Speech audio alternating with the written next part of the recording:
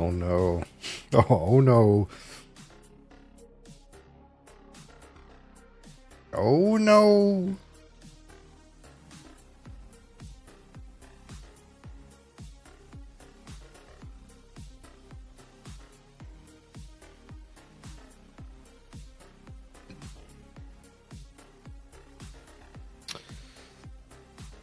Okay, what is this? Oh, I see the word bug in the title.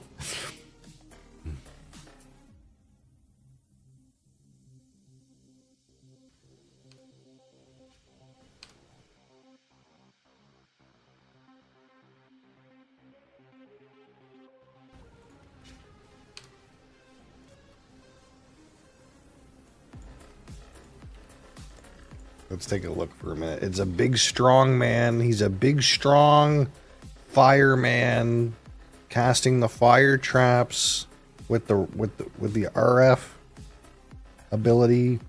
A classic mainstay, strong man, hard to die.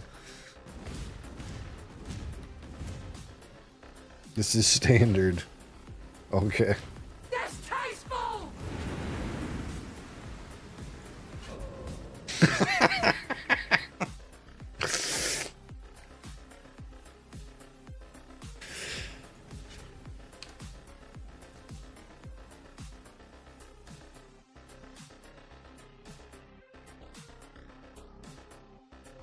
No mods. No mods on the map.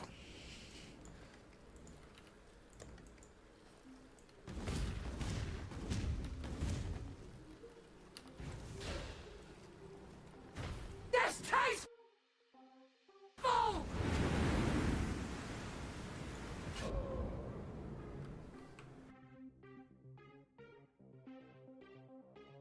Okay. Very good. That looks good. They definitely didn't fuck anything up.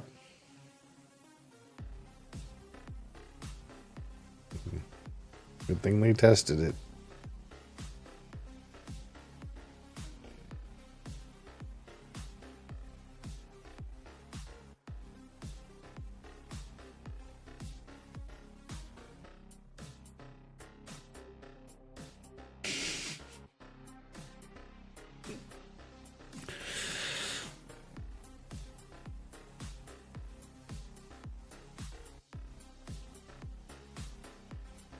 Best part, check DM. Okay.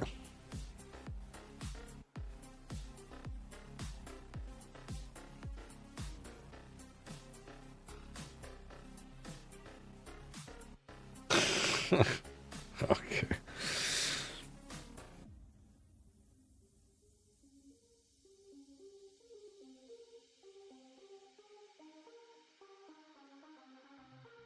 So you're saying they took their time. It was an extra long amount of time to release a leak, and they took their time and made sure nothing was wrong with it. You know? For some reason I thought, like, didn't we have a conversation where you said something like, I trust this guy to get the numbers right or something like that?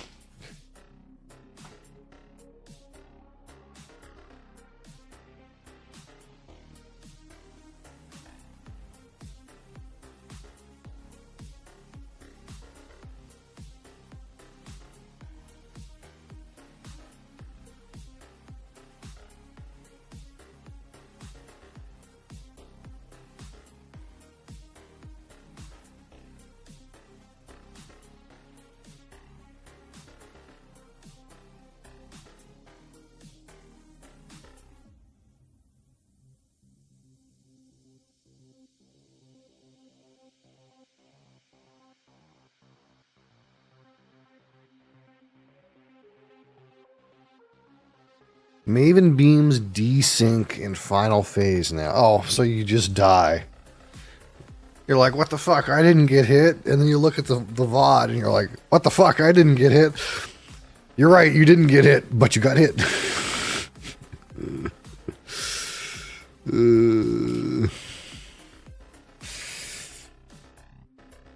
They did a great job. You know, since all sorts of monsters are broken, I'm glad they tested it, because you would think that if all sorts of monsters were broken, they would have found it if they tested it at all. It was fine when I looked at it. Yeah, okay.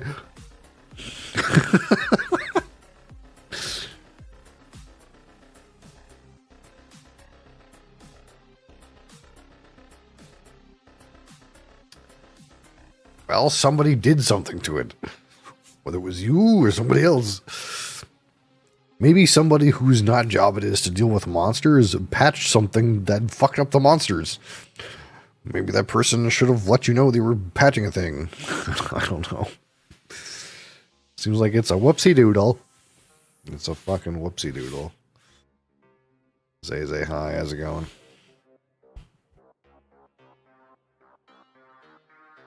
Happens when you have game designers who don't play the game. That's like most games these days, isn't it? Sadly.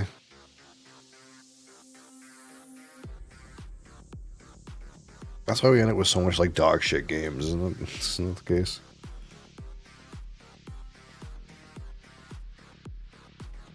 You know, I think this idea would be good. I have an idea that's good. I wouldn't play it, but I think it's a good idea. 999 LSD OCD. Hi, what a name. That's a mouthful. Today I have Rockstar Pineapple Mirage. Ooh, it's a mirage. Just like the balance in Path of Exile. It appears balanced. Just kidding, it's not.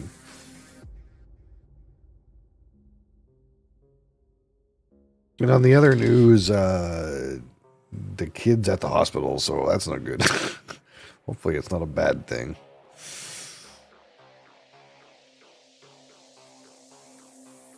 If something really bad happens, I'm sure they'll call me, but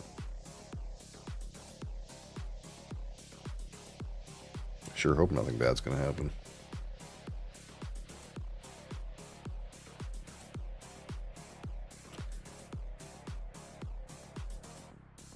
What was I doing?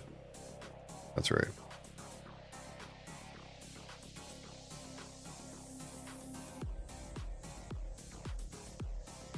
The problem is, the real problem is that even though we have a family doctor, you can't get in there for a month. So what are you to do? If you have a problem and it can't wait a month, what are you supposed to fucking do? You go to the ER. I mean, the fuck can you do?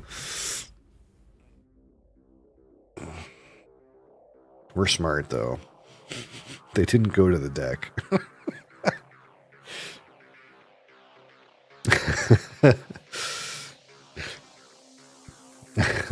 You don't go there. That's a bad place to go.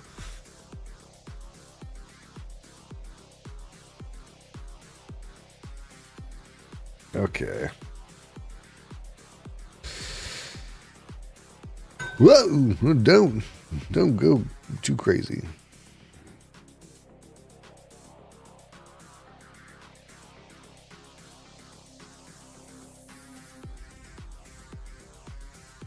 All right. So yeah, today we'll be reviewing this Pineapple Mirage Rockstar in typical sugar flavor Rockstar fashion with many warning labels. It's red alert. Don't consume this. But too late. It has pretty much the same old gist. Rockstar kind of has like the same, caffeine as you would expect, but their other ingredients are kind of slightly lacking. The taurine is very little, and the B vitamins are not nearly as in gross proportion as other drinks seem to have them in. Then again, they're maybe in the proportions you're just supposed to have instead of a gross misproportion. So again, we'll rate this at a 100. 25 for aroma, 25 for palate. 25 for finish, 10 for texture, and 15 for my personal experience. Cylinder of poison. This isn't really that poisonous. I got some stuff that's way more poisonous than this. 2KRT, thanks for the follow. Appreciate it. The big ones are the correct proportion. Yeah, maybe. See, the thing is when I look at this one, it says niacin 100%. B6, 118%. B12, 83%. And if memory serves me right, that's way too little.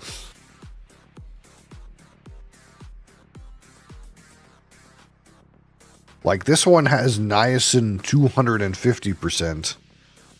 Vitamin B6, 235%. B12, 500%. Okay, and instead of 56 milligrams of taurine, it has 2,000 milligrams of taurine. Okay, so, you know, this one has way more. But the caffeine's about the same. All right. So it's called Pineapple Mirage. So one would think that this would be the color yellow, but it's a mirage. So perhaps it's instead fucking pink. Or watermelon or something like that. Johnny Hill, welcome back.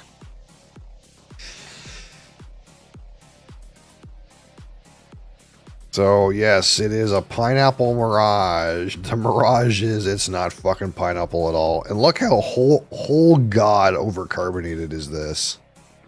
What the fuck? Look at that. That ain't right.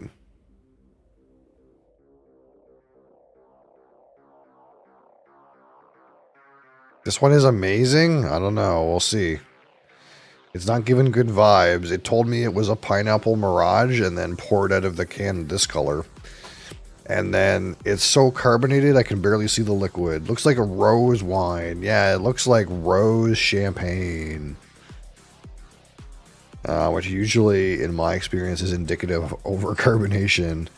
Usually, like, you want the carbonation, at least in my preference, so that it doesn't impact the flavor too much. You want to see it hit the glass and then evaporate pretty quickly, or else, like, too much of it is, like, still in the liquid. But look at that. It's still got a shit ton of bubbles there. So to me, that's overcarbonated. But we'll see. We'll see what happens here.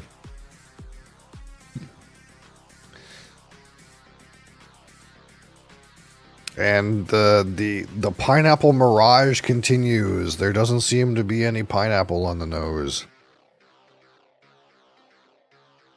I'm not sure what it is.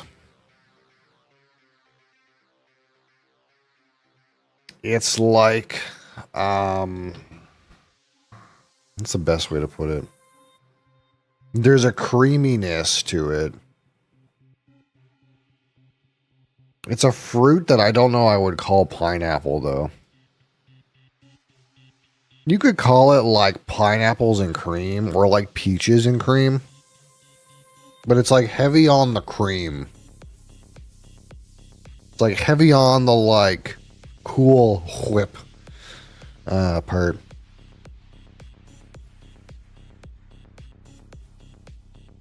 And it's kind of a faint aroma, and it's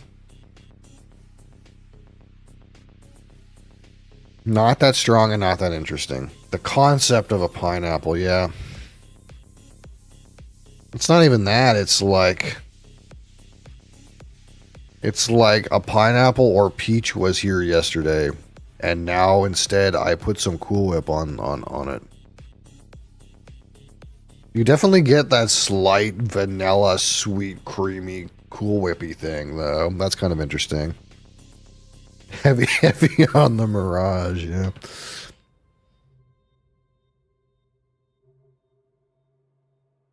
But, I mean, if you were to contort my arm a little bit, you could say berries and cream, and I wouldn't disagree. Like a little bit of raspberry, blueberry, strawberry with Cool Whip.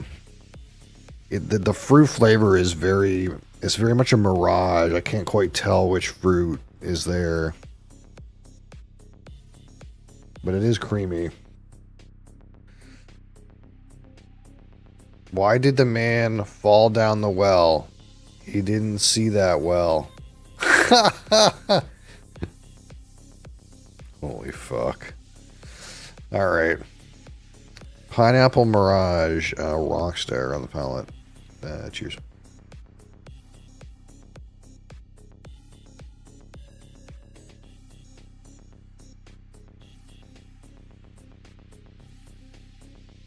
Oh, that's kind of interesting.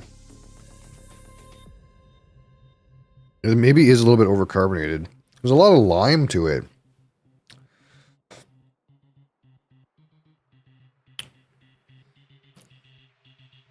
It's kind of limey.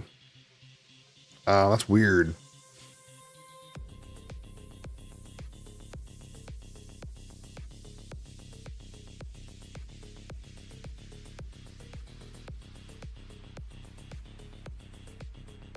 The Mirage is definitely that. There's no pineapple in this.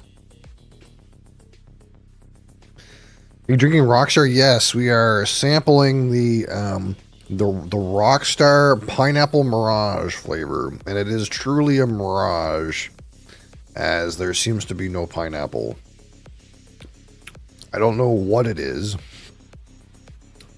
It honestly like hits more like a mix of like raspberry and strawberry and kiwi. It's like kiwi, raspberry, strawberry, and lime. And the aroma is like mixed fruits and Cool Whip. How are you, Migukin? And of course, this color is not indicative of pineapple whatsoever. So that's weird.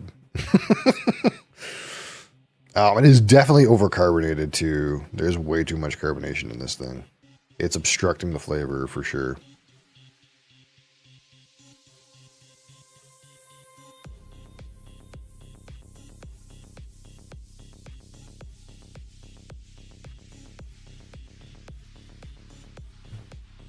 I can see like what you might call a concept of a pineapple, but to me it's like a bunch of different berry fruits, like strawberry, raspberry, kiwi, slight bit of like vanilla whipped topping,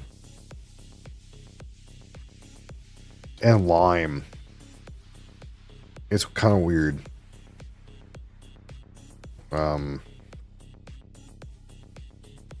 So we're gonna try to get a good finish going here.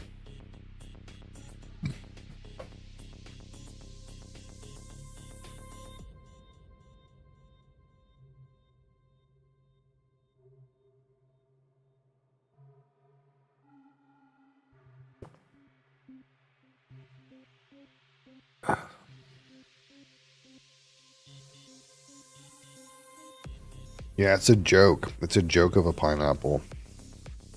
It's like berry fruits. Mr. Bee's Knees, how's it going? It's pretty tasty. Like, it's actually not bad. It's just we're playing heavily into the fact that there's the word pineapple on the can. And I think by any stretch, this is not pineapple to me. But I like what this I like what OCD said, that there's the concept of a pineapple, you know. It's got the concept of a pineapple. It's like if you misconstrue a bunch of the flavors, you'd be like, "Ah, yeah, that's kind of like pineapple." But it's like not at all.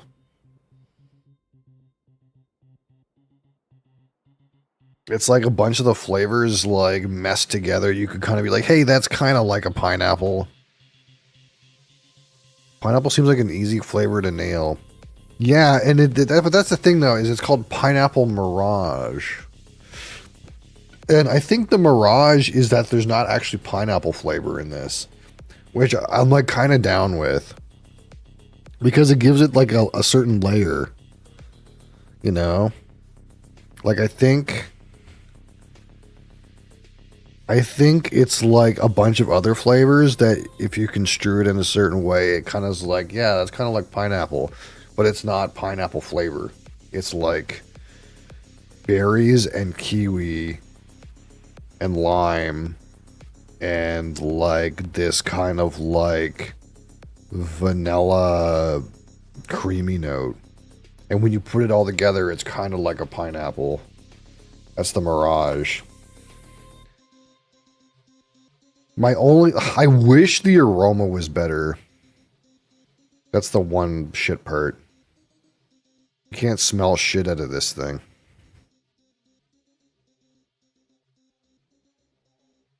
Like, it's a little bit. It's the illusion of pineapple, yeah. It's like a little bit pineapple. No, not a little bit pineapple. It's like a little bit. Like, the intensity is low. That's what I'm trying to say with words that don't make sense. It's like berries and cream, like vanilla-ish Cool Whip cream note, raspberry, strawberry, kiwi. The aroma is like really low.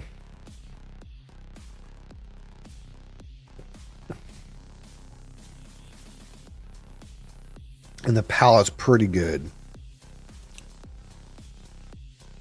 It's not my favorite personal flavor profile, but a lot of different little flavors are hitting, and I like that.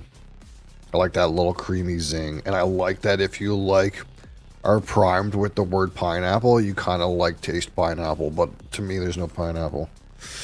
Alright, so out of 25, let's see about the aroma here. Which again is like that, like really low, really like a couple of notes that are really low of intensity. Unfortunately, this aroma is shit. It's like 13. All right, so with the palette though, that's where it's at.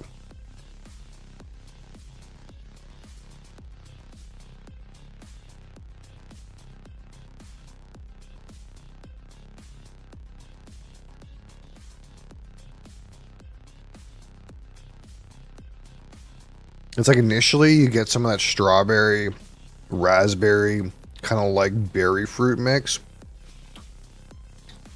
with like a little bit of zing of that slight creamy vanilla, like Cool Whip kind of like thing. And as it comes into like the mid palate, especially the sides of the tongue, then you kind of get that kiwi, kind of more bitter, zingy kind of character, and then it like rides out on lime. So that's like pretty cool. It's a really good palette.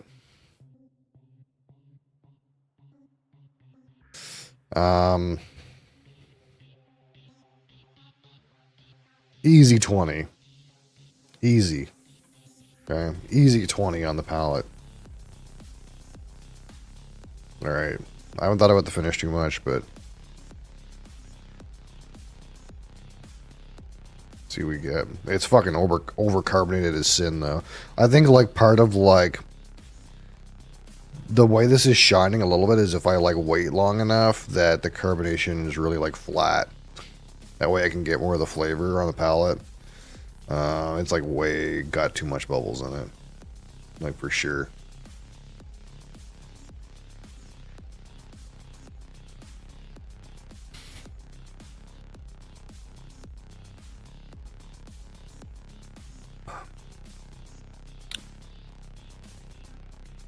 There's a thin strawberry on the finish.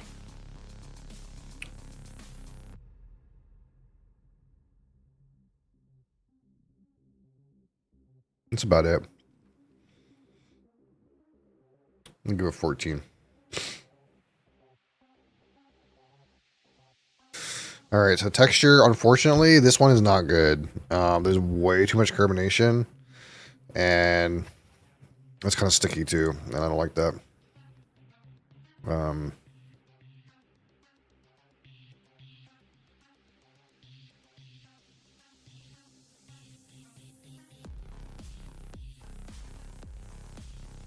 it's a solid 3. So out of 15, my personal experience with this one Pineapple Mirage Rockstar. It's a Mirage, all right. It's a true Mirage. I really think what happened with this is they like were trying to make some kind of like berry kiwi drink, and then like accidentally happened upon it kind of tasting somewhat like pineapple, and then they're like, fucking send it. That's honestly what it feels like to me. Carbonation is way too high, and to be honest, when you look at it, it doesn't look like it's pineapple flavor. It looks like it's like strawberry kiwi flavor, and that's like closer to what it is. It's like a strawberry kiwi with like that creaminess that you kind of associate with like candy pineapple. Like they were trying to make strawberry kiwi and cream or something like that, and then it ended up tasting kind of like pineapple. So it's kind of cool. It's kind of interesting. I kind of like the premise and the palette. Way too much carbonation. Aroma doesn't exist. Like barely. Which is saddening. Not great. That being said, it's kind of interesting. It's unique. It sticks out a little bit. I like that. Kind of different. So, we'll give it a good 9. I think 9's fair for this kind of unique sort of thing. So if we go to the tabulation tabulator.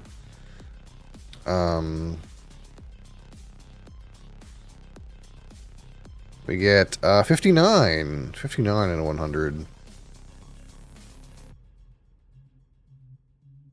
Which is good. It's good. And I'm surprised, honestly. I thought I might give it a higher score, but the fact of the matter is, objectively, the nose sucks. And the finish is like whatever. It just has a really interesting palette and a really interesting, like, concept. I guess that's what it's worth. The actual specs are not so strong. Unfortunately. Rockstar, Pineapple Mirage. Pineapple Mirage. Boom.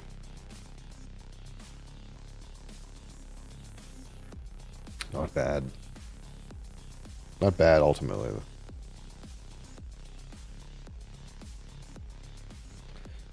Alright.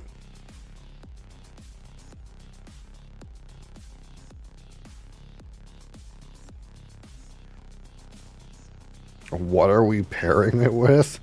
I don't know. I don't typically do pairings. It's like one of those things where like people always come to me for alcohol pairings, and I'm like, if I was a wine or beer person, sure. But for me personally, I find it sort of offensive to drink like high quality alcohol with food. And I don't mean that from the perspective of like, I'm so offended you would do that. I mean rather from the perspective of like, I find it is not pleasant. Personally. I find like when you eat food and then like say drink bourbon or scotch, it like inflames some of the alcohol. Actually makes it worse. And you kind of lose some nuance.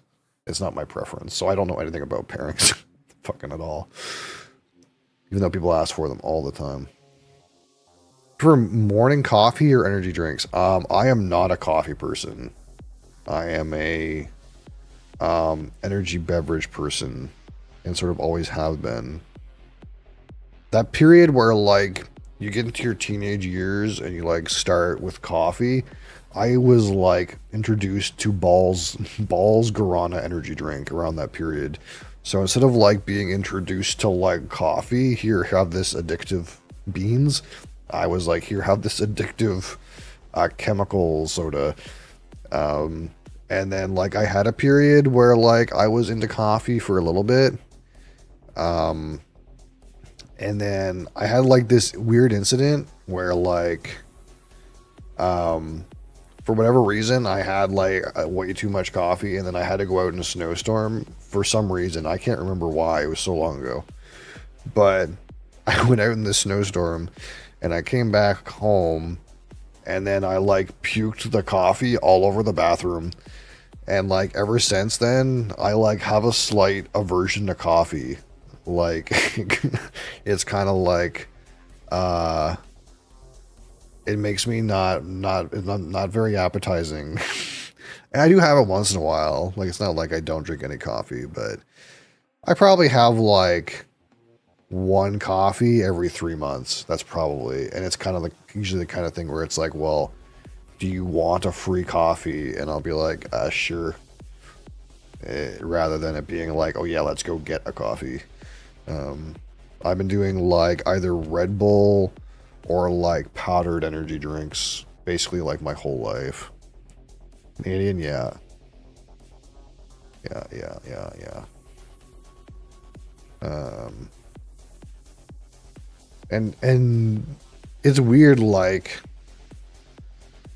powdered like G Fuel and stuff like that. I actually feel better when I use that stuff, but I get really weird headaches. So it's kind of like it's cheaper and like cleaner, if that makes any sense, to like use the powder, but it's like chalky and doesn't taste that good. Like after you've had like say 6 flavors of G Fuel, they all are like somewhere within like 50% of each other. It's like you have the same like weird chalky taste to them, all of them. So it's kind of like not great from that perspective. It's kind of like just a different flavored chalky texture. But they're a lot cheaper. But yeah, like I would just get these intermittent headaches that were like debilitating. Like if I didn't have G Fuel like every day at the same time, I would actually be unable to function. Whereas like if I'm on like Red Bulls or like this kind of stuff, it's like they're kind of like gunky. Like this kind of like makes you not feel the greatest day to day, if that makes any sense. But you never ever get a debilitating headache, and I can forget to drink it and it like doesn't matter. So I don't know why that is. Like if I go without one of these for like 2 days, I probably won't notice. But if I missed my like G Fuel by like an hour, I would be like unable to function. So I don't know. That's me. I know like when I was talking to Ben was like, I can't drink those, I'll have heart palpitations. And I'm like, well, I guess maybe, but I haven't had that issue since I was like 20. So I don't know. I can't remember that anymore. Ultimately, like this one isn't like even that bad. Most of the like energy ingredients aren't even over 100%.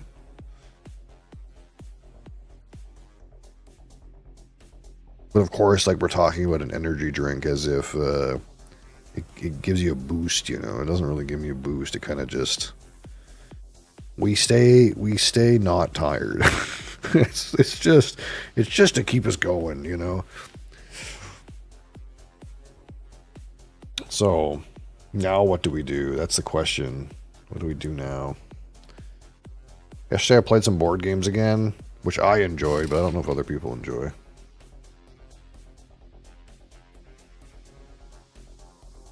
I kind of want to play Dune, but I kind of feel like I don't have enough time to play Dune. Dune's a lot.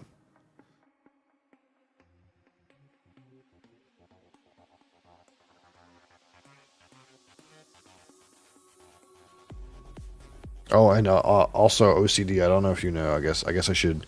I know. I think it's your first time here, so it was not clear what I was talking about earlier. Like we do a bunch of like whiskey and like scotch and stuff on this channel. That's why I was talking about like alcohol when it comes to pairings. So we're going to assume you're of legal drinking age, okay? And that you're okay talking about alcohol.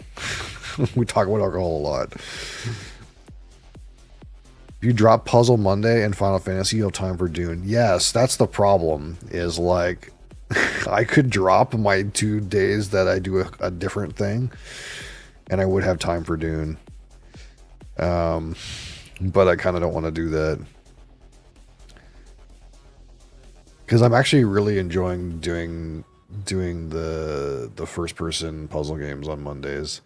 And I feel like I've like committed to playing Final Fantasy on Friday for the foreseeable future. Mostly because we bought that that pack that had 6 of them in it, and my wife was like, "No, go ahead and buy it, but you're gonna play all of them." And I was like, "Okay."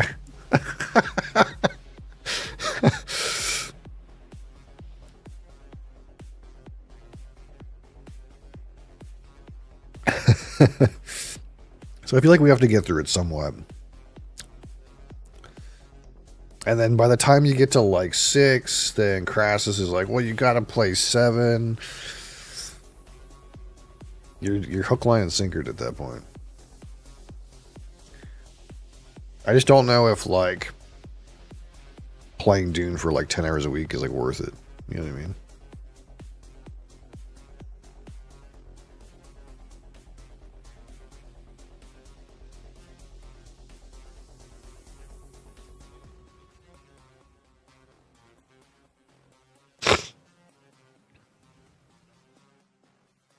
Oh, they just dropped an update for Cache Cleaner, dude.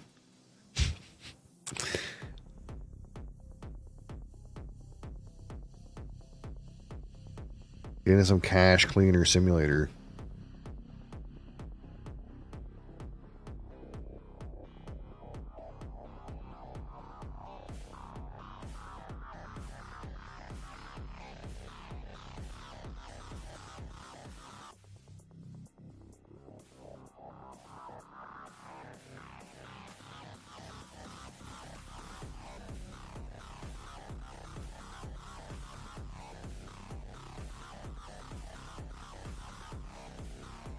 No, there's a world we could just try Dune anyway. We could just be like, let's just try Dune. And if I feel like it's not enough time, then it's not enough time. It looks so cool, though. Dune looks so cool.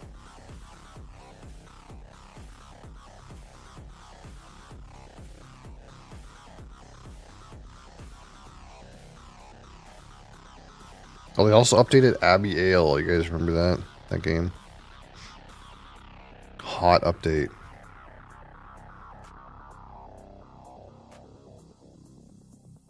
What did they patch? They patched something.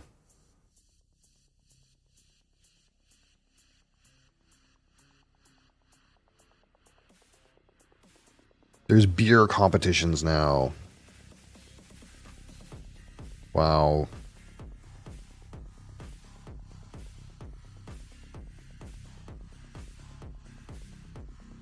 And there's new world events like Goat Can Eat Your Recipe. That seems horrible. I wouldn't want to do that. It would be bad.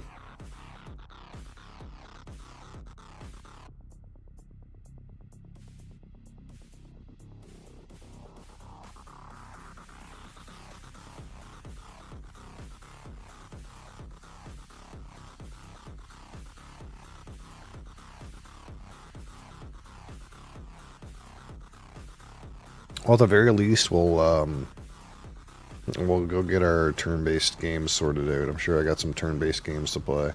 Like, I have to start a new game of Wingspan, too. I think that my game finished or something.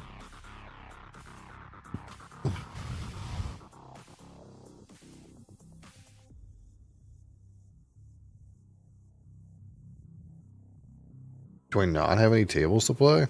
Holy, that's wild. Oh, this guy's fucking timing out. We got a couple guys timing out. That's why. That's partially why. What am I missing?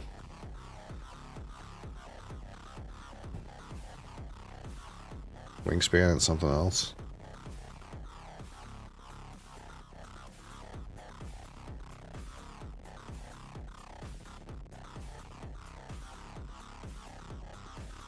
1, 2, 3, 4, 5, 6, 7, 8, 9, 10. Yeah, I'm just missing wingspan, I guess. Turn-based, manual.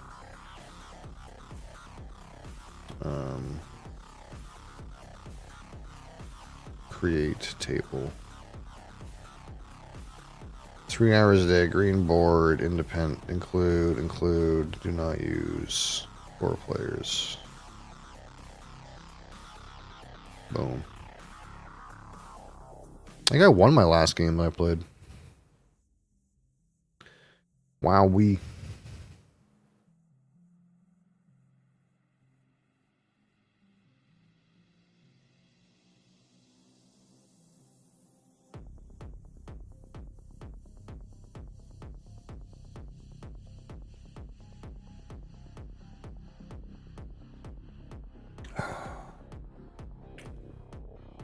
It's not bad. It's not a bad flavor. I don't know if it's my favorite though. It's a little bit challenging, a little bit different, but I don't know. That's like it's like what I would like go get. You know, if I just wanted something.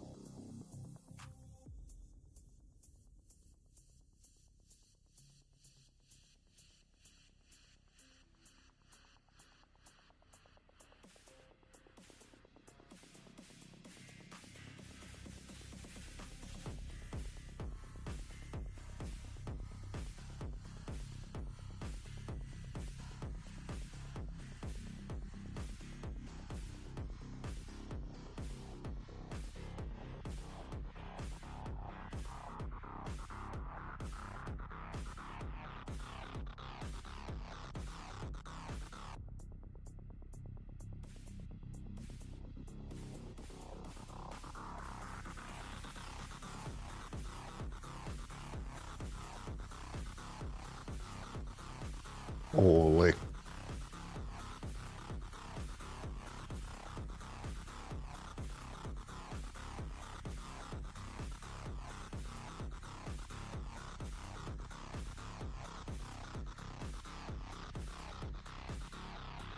Alright. Install this thing. I don't know how long it's going to take.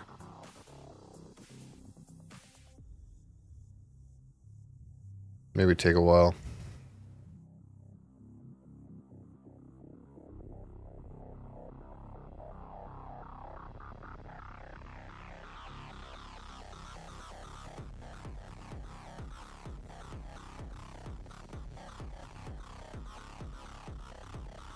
Oh, I have Barrage on here. Barrage. Wow, that game does not look fun. There's this board game called Barrage that's actually like pretty cool, but I noticed they have it on here and like this does not look fun.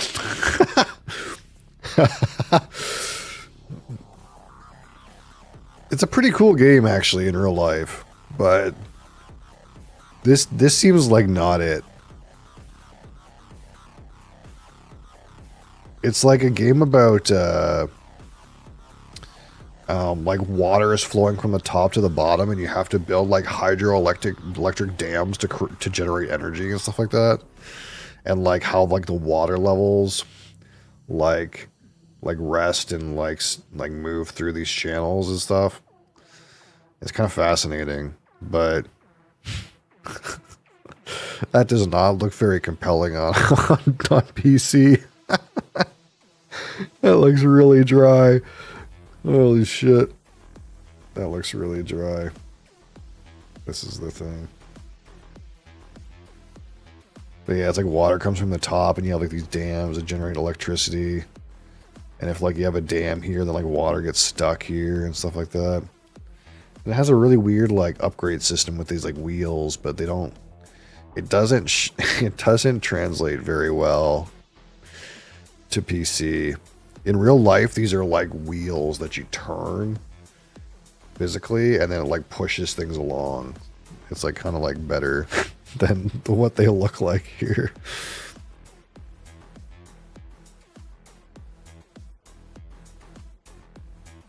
Holy, that looks dry.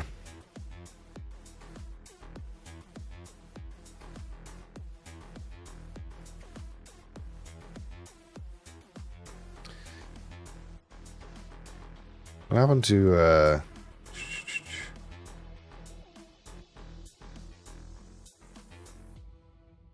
how long is this going to take? It says 12 minutes, but I don't know if I'm going to trust that or not.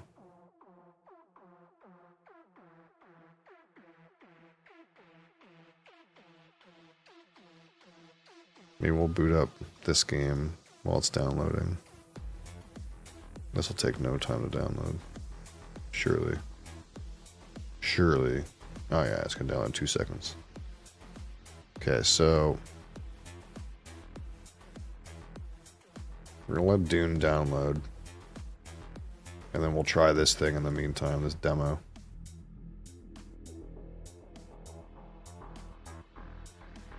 Yep. Oh, it's making a horrible sound.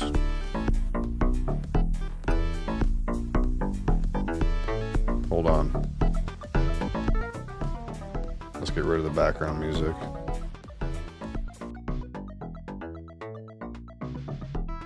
Look at this thing, dude.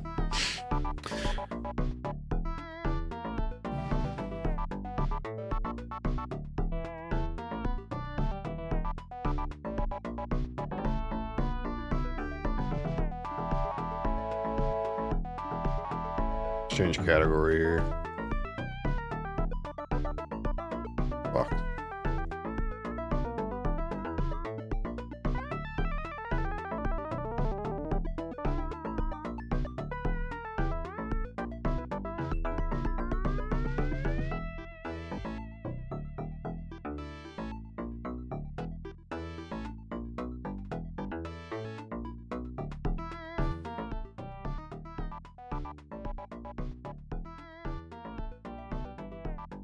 Alright, so Dune's doing its thing in the other monitor. Let's see what this thing is about. Difficulty locked. Okay, new game.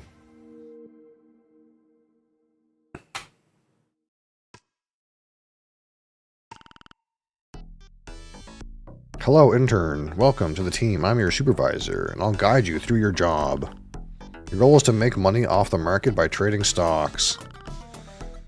At the end of every Friday, we'll check if you own at least the target amount. If you fail to meet the target, your contract will be terminated. In other words, you'll be kicked out. Yeah, I get that. Your balance will be reset to $1,000 every week. You'll get a bonus based on your overachievement. You must survive 4 weeks or 20 days to win your promotion. Okay. At the start of each day, 10 cards will be queued, ready to trigger. These cards will be randomly picked from your deck. During the market phase, you may take 1 or 2 actions, trade or skip. If you expect to make profit, trade to be the preferred option. Yeah. So price goes up 3, goes down 2. So it's +1. And then this would be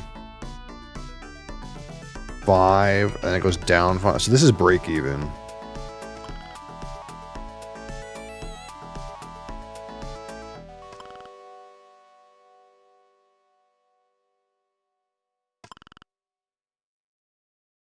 You can modify your queue with tokens. How many tokens do I have? 0. Okay, how would I do this in order to make it better for me? I don't even know if you can. It seems like it's break even. How would you make it better? Oh, because you can make it go down first, like... No, wait, that doesn't make any sense, does it? Like, it's still... 3, 4...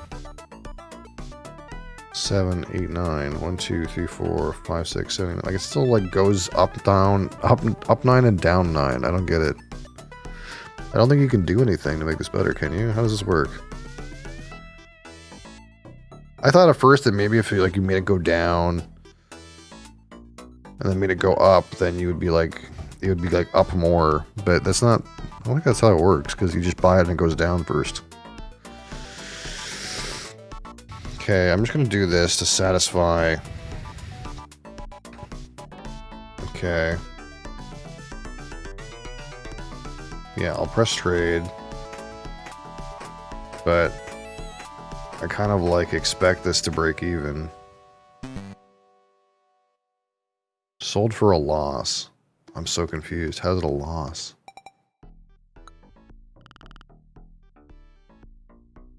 It'll be the same. Aftermarket.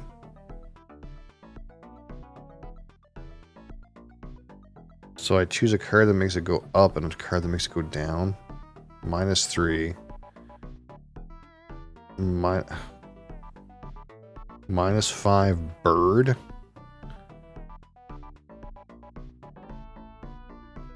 -10% price. Effect permanently modified by 1% after triggering.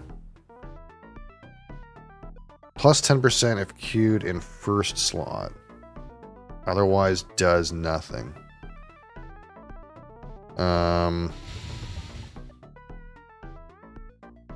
1+1 for every bull card. +5.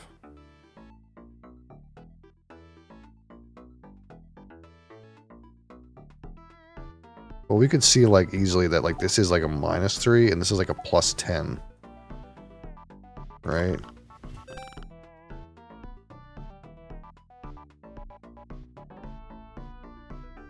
Directed to the shop.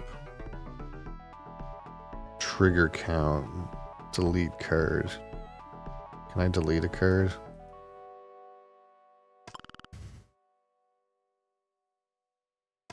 Find a perk. First card in queue gets +3 triggers. I need that. 1 in 5 chance for bull and bear type cards to re-trigger after triggering. See, I need this thing because it combos with the bird I just got. And then let's maybe... Can I delete now? No, it's going to make me play. Okay, so there's no way you make money on this one, right? Like you press skip.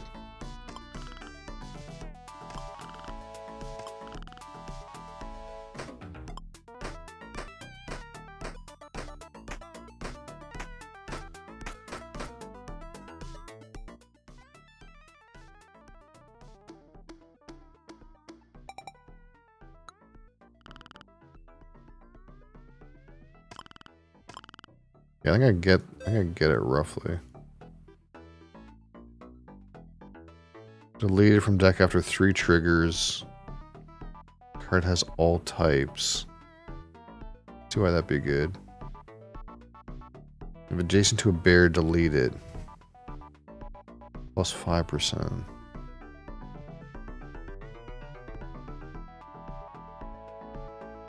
I'll take this. I lose my negative after 3 goes, and then just take a flat 5%. New perk. Skipping grants extra tokens.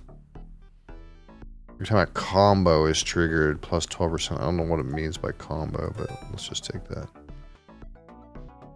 I want to delete a card. Can I delete this? Delete card. I can't do anything else.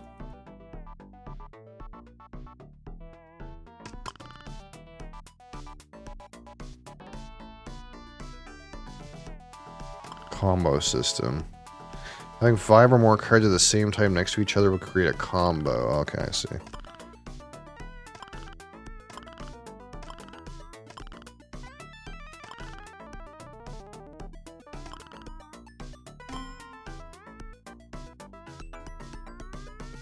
I mean, this seems fine. Trade.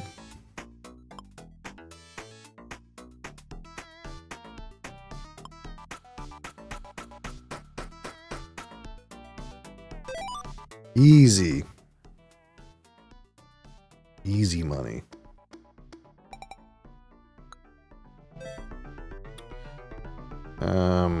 Lead a bear, the whale.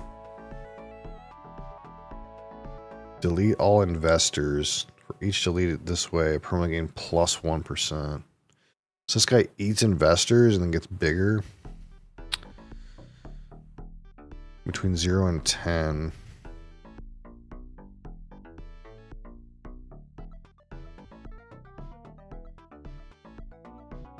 I'm kind of down with this thing again. It'll go away eventually. Sure, let's try the whale. Can't afford that. Delete this out of my deck.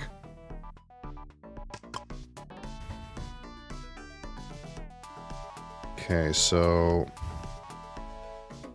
if I queue this in the first slot, it'll be 30%. This is 0.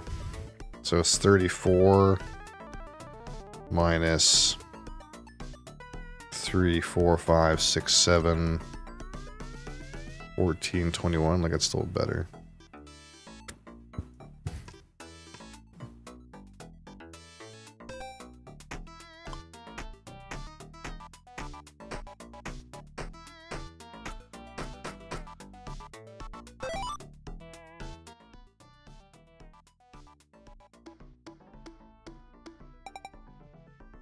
It's Friday.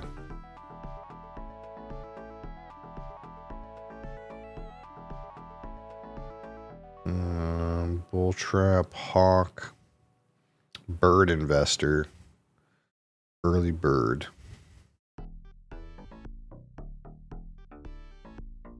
I guess I want to like hoard investors for this whale that I have.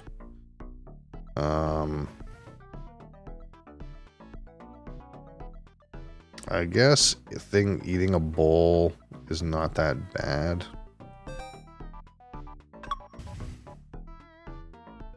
-1 combos.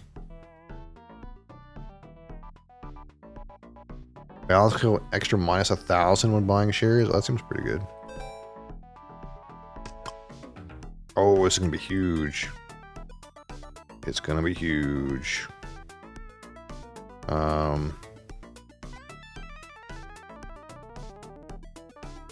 Do I need this thing to trigger first?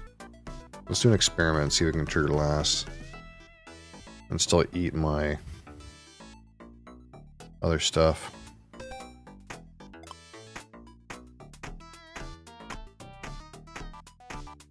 I could have made this better, but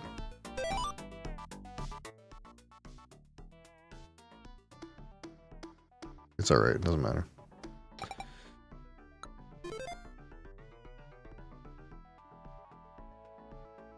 Next week's target 1800.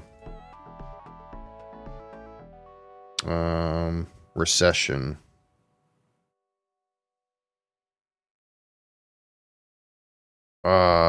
What the fuck? It just me. It just. I got a short now.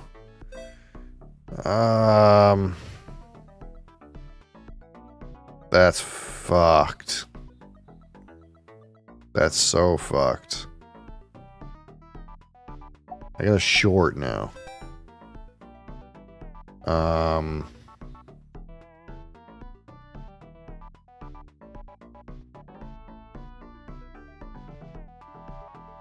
God, that's fucked. I guess I'm happy like the whale ate my thing. To get rid of this bull.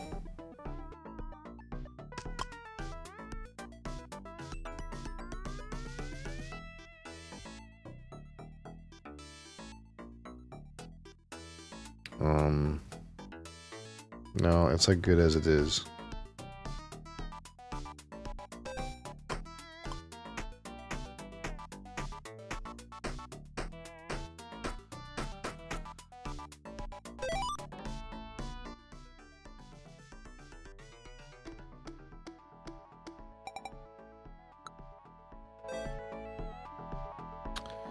Yeah, supply shock, more supply shock. I want temporary negatives. And then we'll take Bird Investor again. Start.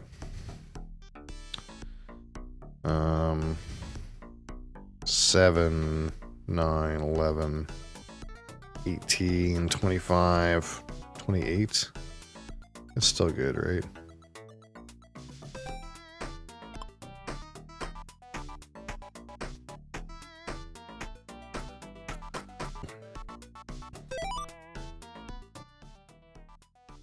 Too easy.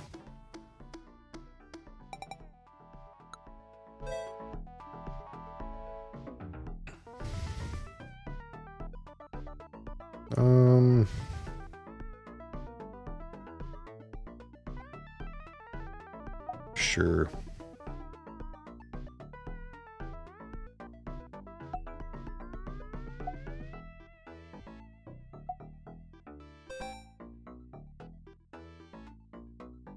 Trigger count.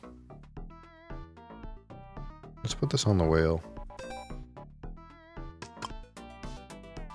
Ooh, that looks like shit.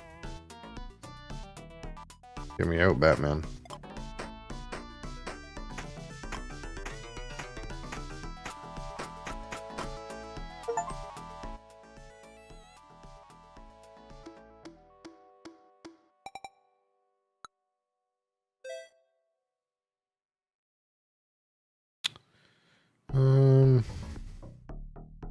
Take this early bird again. Random amount. Take this again. I'm kind of thinking more of like, hey, if I get through this short selling period, I still want my deck to be good at the rest of the time. Like, I can kind of just pass through the rest of this. I don't have to play any more of these hands, if you will.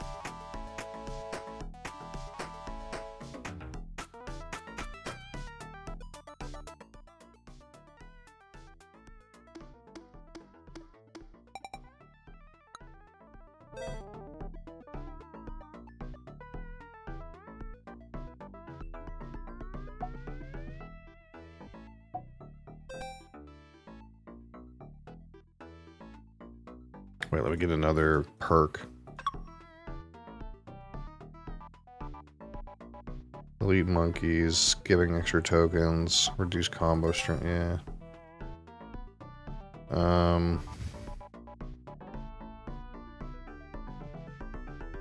Can I add another trigger count to this? No trigger +2? Does.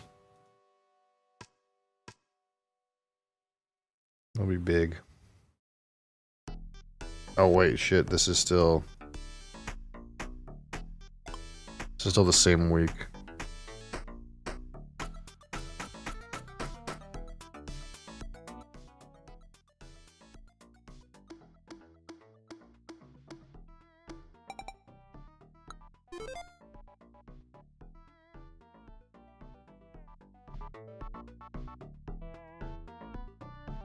If price is below 189, earn 7.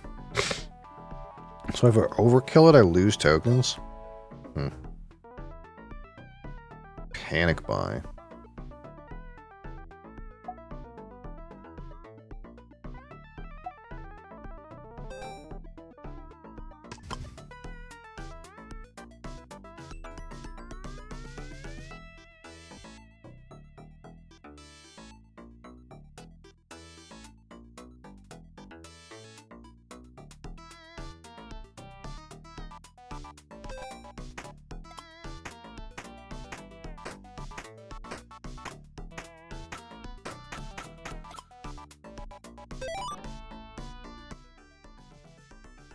I can lose some tokens.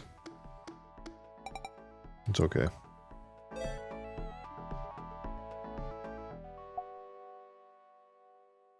Well, it's definitely feeling like a demo. It's like way too easy, and there's not a whole lot going on. I kind of like the concept, though.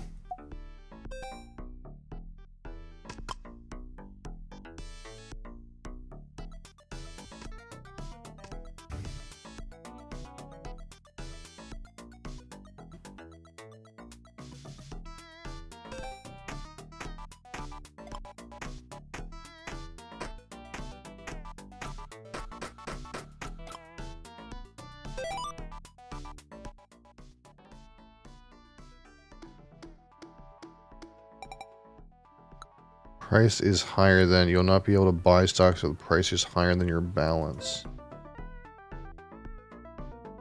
I'm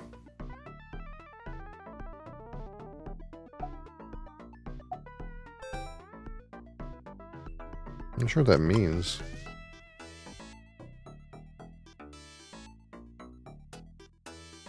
Am I pumping the price up too much? Am I making too much money? Is that the problem?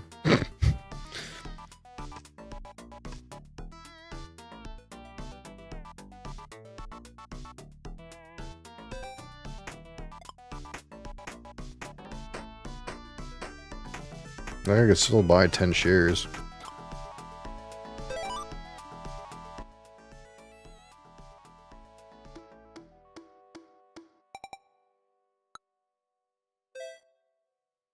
Oh, I guess it's like warning me because if this goes over 1,000, then when I like get to the next day, I'll be fucked. Is that what that means? Like the next week?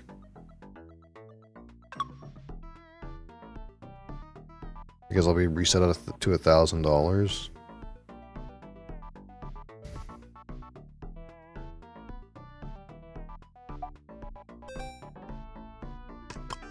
Let's just see if that's what that means. We'll keep blasting.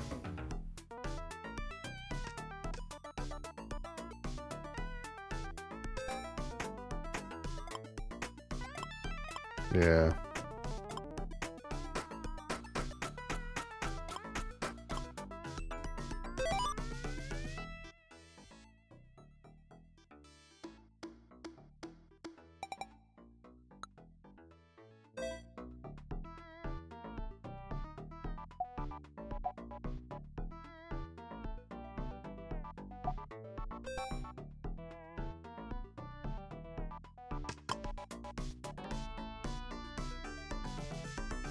So I probably want to like create this into a situation where it like goes down a lot and then press skip. I could have made it go lower.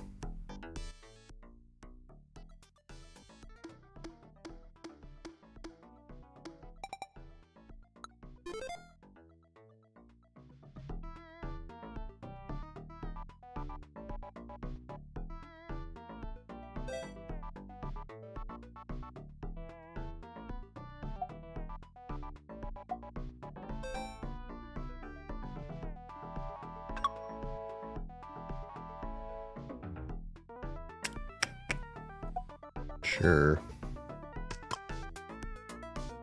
So I can't even buy a share right now. That's why it's screwed up, eh? I see. Oh no, I can buy one because I have the thing where I can like spend extra money.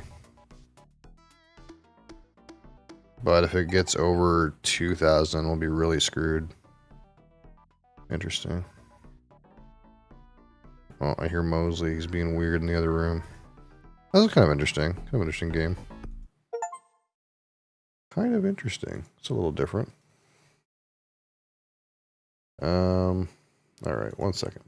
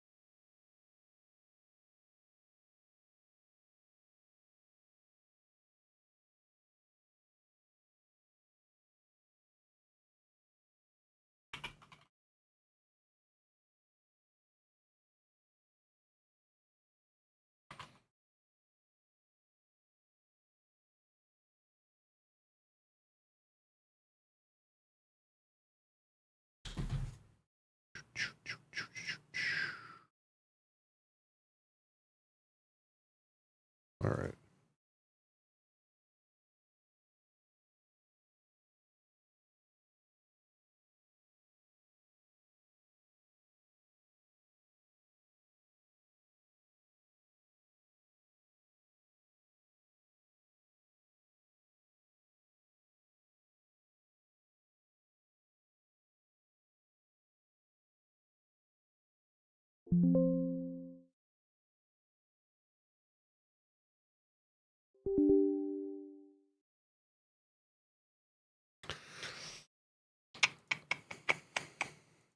We might have to go get Mosley's being weird in the other room.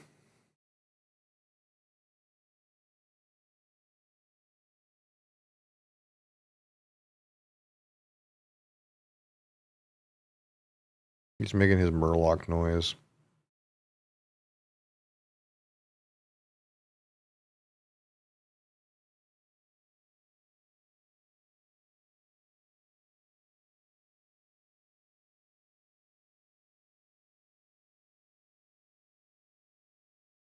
Installed version of graphics driver has known issue.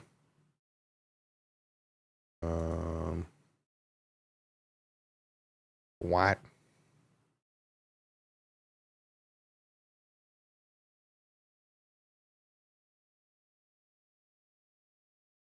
Hold on.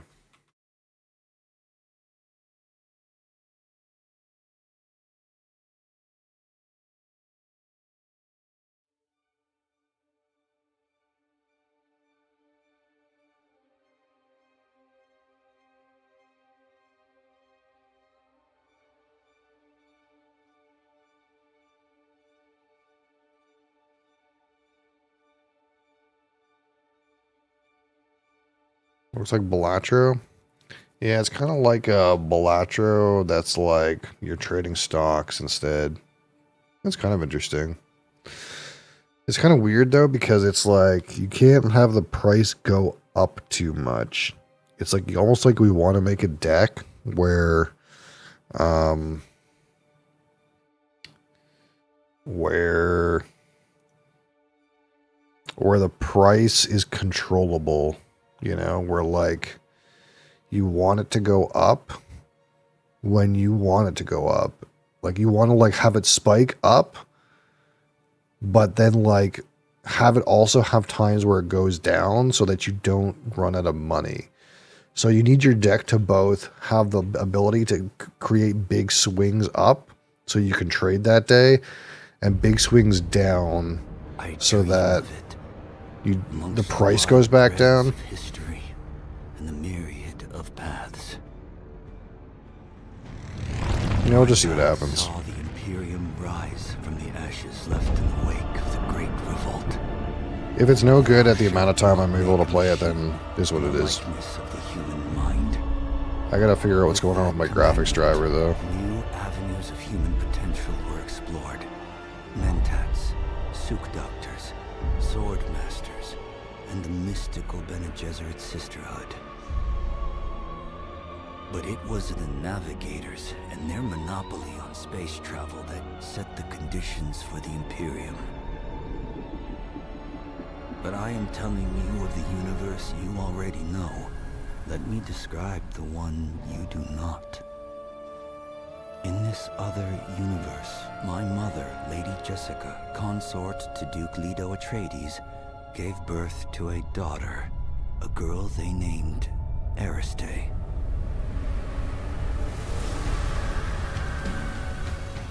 Because of her obedience to the Bene Gesserit, Lady Jessica is trained as a truth-sayer. Because of that training, Lady Jessica was able to detect Dr. Yue's deception. Because of the forewarning of his betrayal, House Atreides survived the Battle of Arrakeen. Because of their survival, the Emperor declared a full-scale war of assassins. Because of the war, the Sardaukar were deployed to ensure spy shipments continued without interruption. Because of the Sardaukar, the Fremen were eradicated. There was no Muad'Dib, no Lisan al-Gaib, no Kwisatz Haderach. I I see a universe where I, Paul Atreides, was never born. All my visions lead to horror, except this one. This one leads to you.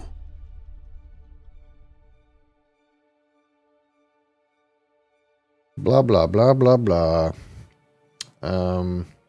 The thing really wants me to upgrade my update my graphics driver. Apparently this particular driver crashes the game. But if I do that, then it's going to be a fucking mess. I'm going to have to turn the stream off and stuff like that. So we're just going to YOLO. We'll YOLO around and see what happens.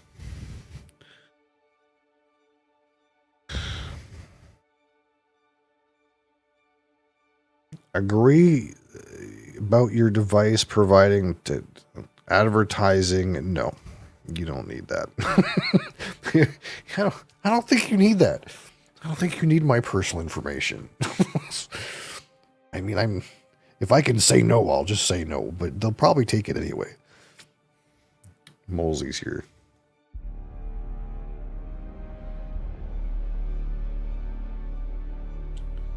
Hey, buddy. You're here to cause a ruckus, aren't you? Hold on. Okay, do not go straight for the XLR. You fucker. Mosley? Hey. Hey. Hey. Hey. Hey. Don't be a butt.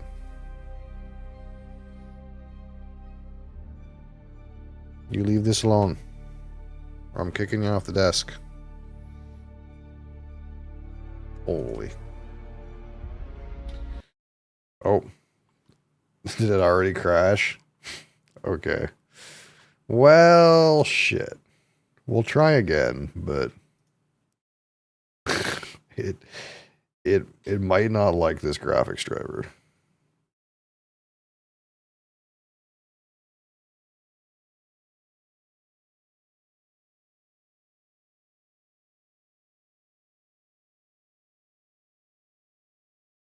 Yeah, every time I boot the game, it comes up with this warning that says, hey, your graphics driver is going to crash the game. And I'm like, oh well.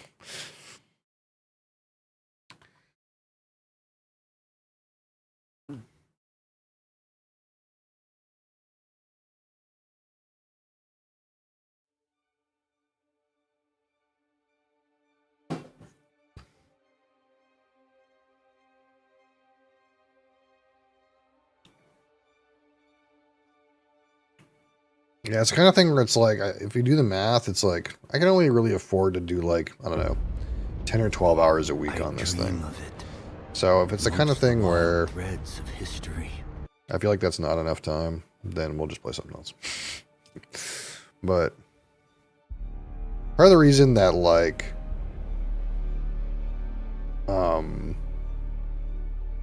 I'm not just streaming games that are good for my audience size is, to some extent, I want to enjoy my time here. So I do want to play the games I want to play. North America sounds good. I have no friends. Okay.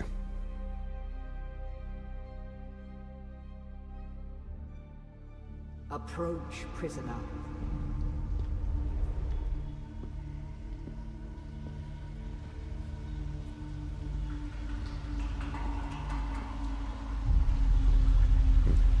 No, you leave that alone. Show yourself, child.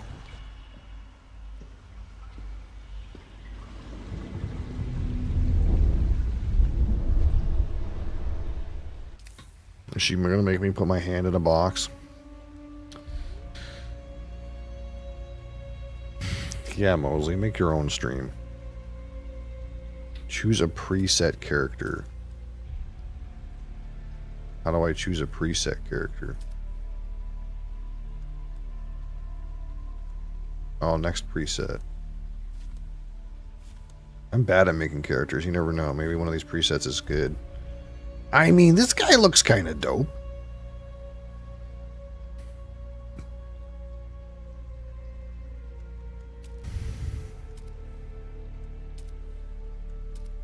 Age 1.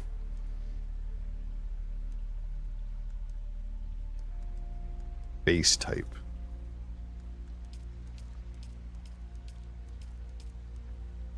Interesting.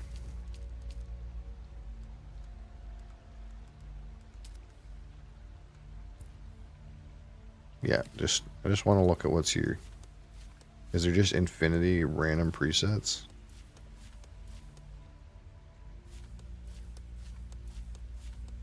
And I kind of want to go back to the fucking Mr. Clean looking motherfucker.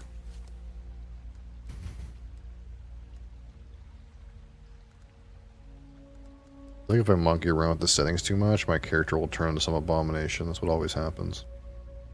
At least this looks like something like a human. Or whatever. The real question is, that's the best beard you can get, is it? That's as good as it gets. You know?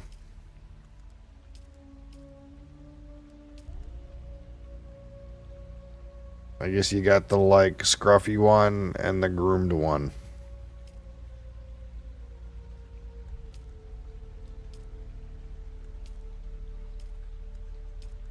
Okay. I'm sorry, folks. That's as good as it gets.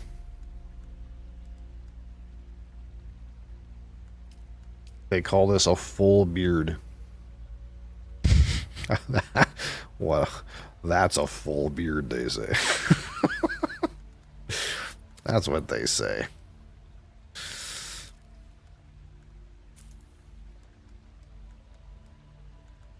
Have a blue beard? Wait, that didn't change his... That didn't change his beard at all.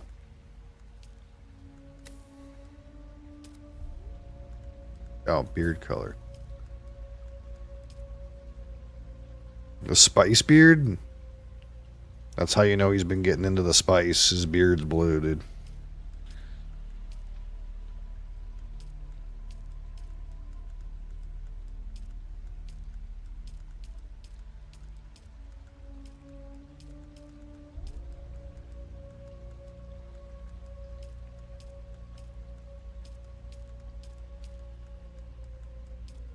Yeah, I kind of like it when it's like, yeah, charcoal. Yeah, we'll go with that.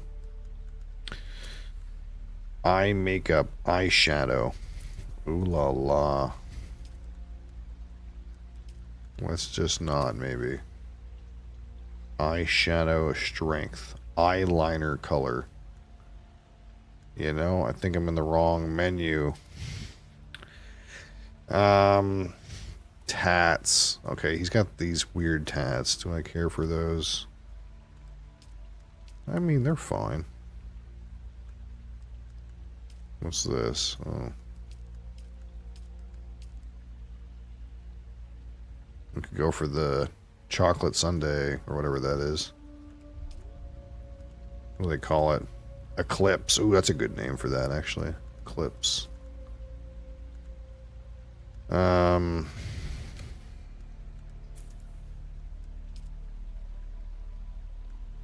Solar sleeve. Halsey, what in the heck are you doing? You bugger.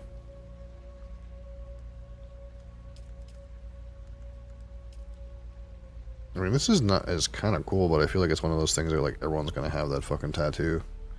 That's like a weird thing about tattoos in games for me. It's like, the thing about a tattoo in real life is it's supposed to be like a unique thing that on your body that like only you have.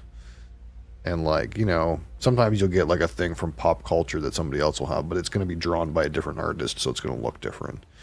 But in a game like this, it's like, how many hundreds of billions of people are going to have this tattoo? Like, it's not unique at all.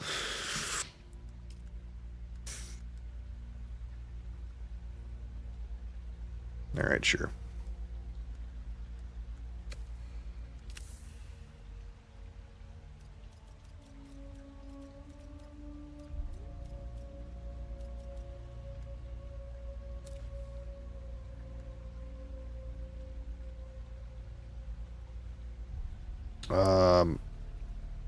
Okay. Is that good? I can't go. What am I missing? Toggle attire. Enter. Enter, enter. Does it not like my name? What's happening?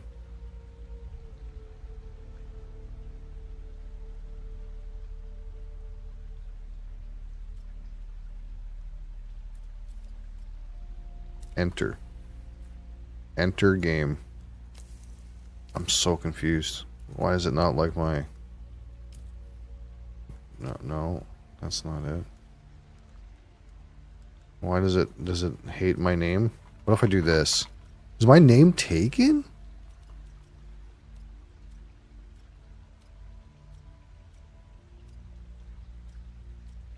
No, now it likes my name. It's so confusing. Remember when people were getting Chinese symbols tattooed on them, not even knew what they meant? Yeah, there's that guy. I don't know. I'm sure you've seen that guy. There's that guy that's like a polyglot that like he speaks like fluent Mandarin Chinese, but he also speaks like a billion languages. He got like Chinese symbols on his arm that like they say like I love Kung Pao chicken or something like that. But he actually knows what it meant, and then he like went to Chinatown, and people would see his tattoo and laugh at him, and then they would like say something in Chinese to someone else, and then he would turn around and start speaking Chinese to them, and be like, "Oh yeah, I love it." Like, it's just funny.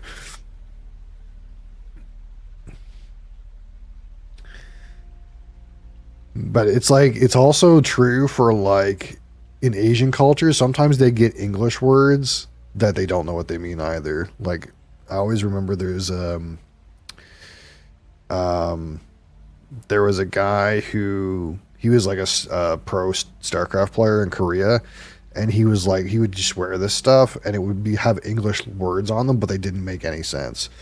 Like he would have this hat on and it would say like "Don't have a cow, drugstore cowboy" or something like that. It just like makes no sense.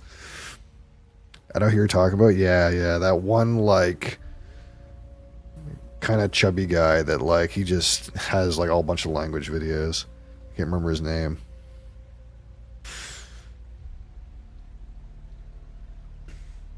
Advanced survival players may choose to unlock a research menu from the beginning.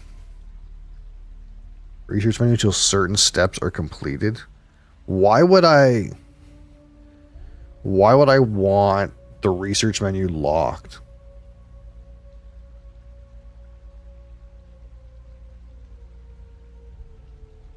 Is there a reason I would want it locked?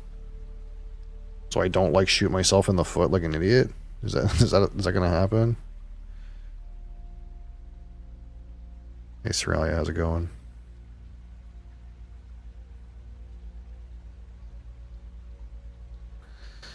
It's hard to translate between Eastern and Western languages. He ends up all sort of crazy translations. It's somewhat true, yeah. For balanced game progression.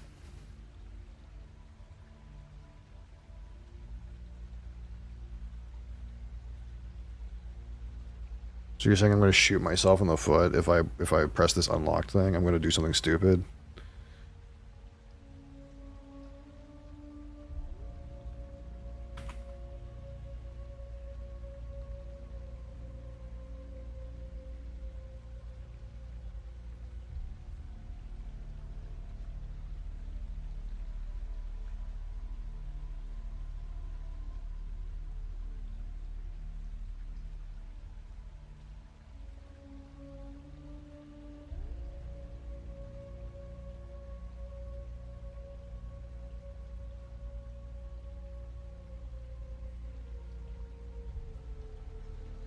So this person is saying, like, you should probably do the beginner journey anyway, quote unquote.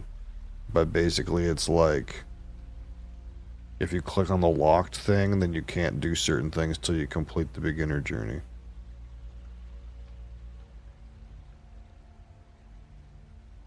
Well,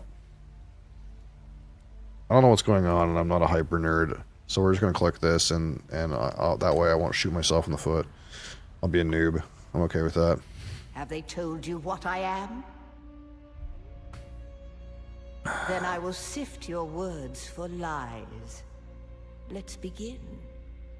A toxic place, and the Harkonnens prefer it that way. Apparently Profit above all. I clicked at the wrong time. The Order of the Imperium is rooted in the Farfralucians. A place for every man, and every man in his place. Where is What did I click up here? Can I go back? I don't know what I did. I clicked by accident. I didn't get my choice. Does it matter? I think I clicked a Harkonnen place. That's the Harkonnen homeworld. I don't know what that means for me, but...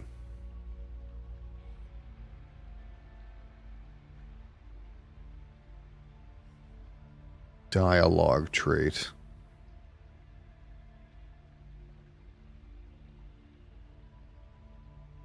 I don't really know what these things mean. There is always work to be done. And millions like you to do it. You had a mentor in your youth, trained by one of the schools. Who was your mentor? Knee charge. Charge him.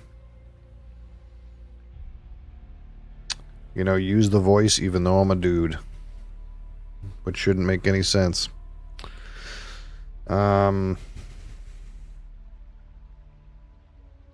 Deploy a suspensor buoyed dart projector that uses motion detection to cover a field of fire.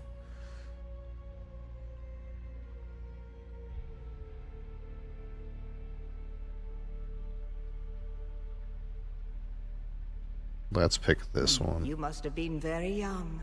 The mind must be prepared, or the training does not take. Mostly. The test is almost complete.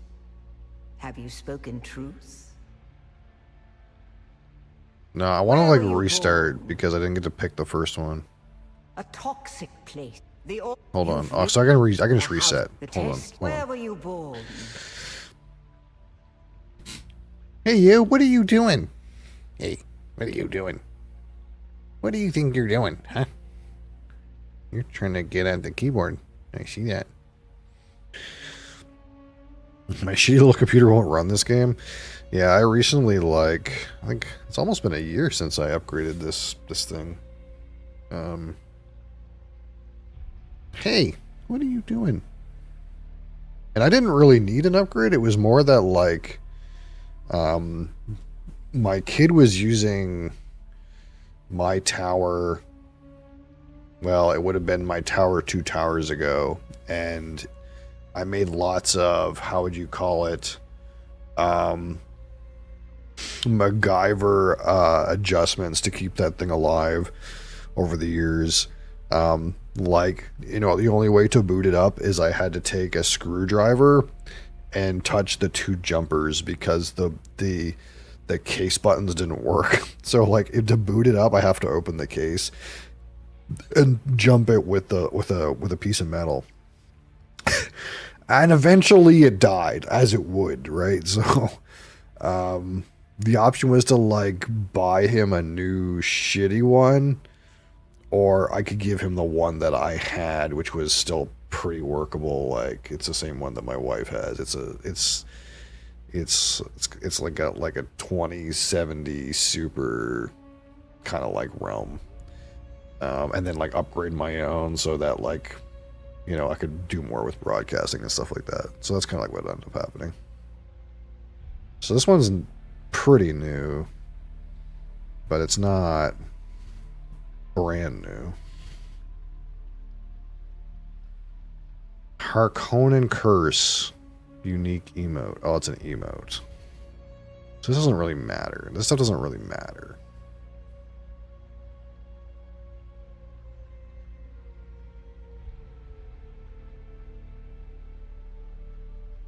I don't know if these things really matter. There's you get a dialogue trait, and I don't know what that means. The machine world. They skirt dangerously close to breaking the prescriptions of the Butlerian Jihad. You've risen above your station. That's not what I You meant to had do. a house. The test. Where were you born? The machine. The Let's order just of pick the... There is... these You ones. had a mentor. You must have been very young. The mind must be prepared, or the test is almost complete. Have you spoken truth?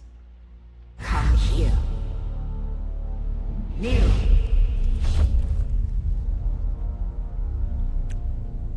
Oh God, not the box. Not the box.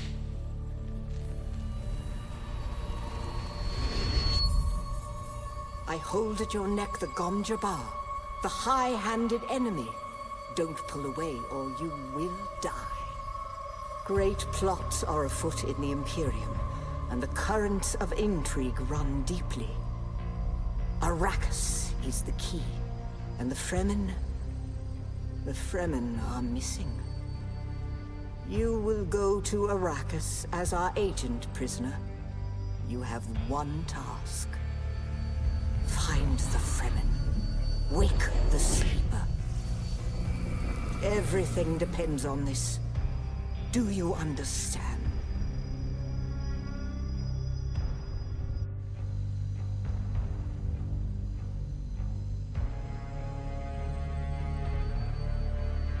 Good. You speak truth. But here is the rest of it. There is only one rule. Keep your hand in the box and live. Withdraw it and die. An animal would gnaw off its own hand to escape the pain. And we can only be served by humans. Find the Fremen. Wake the sleeper. You will know when it is done.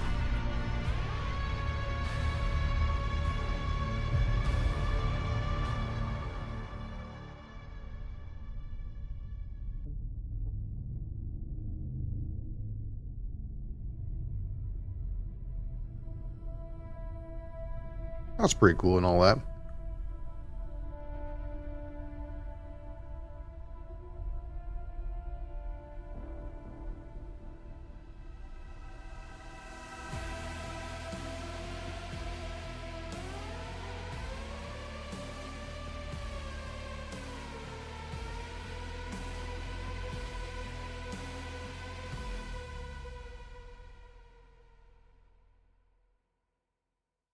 Hey, you.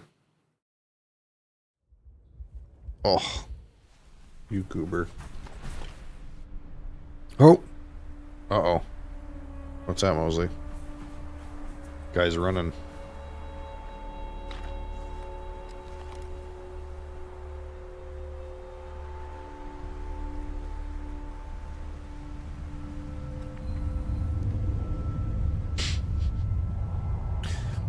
Watch out, Mosley, space potato.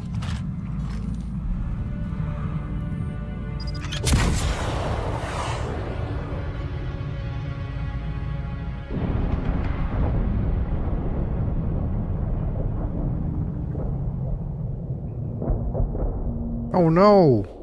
Mosley, what happened? Mosley loves watching TV.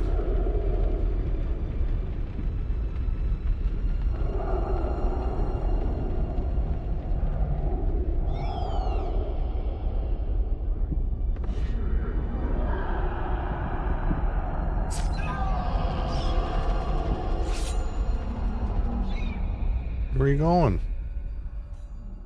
He's been spooked.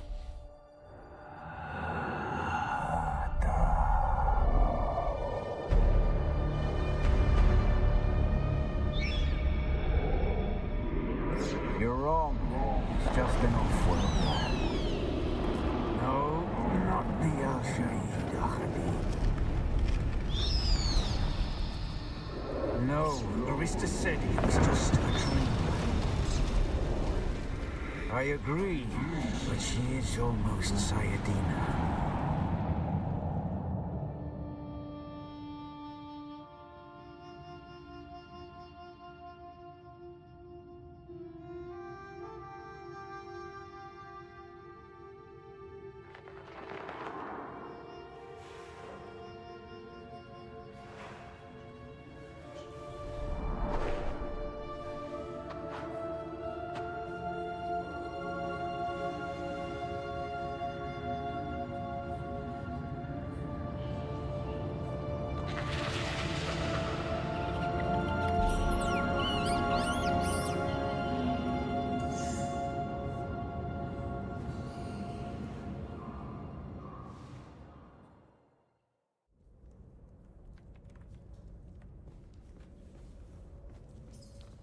Watch out for the bats, Crix.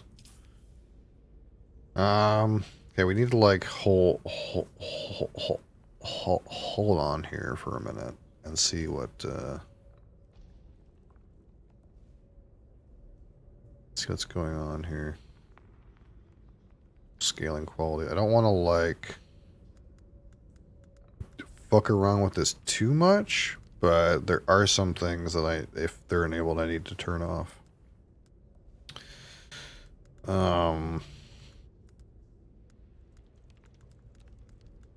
Or else I will vomit. And I'm sure you guys want to see that. Is there motion blur?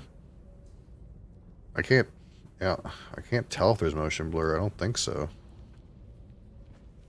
I kind of hope I could increase the FOV too, but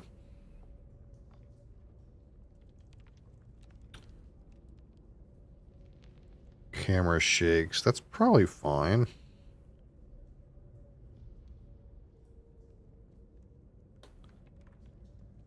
I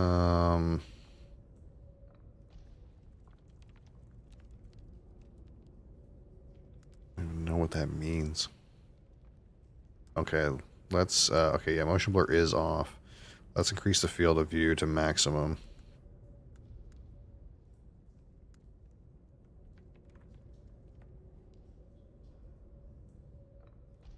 Dynamic HUD. Yeah, let's not do that. Okay, we'll just try this for right now. Apply. Oh God, help me! You got any of you dust bunnies have some loot? No fucking loot, eh? Give me some fucking items. This guy looks like he's got gear. Give me your helmet. Ooh.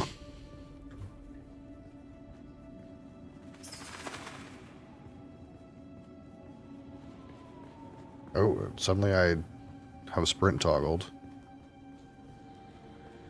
Hold on. How did that happen? Shift. Oh, that's not even sprint. That's just my guy's like not dying anymore. Pick up the Frem kit. Okay.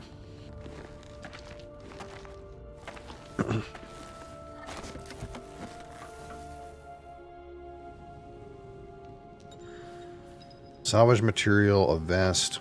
Where's my items? Scrap metal knife. This is a schematic. Where's my, like, backpack? Here we go. Yeah. The lighting of the, like, inventory screen is, like, kind of spooky campfire for some reason. Ooh, spooky. Oh, I gotta craft a knife. Takes 3 salvage metal, which it gave me. Okay, so let's craft this thing. We're crafting a scrap metal knife. Even though it kind of more looks like a fucking shank, really.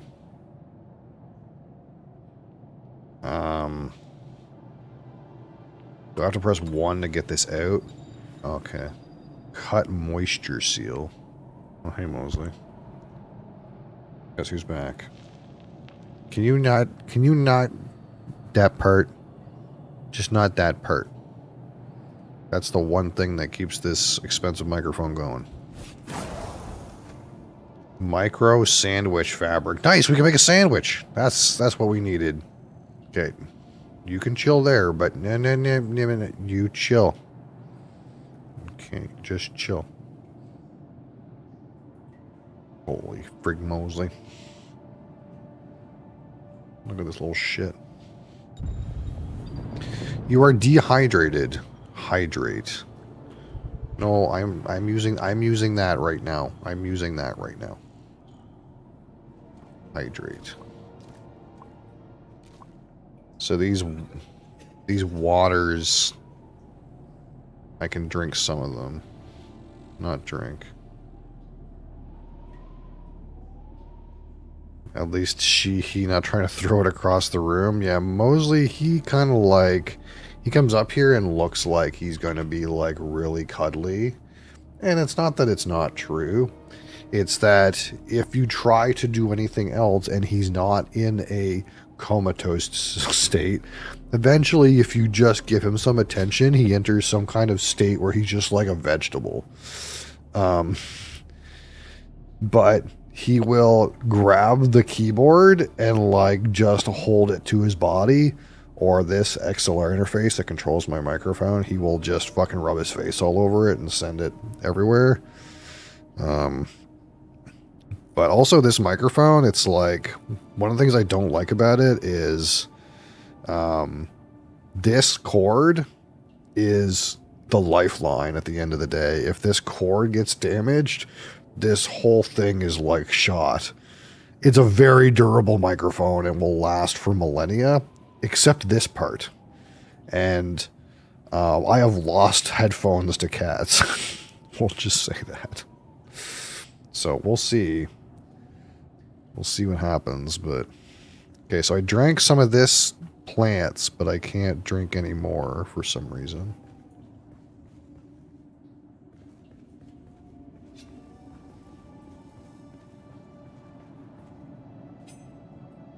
Yeah, so this he doesn't really have too much of a problem with chewing cords, but the orange one went through a phase where she would chew cords, and then I got a different pair of headphones that had a replaceable cord that came out, and I could buy a new one, and then she didn't ever chew cords ever again. But it's happened before, so I'm wary. Micro sandwich fabric. Hey. You chill. You're good. Made it not fun. Yeah, basically.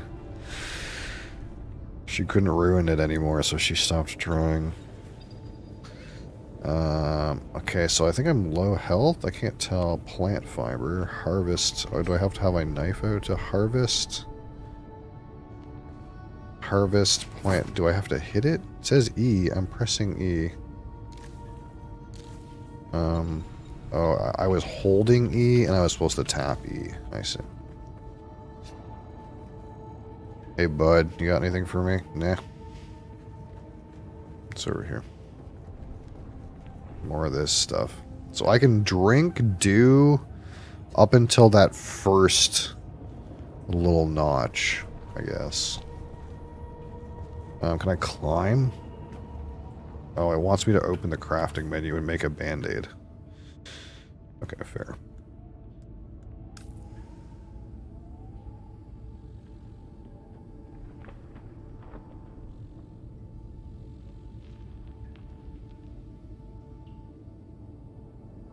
Mosley butt. At least the nice part about this cat is he'll just sit here and get pet. Unlike the other one where she's either laying on your hands or walking all over the desk. Okay, I need to heal myself to use healing. Okay, heal ourselves up. Yeah, okay, great. Okay, I see my health go up. Can I heal more? Or is it... Can I get to full health? I think that's where I want to be, you know, full health. Hold spacebar. No, please, Mosley, I need that. Hey, I see what you're doing. You're being sneaky. You're being a little bit sneaky. Hold spacebar and forward. And if I press left control, it releases. Okay, yeah, we definitely want to harvest more of these band-aid things. Cannot drink.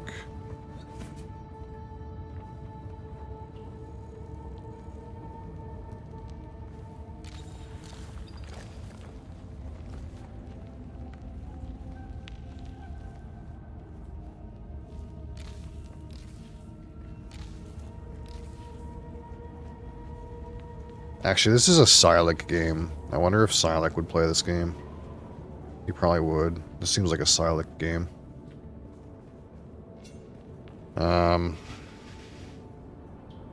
I get the feeling my brains are gonna get fucking demoisturized as soon as I punch this.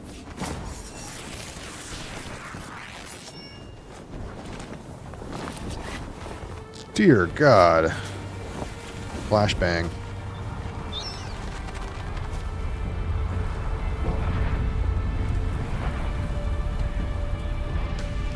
Hey, hey, hey, hey.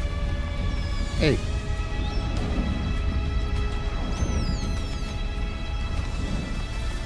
Hey, you stay over here. So then, you're not quite dead. Now you will know a thing that few but the Fremen have seen. For many, the last thing they saw before they were slaughtered.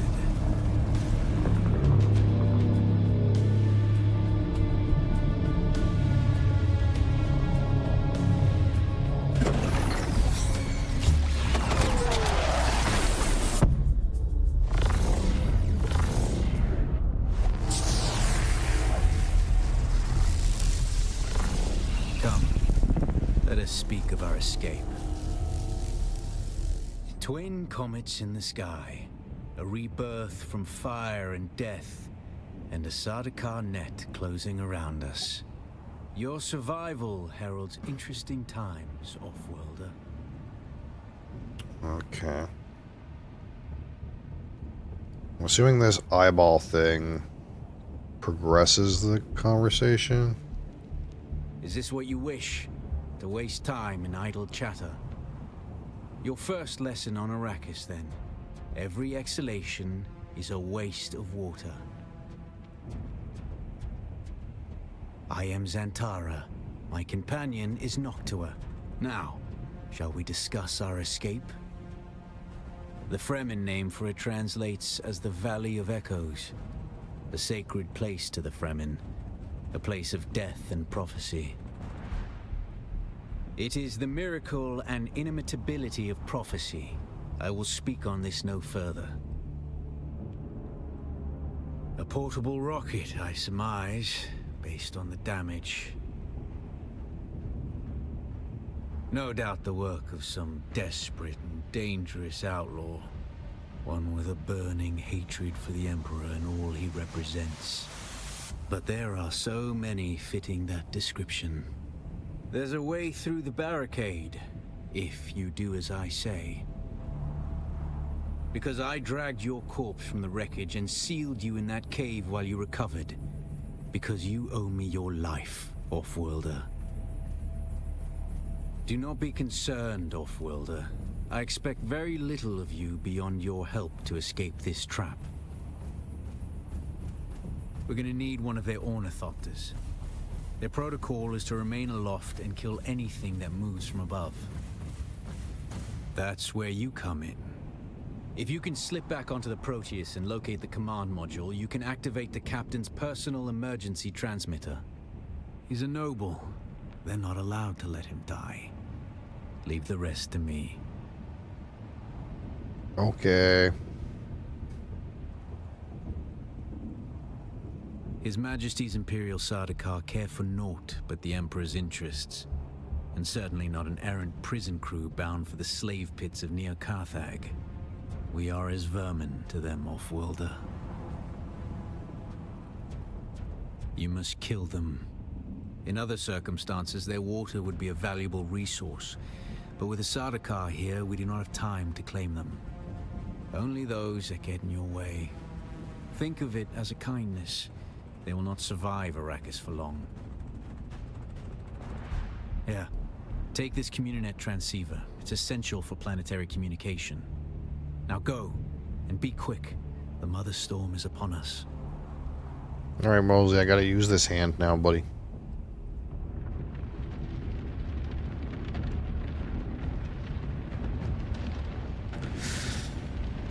Well, I gotta go back in here and all I got is a knife, eh? Stick to the shadows, Offworlder. The heat of the sun is deadly to the unprepared. Heat stroke. Is this not shade? Oh, guess not. So this is shade.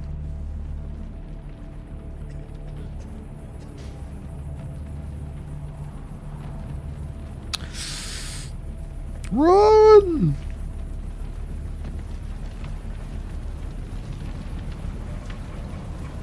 Run, Mosley, run!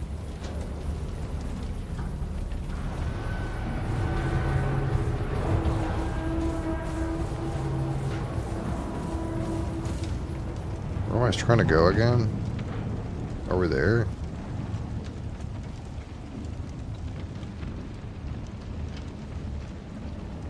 The guards have sealed themselves inside.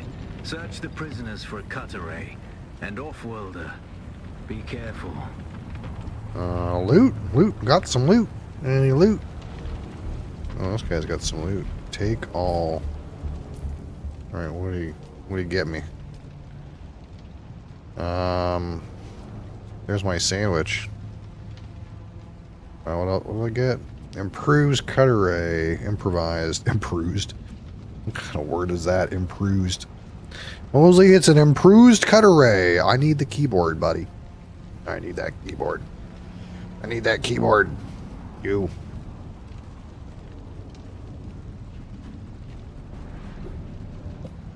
Alright, what's this? A power pack. I'm assuming I need power to run this thing. Okay. The cut array is primarily a mining tool, Offworlder. You'll need it for harvesting resources. Using it to cut open ships is an added benefit. Yeah, he is a little bit of a needy boy. Just with me, though. He actually hates the kid.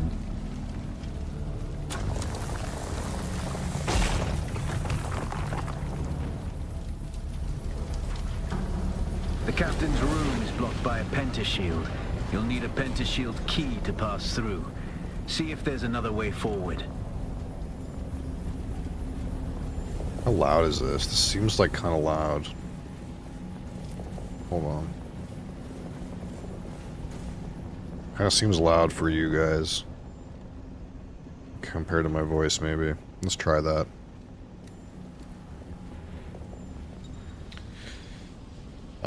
I can cut door. Oh.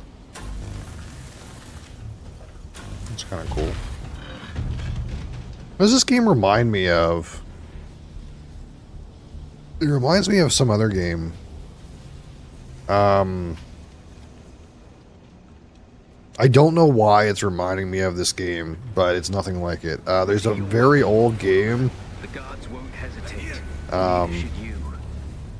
called Tabula Rasa. For some reason it's reminding me of that game, but I don't know why. It's nothing like that. Light attacks. Okay. I want to get my knife out.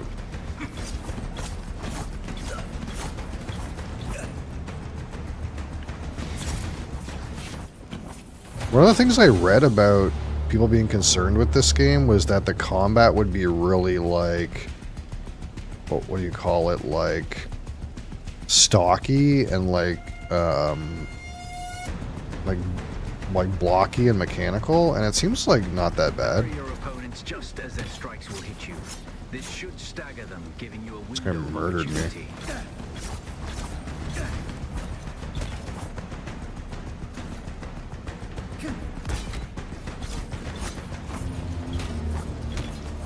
I'm out of energy, shit.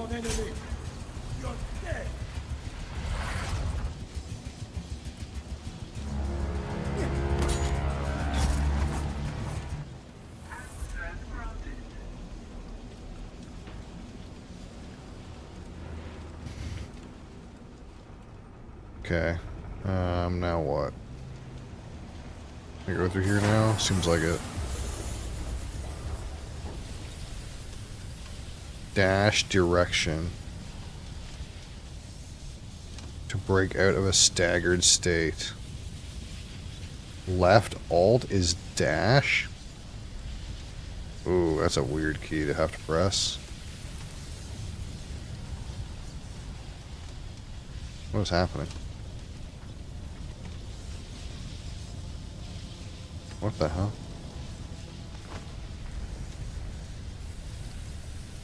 Oh, what the fuck? Get out of here. What is happening? This hotkey is upset. Let me lock my Windows key.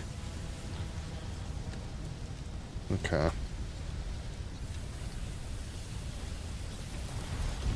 Oh, I see how to dash.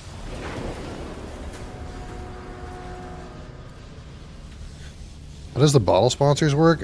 Pretty much if there's any bottle there that you want to see, basically if for that number of bits, I'll get it out. We'll do a little tasting. And your name goes on the spreadsheet.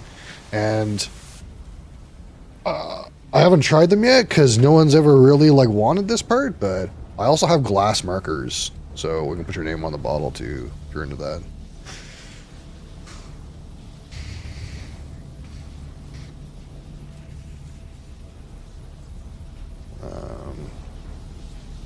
That's pretty much it. It just helps pay for the alcohol that we consume on the channel. And of course, anytime we get the bottle out, we'll thank you for that. There's a guy down there. Can I like death from above? Like yump on his ass? Oh. That kind of worked. Hold to slow blade attack on a staggered enemy.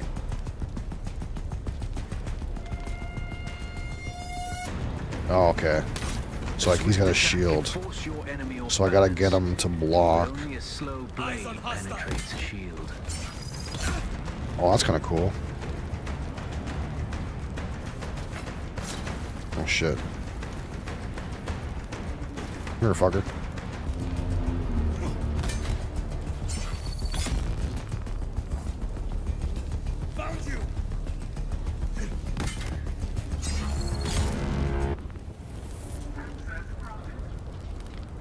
Man, I kind of like the...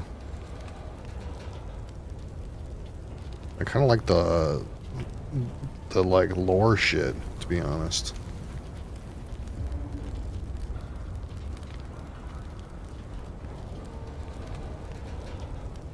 Where the shields kind of feel like weird and janky in the same way as they would. That's the pentashield key. Once you equip it, you can pass through the shield. Get to the captain and activate that transmitter. I'll be So can I not? I guess I don't have a way to like drain the blood out of these guys and like drink their soul later.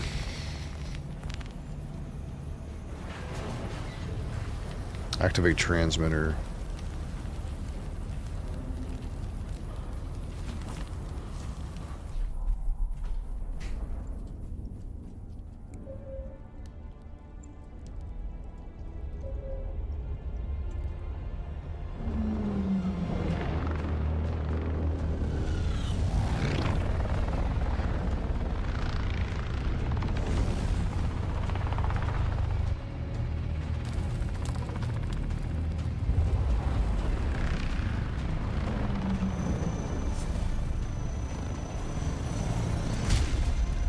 We only need the leader.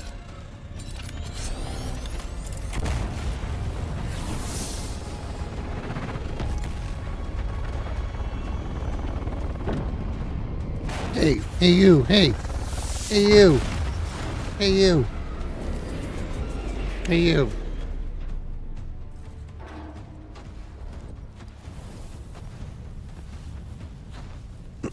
I hear I'm a wanted man. Oi! Utland scum! I man tukta lasto breath ada hung un valo arsund. De dia abada. I know. That's why I brought you here. These guys got full-on swords, dude. This guy made me fight with a little butter knife.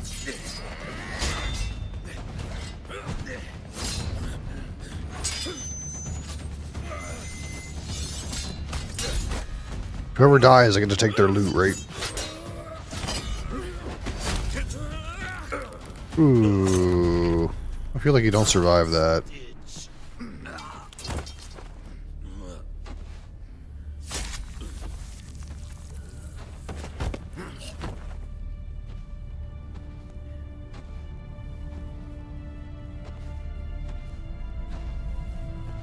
Thopter will have the codes to get us through the barrier. Ever fly an ornithopter?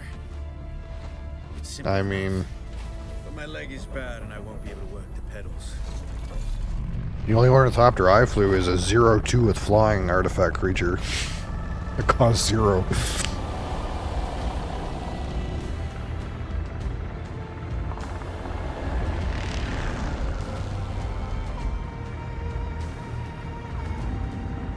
Get ready. They'll be on us as soon as we break through. Ooh, am I getting taught how to pilot the thing right now? No, still cutscene. Okay. There's too many. Turn us into the storm. They won't follow.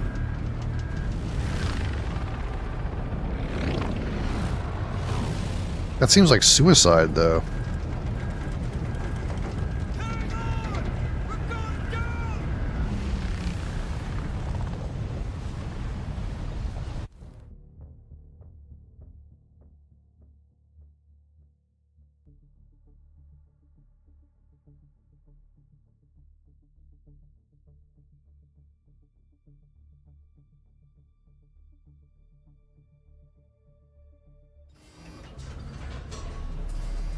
Get up, Wolfwelder. I couldn't wait for you. But now you need to run. The sandworm is coming. Oh. Run. Okay. You know? I don't think we need to...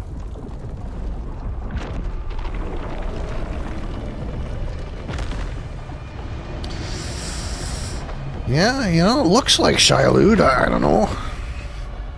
It looks like the one that I would think it would be. Wait, hold on. Wait, is this quicksand? Oh, no. Where am I supposed to go? Can I like toggle walk? No, I want to go slower, man. What is Can I walk?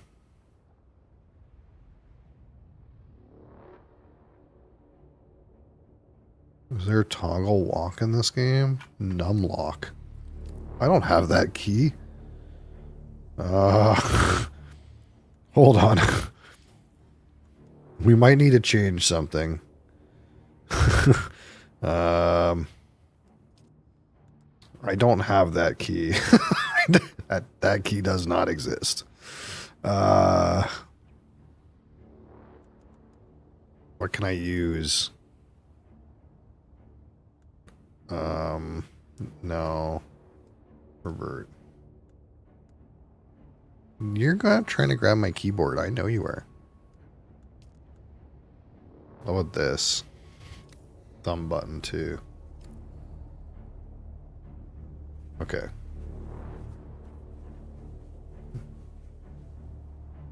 No, it still is making thumbies.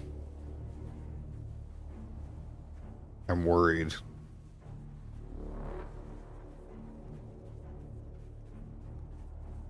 I'm worried I'm gonna get friggin' munched on, dude.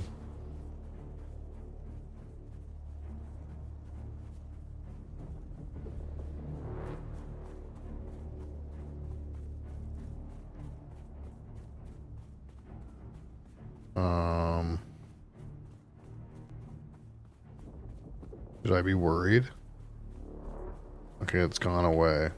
Does that mean I'm like out of range? Don't you touch that, Mosley. You're good as you are. You don't need to get into that. What's this? Oh, I can like do stuff with this. You made it, Wolfwelder. What happened to my band-aids? When the Thopter went down, the storm took us far off course. My leg is bad. I need to lay low and treat it before it gets worse. But fear not, Wolfwelder. Noctua can cover the ground between us with little effort. She will be my eye in the sky so I can continue to offer my sage advice and keep you on this side of the grave. Figure out how to craft yourself some clothing. When you take the whiskey, you must appreciate it. Oh, when you take the whiskey, you must appreciate it. Mr. Beesneys, thank you. Thank you for that gift sub. I still don't have anything to give you for gift subs though. I haven't I haven't set anything up yet for that. But I owe you. Of course I do. Thank you. I really appreciate it. Hey you. Hey you. Hey you. What are you doing? What are you doing? You're being a little rascal. You're being a little rascal. Hey, hey, hey, hey, you don't need that. Hey, hey, you.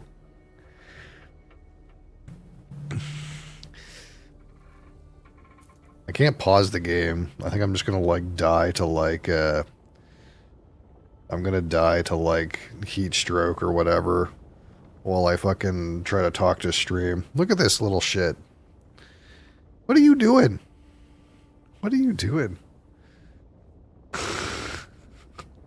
Come back over here.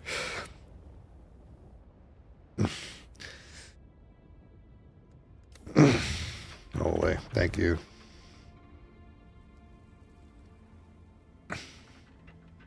My goodness, Mosley. How do I analyze? I don't know what this does, but I think it gets us stuff. We're getting actuators.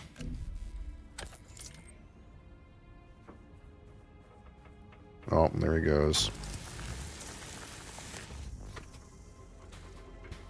That little bugger. He's all over me. He's all over me. Single barrel strength. Were you here when we opened that? I don't know. I just opened that. I can't remember if you were here when we opened that. Yeah. Absolutely, we can take some of that. I can't remember if this is green or not. Is it green? I think it's green.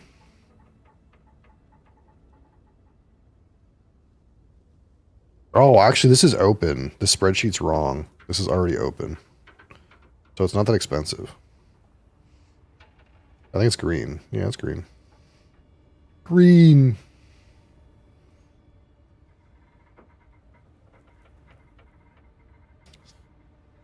Yeah, this one we did open. I didn't update the sheet. I'm sorry. I'm so sorry. So the ones that aren't open should be the ones... I'm just going to make sure that any of these ones in teal... Yeah, the ones that are in teal now are still sealed.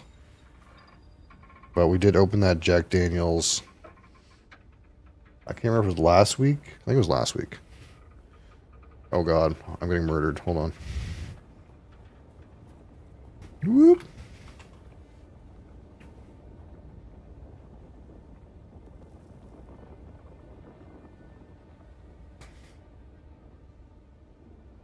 But yeah, I have all the bottles here. Hold on, can I log out, save the game? This is the thing about these persistent online games, man. It's so much easier when I can press save. If I exit to main menu for a second, so I can show you what's here. We're gonna open one today anyway, but if you want to open another one, that's cool too. The ones that are here that aren't open. This is the Bemore 12 Sherry Oak one. This is that 17-year-old Port Moran rum. This is the Glen Talkers 12-year-old Sherry Butt.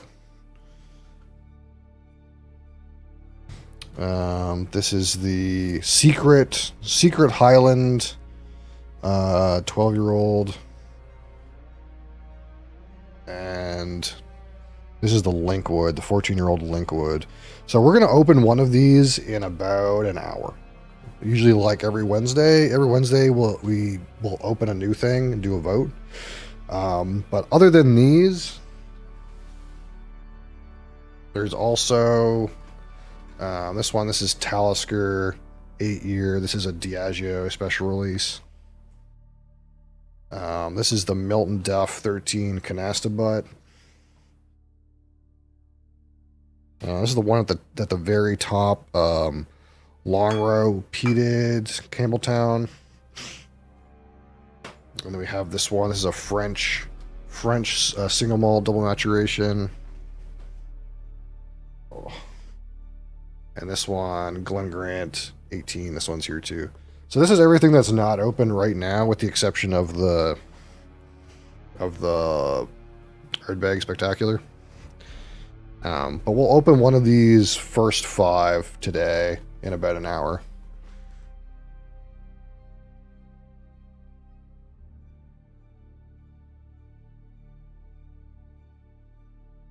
Ooh.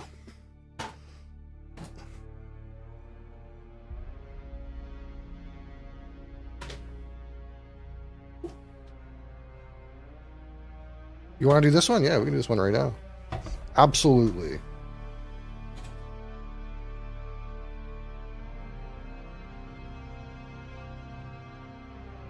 Absolutely.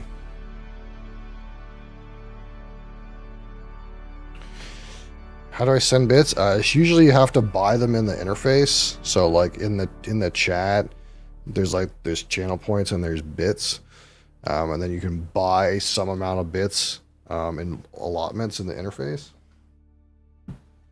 You have the bits, yeah. So it should just be when you go to click on like channel points or bits, and you click on bits. I think you can just, or no, how's it? There's like a bits icon in the chat box. I think it's what it is. It's weird because I never really thought about it, but I just kind of do it. Let me open somebody else's channel so I can remember this. Thor.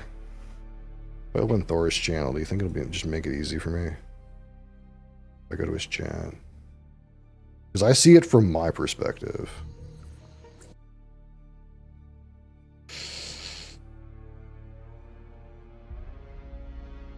Yeah, so like in the chat box, there's like a little like party hat thing. And if you just click that, then the cheer menu comes up. The best way I could show it is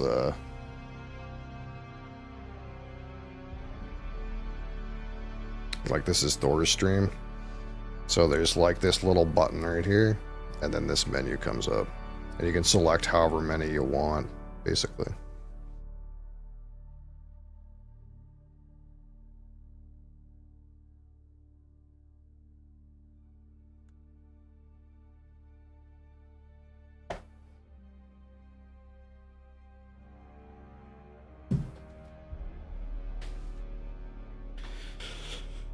Okay.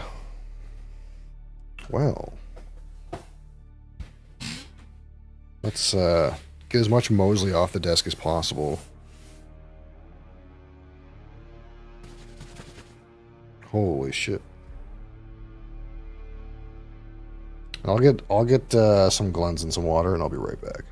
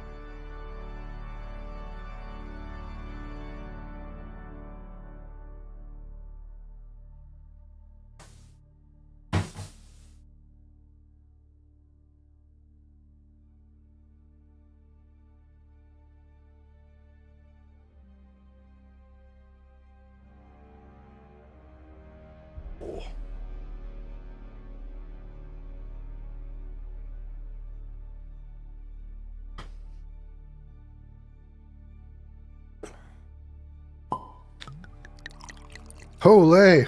That's one way to make it work. Thank you. I appreciate that so much. That's many. that's many bits. It works out though. All right, let's write you in here.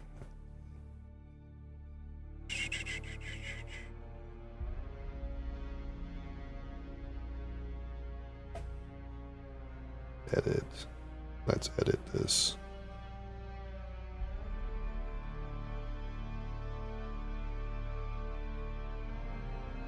So I've never had a French whiskey before, so this is this will be something a little bit different. So this is from the Breton region in France, kind of like up where Normandy is.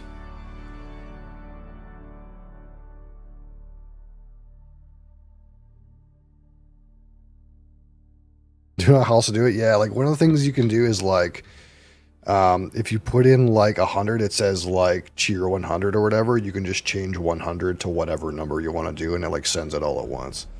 But that works too. It doesn't really make any difference.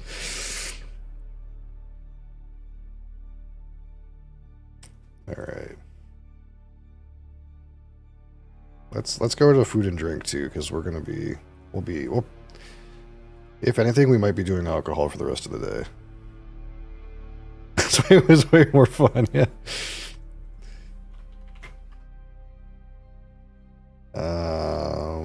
We'll just write fresh crack here.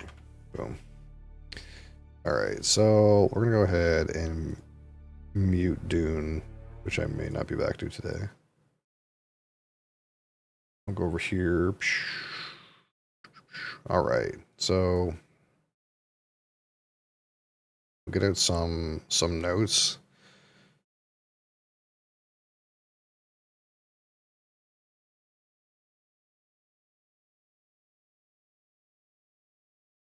And we'll turn this back on so I'm not talking in a silent room.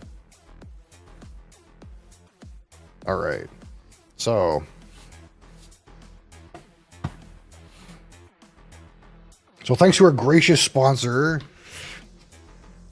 we'll be opening this here, Armoric Whiskey Breton Single Malt Double Maturation. This is from the Waringham Distillery in France. It's a Breton single malt whiskey from independently family-owned brand. Oh, we got other cats here.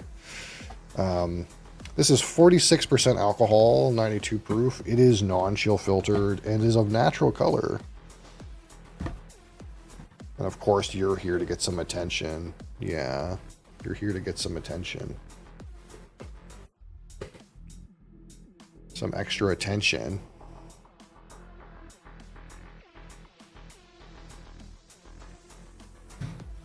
All right, so yeah, so this is 3 years in virgin Breton oak. So they actually use barrels made from oak trees near the distillery.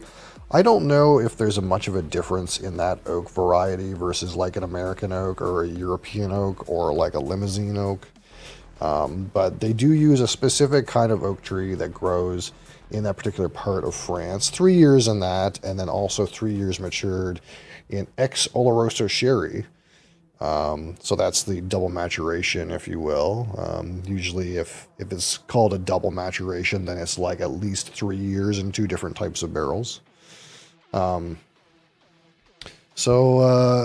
This comes from a distillery that a lad named Leon Waringham founded, and they originally made a plant liqueur, a certain plant liqueur called Elixir d'Amérique, which is a blend of 35 plants, and it is the distillery's flagship product. And it was like an elixir, if you will, and you can still get it at the distillery today. I think they still produce it.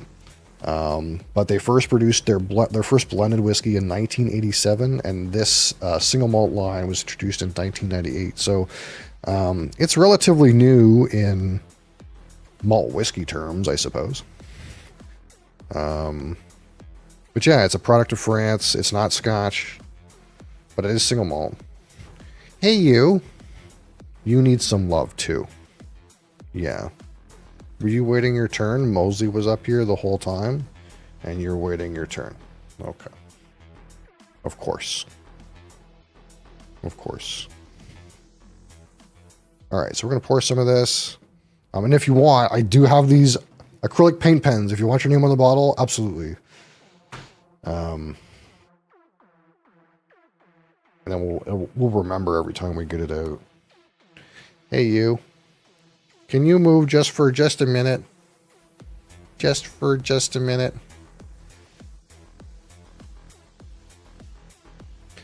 So I'm not 100% sure what to expect of this because it is a French whiskey, but again, considering it's spent 3 years in ex Oloroso sherry, I don't think that will be necessary. All right, no problem.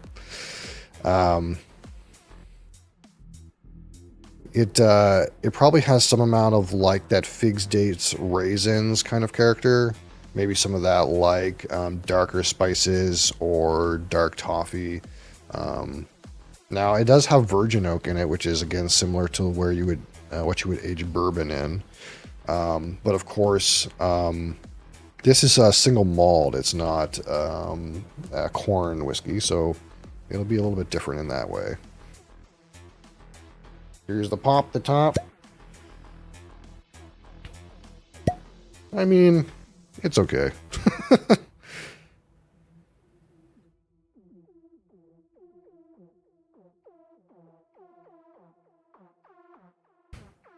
Well, I'm going to use that. Can I use that? Hey, can I use that? Is that allowed? Is that your spot? What do you think? Yeah, no, I didn't think you would like that. I was going to use that turntable, you.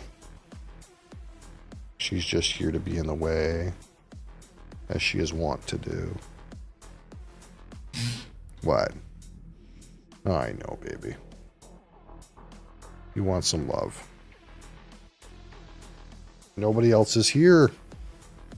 The kid's not here for you to get your attention from. Alright, so we'll put that there. Normally I put this on the turntable, but right now we got cat instead. So here we are. This is natural color for roughly 6 years of age. Again, 3 years virgin Breton oak, 3 years ex Oloroso sherry.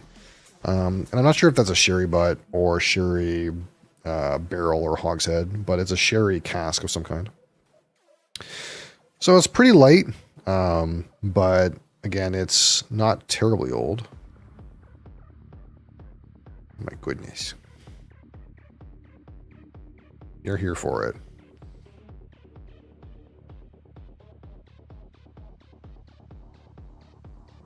Right off the rip, that first like aroma, you can definitely tell there's both a mix of like some of that like fruity distillate character and sort of that like sherry elements.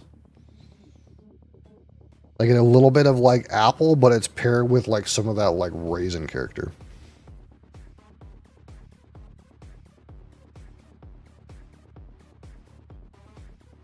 There's a little bit of malt present.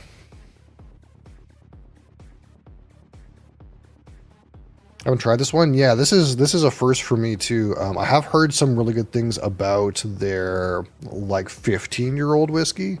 But I haven't heard too much about like their like other offerings. So this is like again a double maturation whiskey. They also have a 10-year, and I think there's one they have that's got peat smoked malt in it too. Which, strangely enough, somehow I recommended to somebody having never tried it, and they bought it. But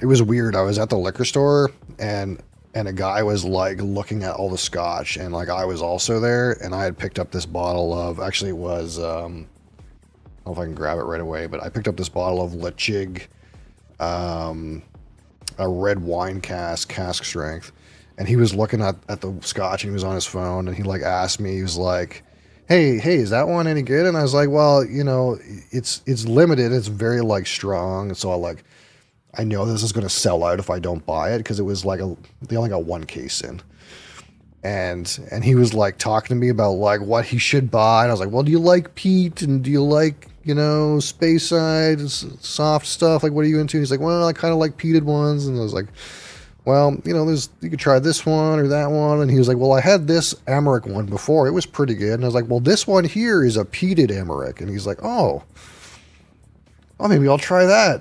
And I was like, okay. I somehow sommelier this guy into a French whiskey that I've never had before. But the guy seemed happy.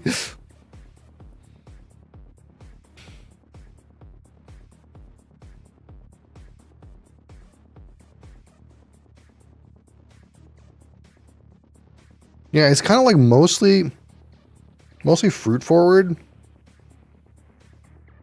There's like a little bit of like vanilla and kind of slight spice note that I think is virgin oak related. But it's like very warm. Like if you wanted to go with the idea of like hot apple cider with a slight spice, you wouldn't be completely off track. But there is like an underlying like Oloroso sherry cask related notes like raisin and like a slight dark toffee. Not too nutty though. All right. So here we go. Amaric double maturation. I don't know if you hear that, but a car alarm's going off and it's disturbed our child. She's leaving. Amaric double maturation on the palate. Cheers.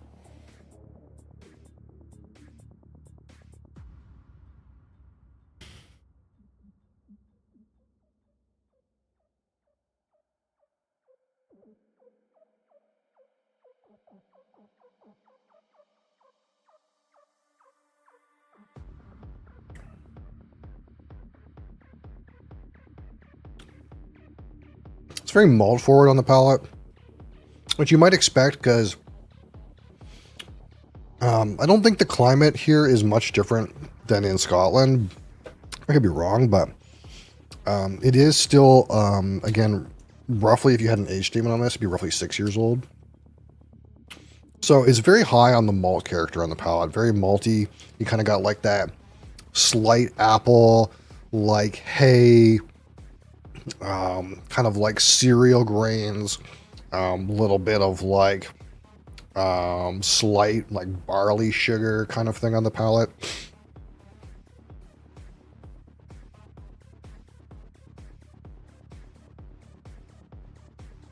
So the sherry notes are not too strong on the palate. It seems like it's mostly in the kind of like mostly distillate, malty ex-bourbon kind of realm. Despite the fact that it's not ex-bourbon, it's virgin oak. But again, it's kind of like got that sort of like same kind of ex-bourbon sort of vibe.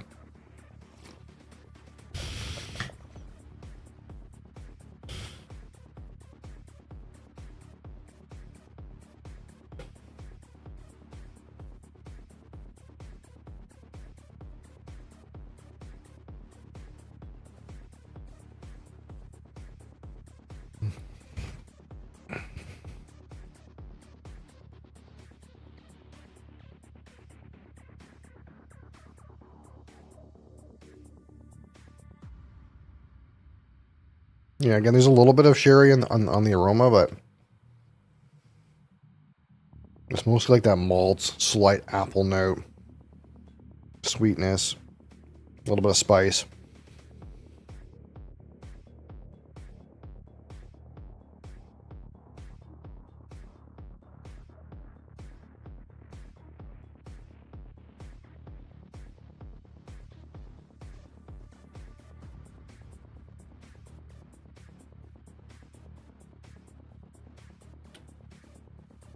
On the finish, as soon as you swallow, you get a spike of that like spiciness. There's a little bit of that like kind of like Oloroso sherry related sherry spice. You have a little bit of malts in there. There's an oak component.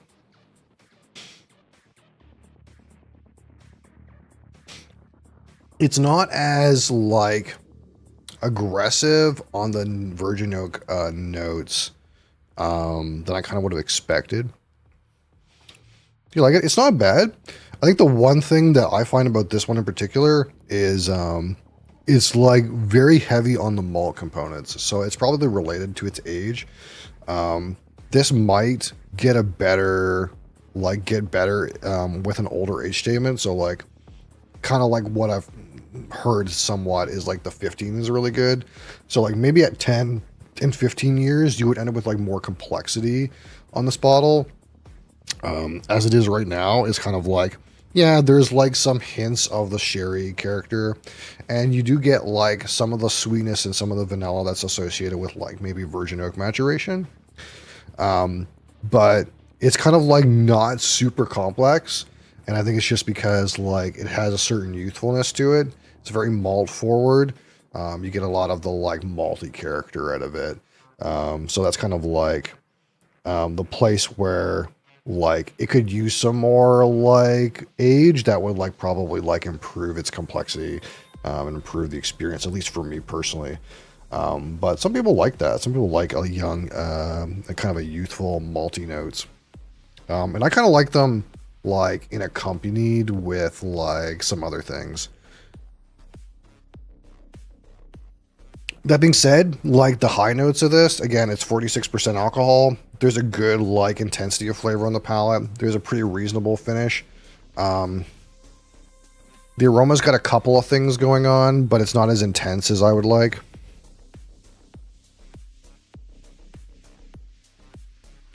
I think that's like the main thing is like it could use some intensity of aroma, but it doesn't like want for flavor.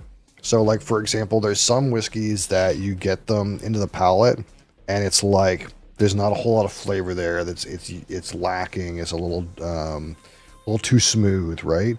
So you're not wanting for flavor on this bottle.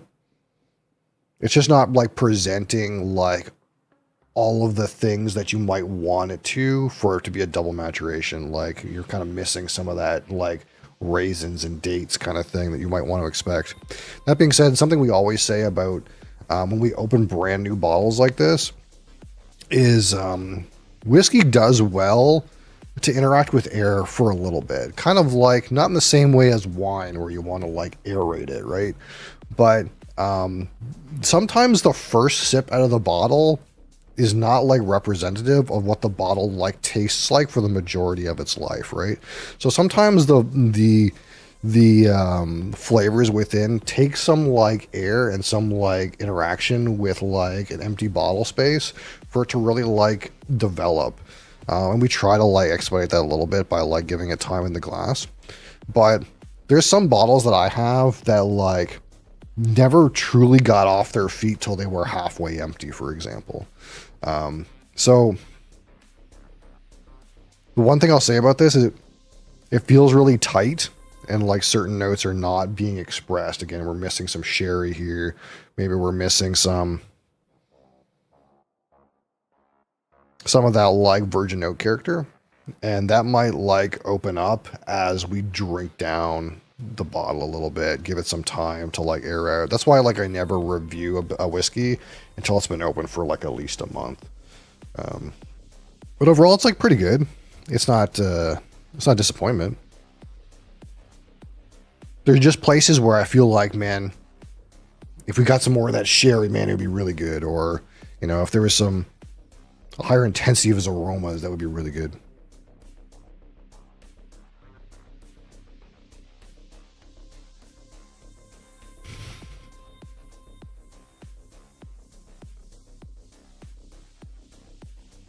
This is just kind of like good intensity of flavor, just feels a little youthful.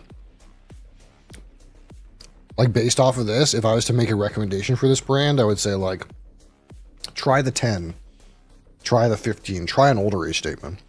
I get the feeling that there might just be not enough time here. It just hasn't had enough time to really be like the best thing the liquid could be. It was good though. I appreciate your contribution. It will go towards buying much more liquor in the future. As we know, we're always buying stuff. Oh, also, by the way, since our our friend Bees Knees gifted you a sub. If you're on the Discord server, and I don't know if you're a Discord user, but we do have a Discord server, which has been spammed, but I'll spam it again. There's some little extra features for you in there if you have a subscription and you have your Discord like linked up.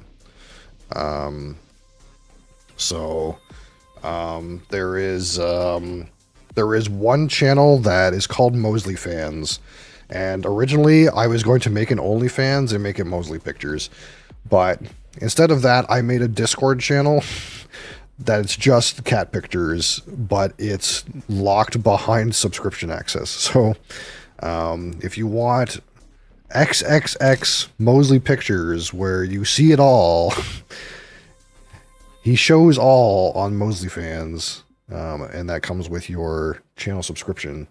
And also there is a kind of like an inside scoop sneak peek kind of like channel where it kind of shows you some stuff that is like coming up that like you don't get otherwise. So if you're into that kind of thing, you have access now.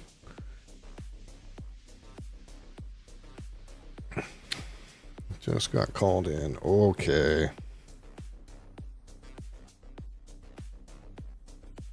There you are.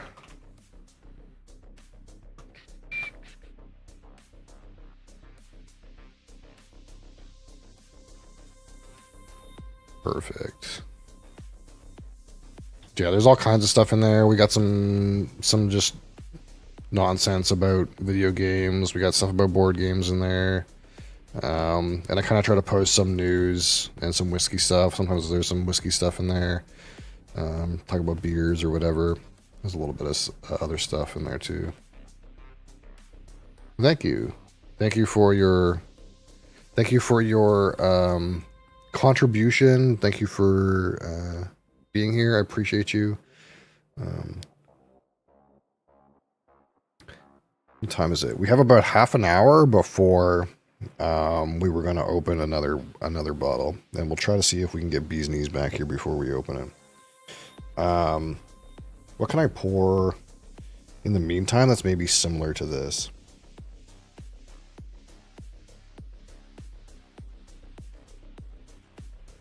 This is single malt. Let's pour a little bit of that Bushmills 10 and just see how it feels. Actually, I already have a Glen here.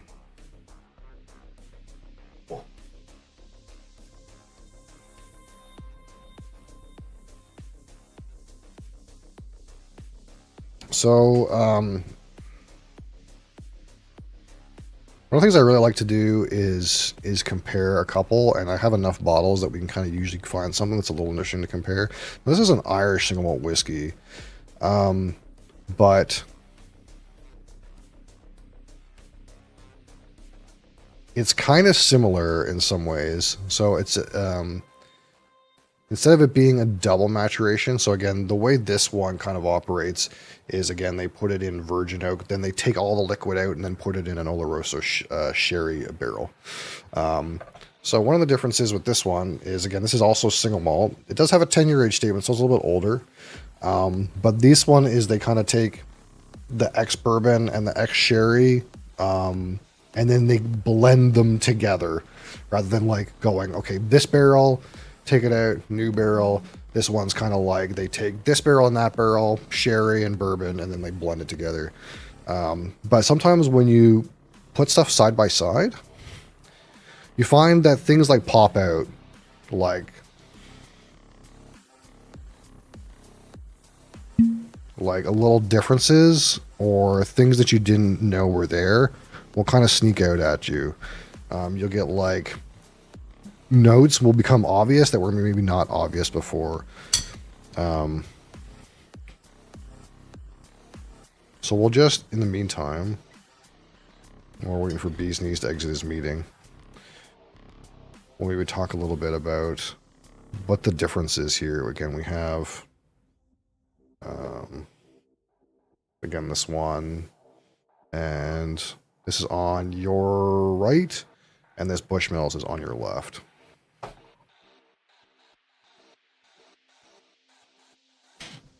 And again, this is this Bushmills 10 for me is an absolutely great value. It's not terribly expensive, but it stands up. It's only 40% alcohol, but for the price, it stands up really well.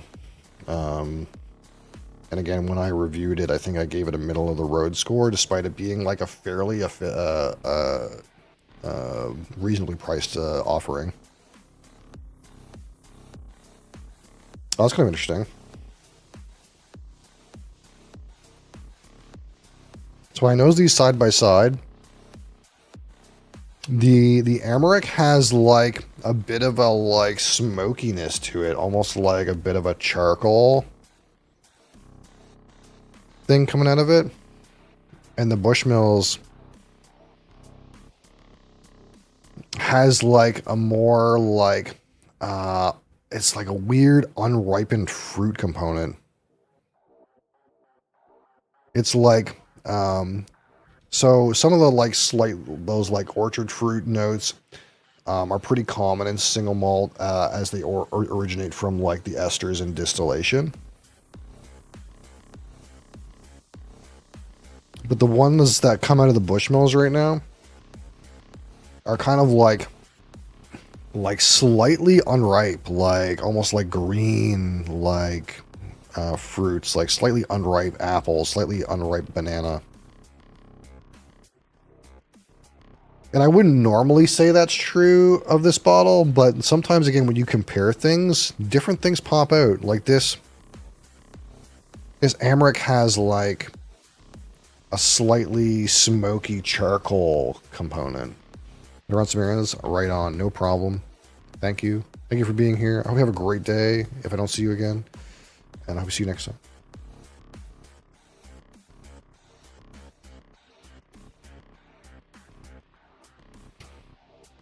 Bye!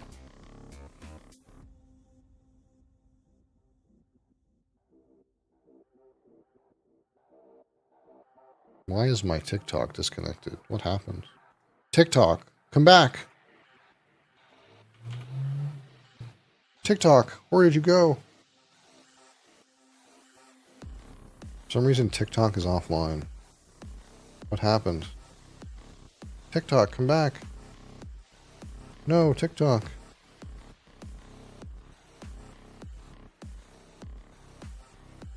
Oh, something broke. It unauthenticated me. That's alright.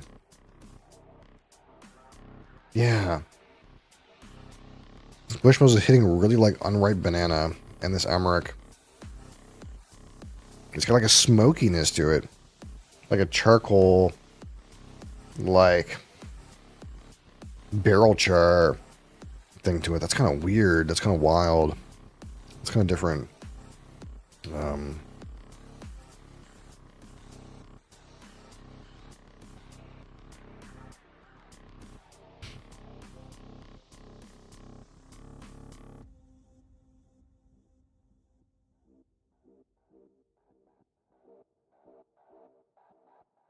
Now the Bushmills, way lighter on the palate, way like more watery.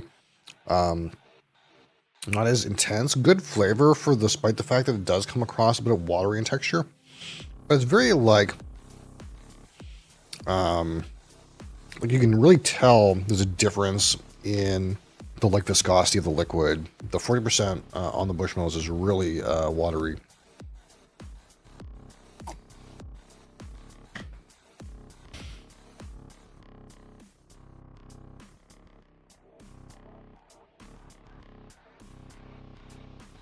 I wonder if I'm going to get some of that like barrel char on this Amarik.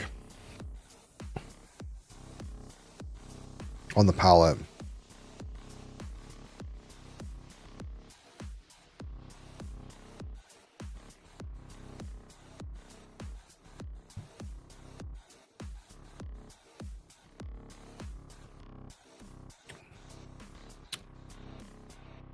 Yeah, there's like...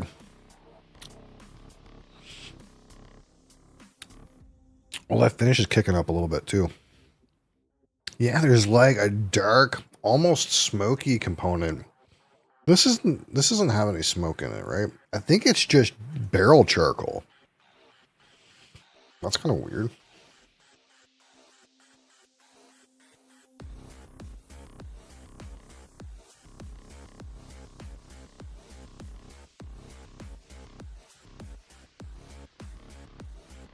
Yeah, it's not peated.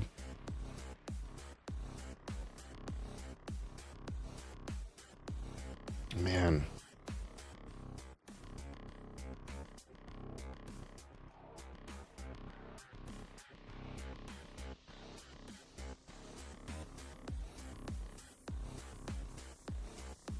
Is this peated? Does this have some peat in it?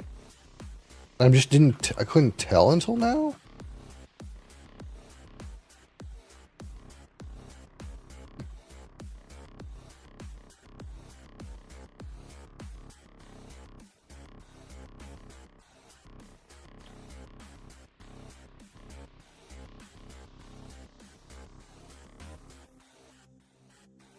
I don't think so. It's so weird. I definitely didn't notice that before. Like as soon as we get into comparing this, man, it really feels like there's like a smoky charcoal thing going on with this Emmerich. And it must be the virgin oak barrel. It must be something with the virgin oak barrel.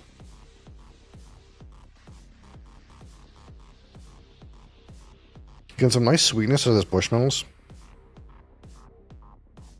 But yeah, like that's so weird. The Emmerich is like it's got a little bit of like that freshly lit match sulfur or kind of like charcoal on the nose, which is kind of surprising.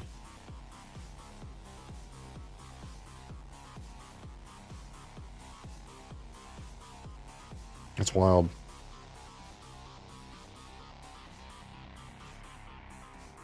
Yeah, and it's like unripe banana on this Bushmills. That's so interesting. That's what I love about, again, doing comparisons somewhat. Because, like, I didn't get that, like, sulfury note at all until we did a comparison, and it's clear. And the fact that this Bushmills has, like, an unripe banana, green banana kind of thing going on to it, that's kind of new, too. I'm here for it, though. That's kind of interesting.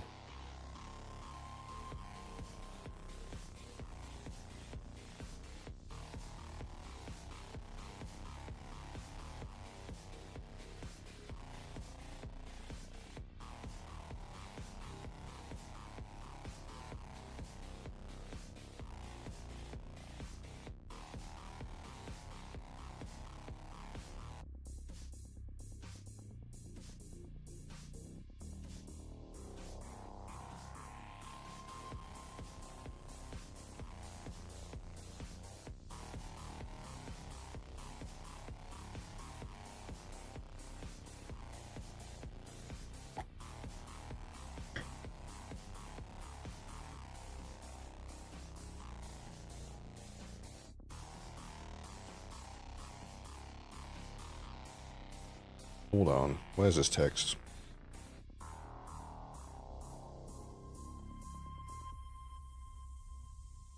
I'm still waiting for to hear from what's going on with my kid.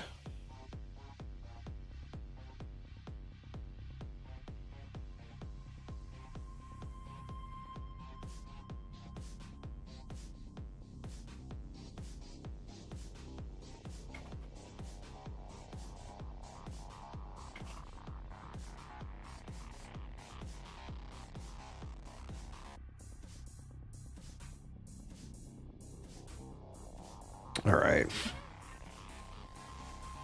much time we got? We got about 20 minutes before we open something else. What's so sticky on this? Must have been the energy drink. Dang.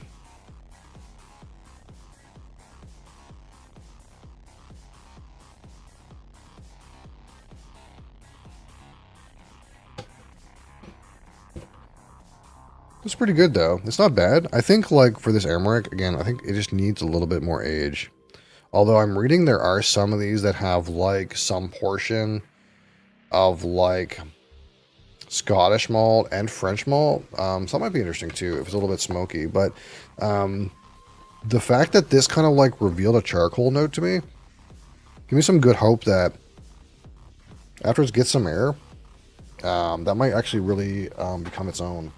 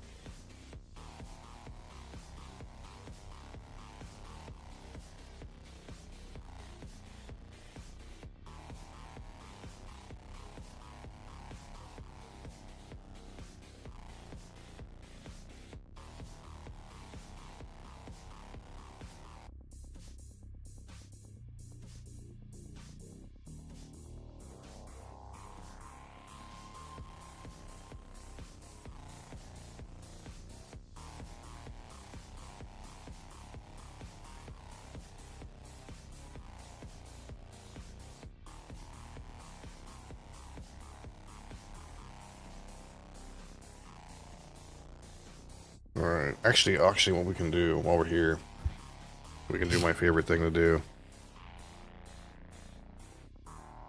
They're about proportionate. There's more of this one on the right, whichever one that is. We'll see how that feels. Alright, I'll be right back. And I'm gonna grab another Glen, and we'll get rid of this stuff.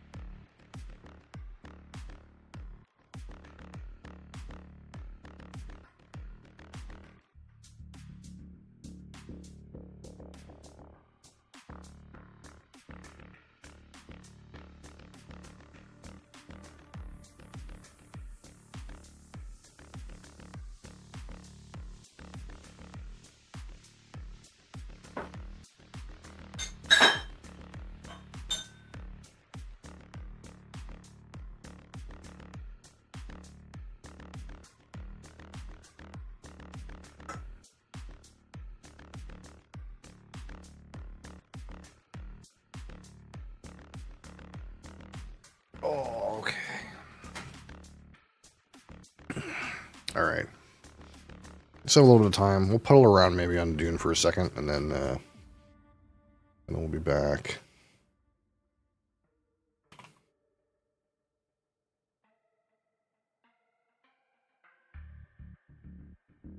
We'll be back. And open a new bottle in a second. Alright. See if we can figure out what we were doing. I think we were just salvaging some kind of machine. And then we had the best kind of interruption. Complete the introduction. Uh-oh. Did I log out in the introduction and it like decided to be weird? Oh no, I'm in the same place. I mean, shit. I'll salvage this again, why don't you?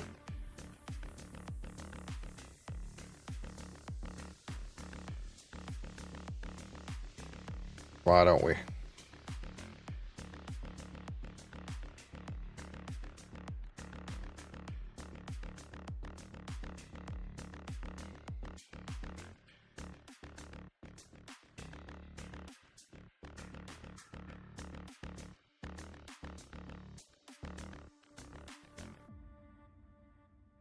This machine, I got all kinds of bits to hack off.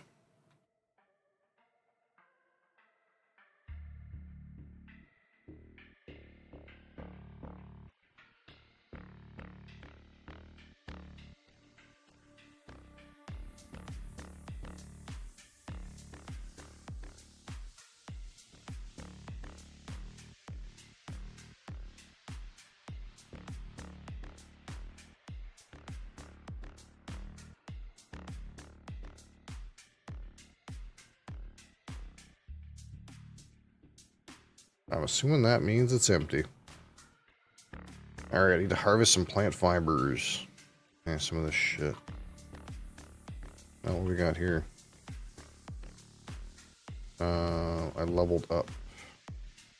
That was salvage metal.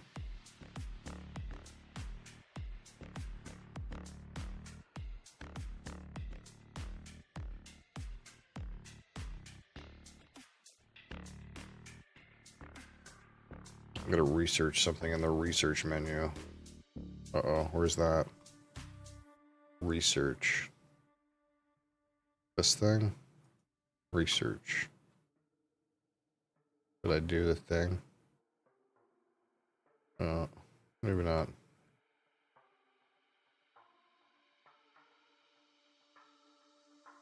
Okay, we researched the thing. And craft a full set of makeshift clothing. I have a lot of plant fiber. I should be good, I think. Oh, there's more stuff. Pick up all this stuff. Yeah, we're gonna have to message Silac and get him on here. It's a Silac game.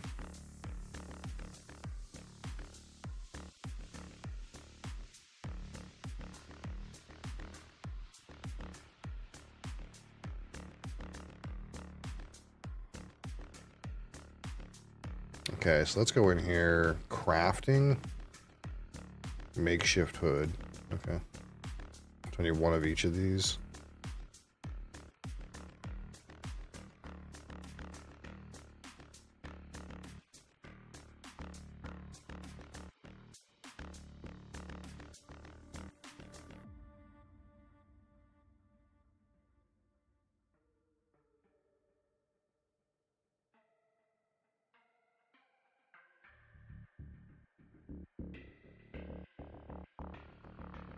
Can I, like, salvage these items or nah? I just drop them on the ground.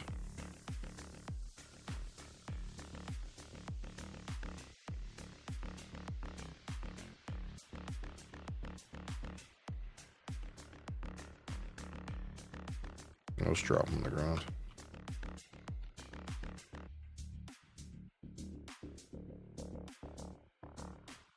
Now what? Research Mala pistol kit.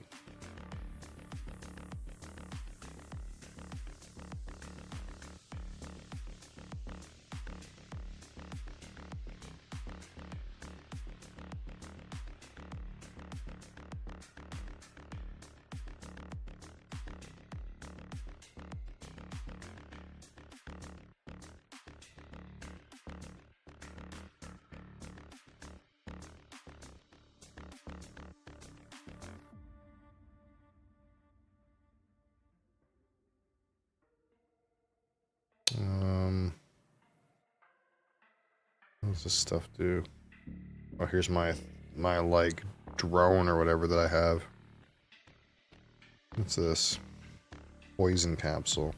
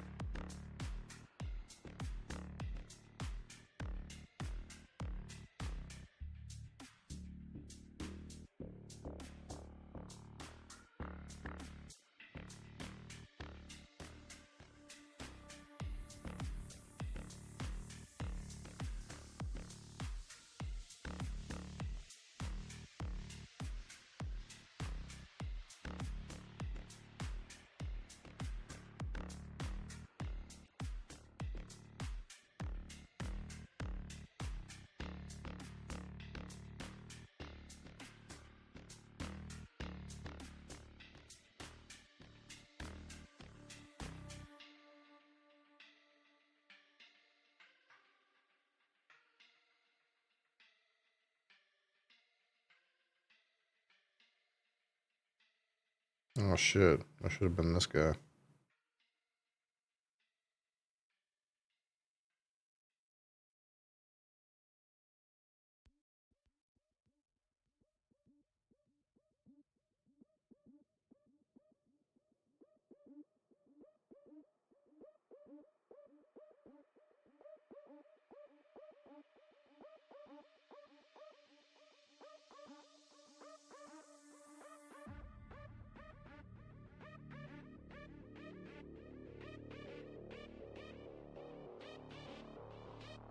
Yeah, this guy's more my speed.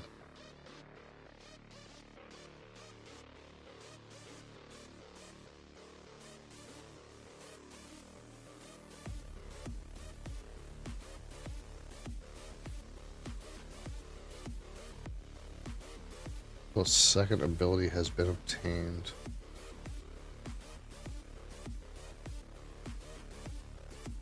Maybe I'll restart as this guy. I kind of like this guy better. We'll have to see. I'll just put it around for right now. I might restart as the other guy. It's more my speed.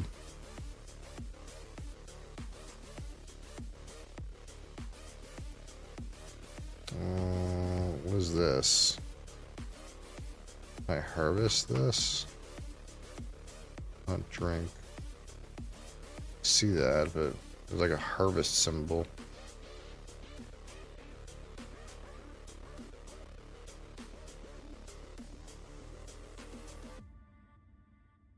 Research respawn beacon. Okay. I'll continue with this another time. Boom, boom, boom, boom. I exited. Allow me to exit. Adriana's still here. Hi, Adriana.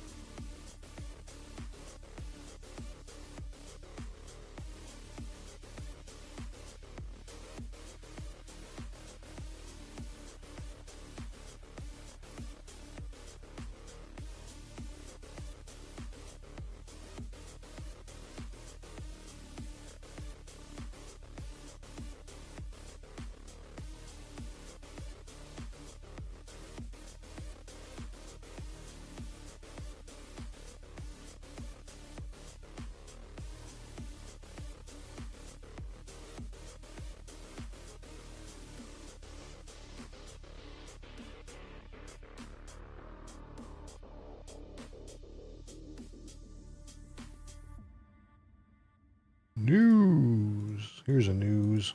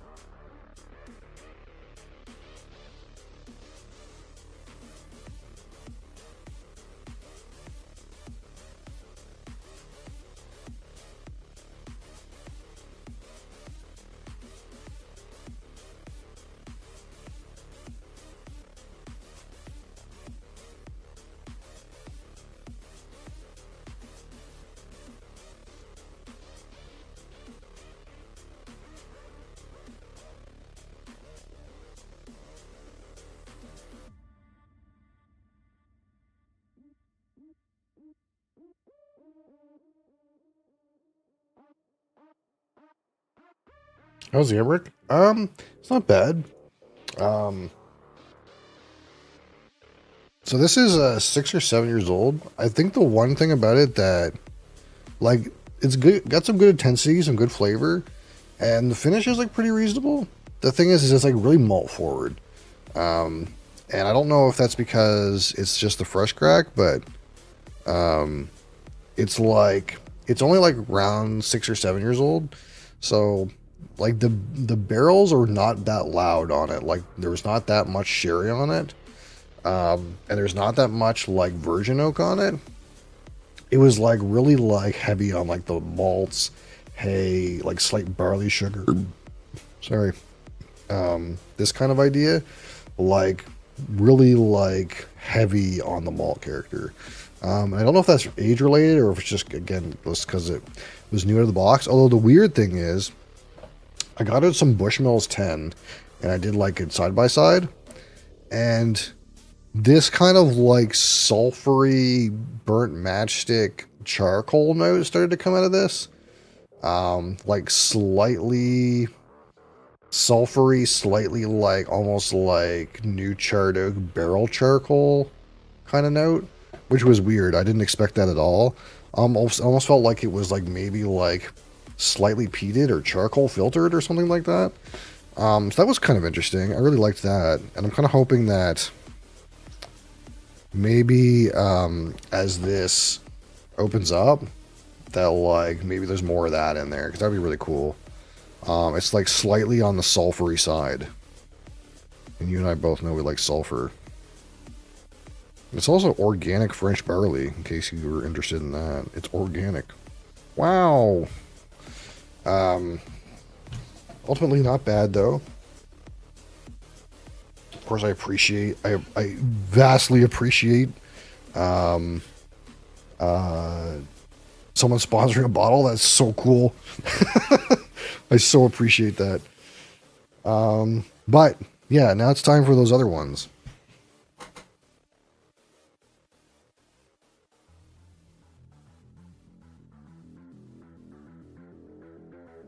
Because, of course, we can't just open one bottle in a day. We got to open two. So again, this Bowmore 12 Sherry Oak version, 17-year-old Guyanese rum here, 12-year-old Glen Talker's Sherry Butt, 12-year-old Secret Highland Distillery. Again, this is 47.8. This is 54.2. This is 51.7.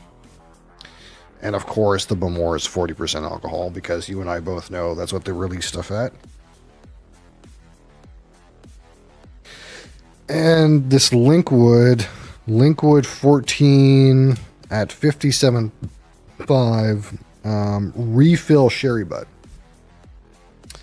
That's what we got today. And for some reason TikTok is broken. I don't know why, but sorry, TikTok fans.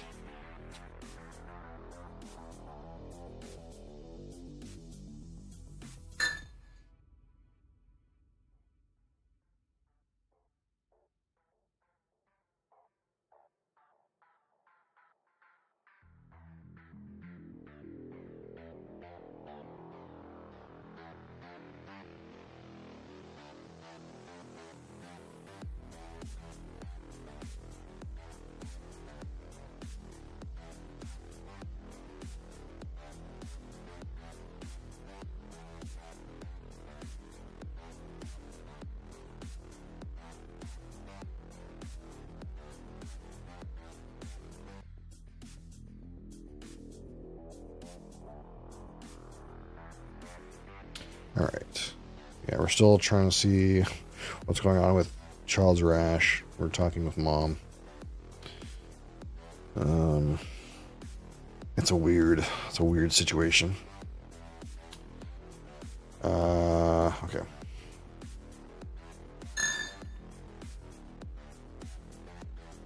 It's like one of those things where, like, I don't know if it's like that for everybody, but like, we never had to take that kid to the hospital, really. But when I think back to like my childhood, my mom took me to the hospital like several times for different things. So like, really, it shouldn't be weird that he has to go to the hospital once or twice. But we've never had to take him to the hospital, so it's so weird. It's kind of like a weird parent thing, I guess. And it's a really weird circumstance, so I won't get into it, but it's like, there's nothing, he's not gonna die, but it's like, man, it's annoying. Alright, so we got Bamor, 12-year-old Sherry Oak. And then we have the Port Moran 17-year-old rum. And then we have the Glen Talkers 12-year-old, and that's a sherry butt maturation. And then we have the Secret Highland 12-year-old, which is I think it's ex-bourbon hogshead. And then we have Linkwood 14. And that is a refill sherry butt. And they're all not quite cask strength. This one is 47.8, but most of them are above 50% alcohol, except for the Bamor, of course. So there's a poll. There is our poll.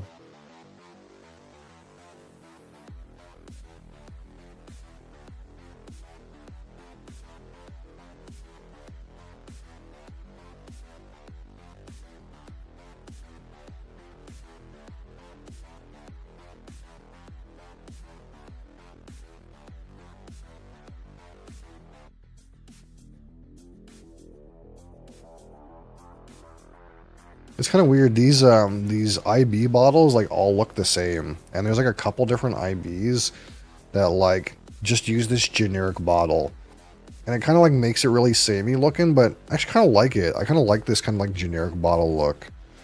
I don't know why, but if like all my scotch came in this like generic looking bottle, I'd be down.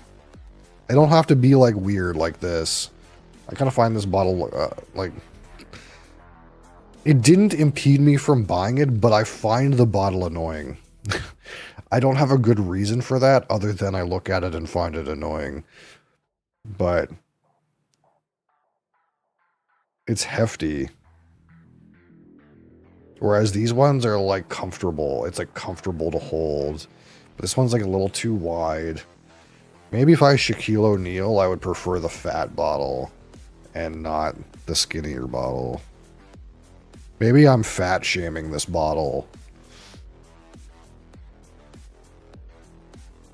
But it's not it's not all bottles like this. Like, I like the Aberlour bottles. I think those are cool. I don't know. Prejudice, I guess. Alright. Look real indie, like someone made it at home. I kind of like that.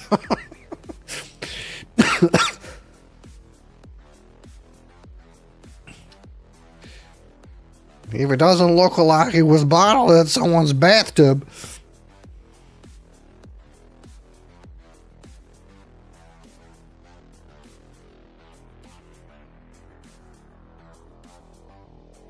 We should try this though. We should try this. This is the mix of the Amarok and the Bushmills.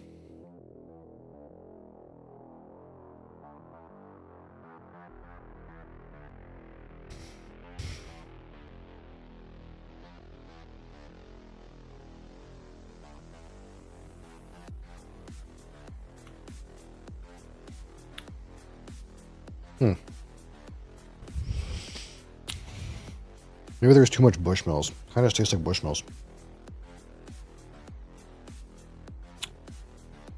Hey, Galaxy is still one of my favorite designs. Yeah, I really like that bottle. The unfortunate news is I heard on the grapevine that Bacardi might be changing all of their bottles. But I don't know. I don't know for sure. It hasn't happened yet, and I heard this a while ago.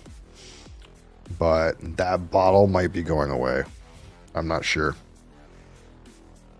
I heard it as a rumor around, but I haven't seen a picture of the new bottles yet. So I'm not sure if that's true. Maybe it's not true. But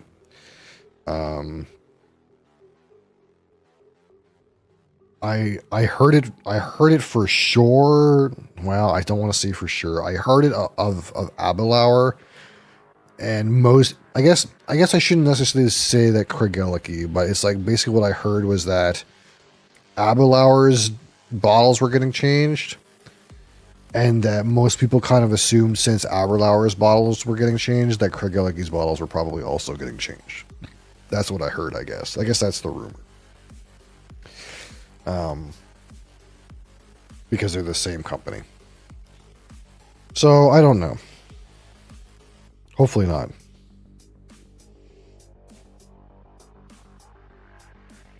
Because I agree. I kind of like that old timey medical elixir kind of thing going on with it.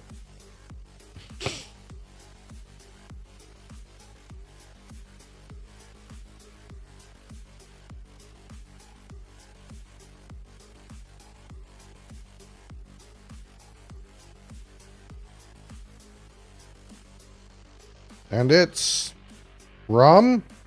You want the rum? Okay. I won't say no. I will not say no.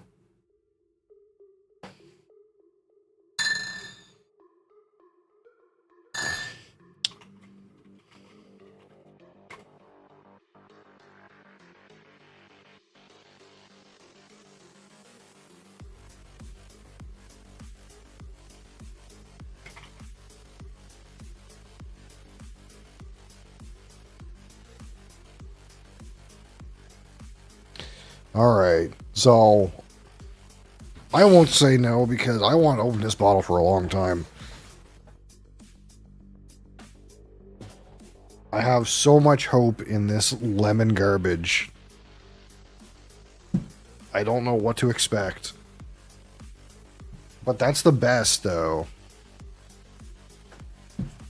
Isn't that the best feeling when you don't know what to expect from a spirit?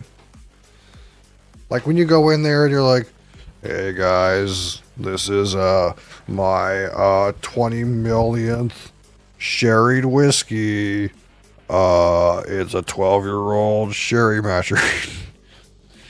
Don't you just know somewhat what to expect? You're like, it's gonna be fucking raisins again, man. But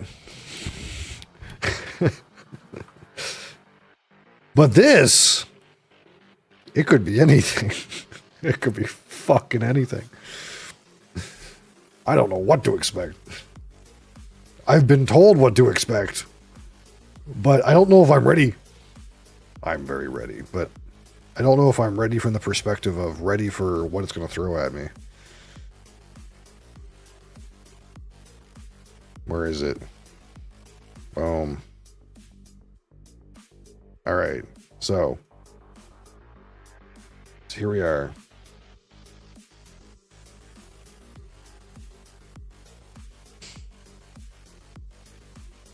I gotta hit record. I forgot to stop hitting record on the last one. That was bad. We're gonna have to edit it. All right, here we go. Fresh crack. Port Moran, 17-year-old, very fine rum from Guyana. And this is a TWA independent bottle, bottled in 2002, or distilled in 2002, bottled in 2020. That's right. Pandemic bottling right here. Maybe that's an omen. But yes, this is from the Diamond Distillery, from Demerara Distillers, and this is bottled by the Whiskey Agency. Guyanese rum, 51.7% alcohol, or 113.4 proof. It is non-chill filtered and natural color. And it is aged 17 years in, I'm assuming, a refill ex-bourbon barrel.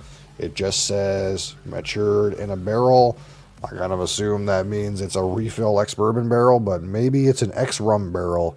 The only information for sure is it says it's matured in a barrel, which typically means we think of it as an ex-bourbon barrel, but I suppose it could be an ex-rum barrel, any kind of random barrel they had lying around, I suppose. But yes, this is Port Moran from Port Moran Still, from Diamond, which is, for those of you keeping track, that is the only wooden double pot still available in the world that we talked about. Every time we talk about El Dorado, that they have that roughly 300-year-old wooden double pot still. Now, El Dorado, again, that's a blended rum. There's some Port Moran in there. There's some Versailles in there. There's some Enmore in there. There's some random column still rums, I'm sure, in there. This bottle is exclusively rums from the 300-year-old double pot still. There's no other rums in here. And this is from a particular barrel. In fact, it's like a single barrel on top of that. But yeah, this still originally constructed in 1732 to supply rum to the British Navy. So it's been around for a while. And I have no idea what to expect.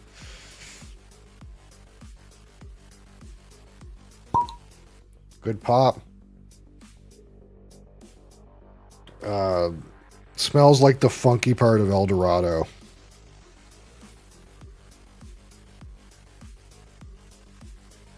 That's what it smelled like. Now, that being said, this is 17 years of age, so it's not that young. So, I'm not sure how much of this will be barrel and how much of this will be like funky distillate. But I guess we're about to find out. There it goes. Boom. And again, it's 51.7% alcohol. We're not shying away on the proof on this one. You think the light will be good with this? Oh yeah, look at that. Boom. All right, here we are. 17 years, natural color in a barrel of some kind.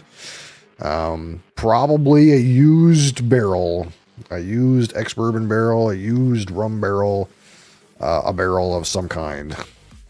17 years, though. And that's natural. They call that natural color.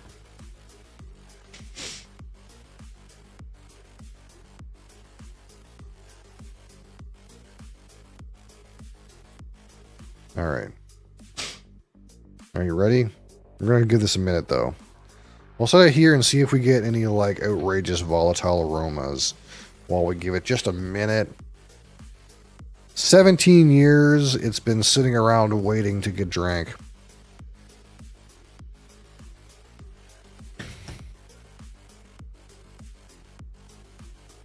At what I'm assuming is barrel strength.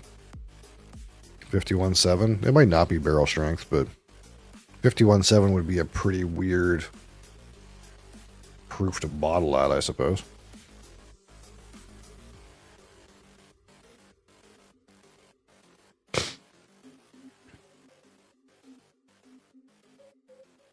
Oh, what is that?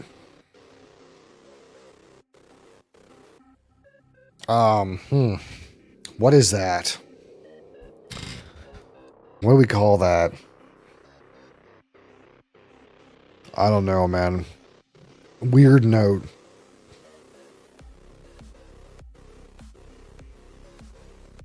It's got layers.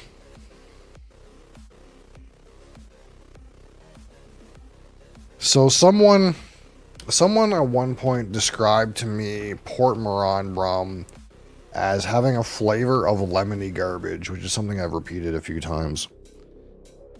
And maybe that's what this is.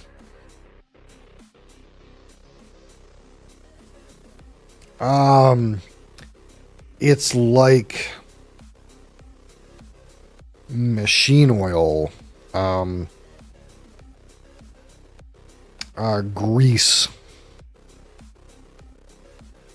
but not like rubber, like machine grease. Slight butterscotch note. Latex.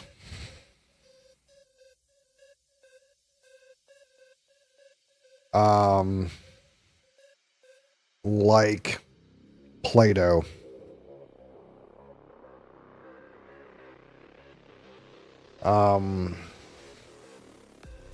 Yeah, like we're in the right realm here.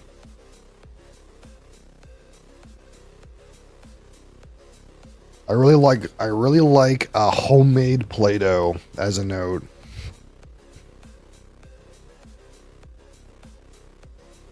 It does have like that slight butterscotchy character, pretty faint though. It's mostly this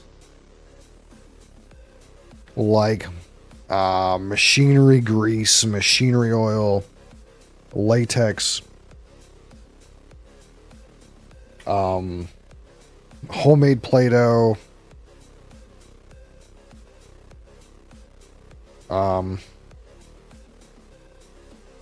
slight butterscotch.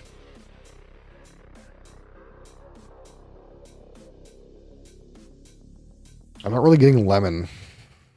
I wonder if that's going to change.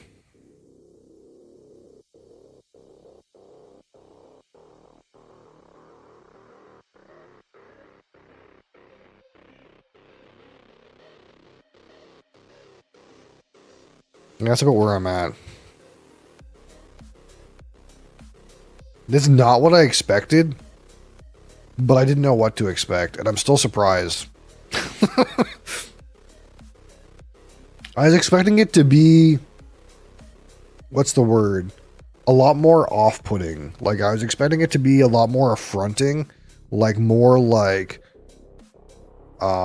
strong, mildly offensive odors, like more like aggressive and hard to tolerate. But it's not like that. Instead, it feels like something you're not supposed to drink. It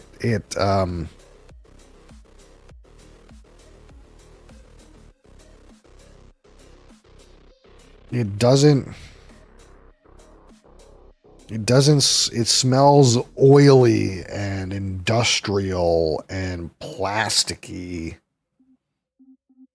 with a slight butterscotch sweetness and a slight maybe esteriness.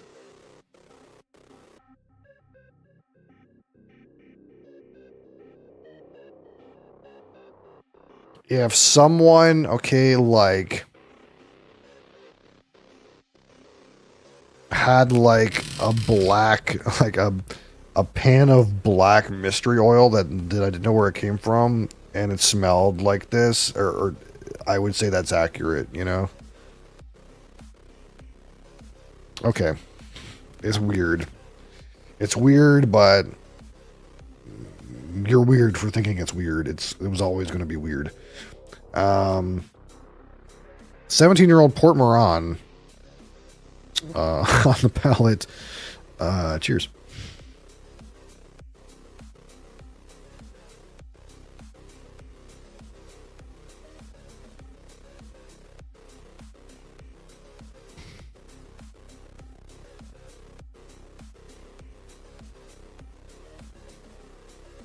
Oh. Huh.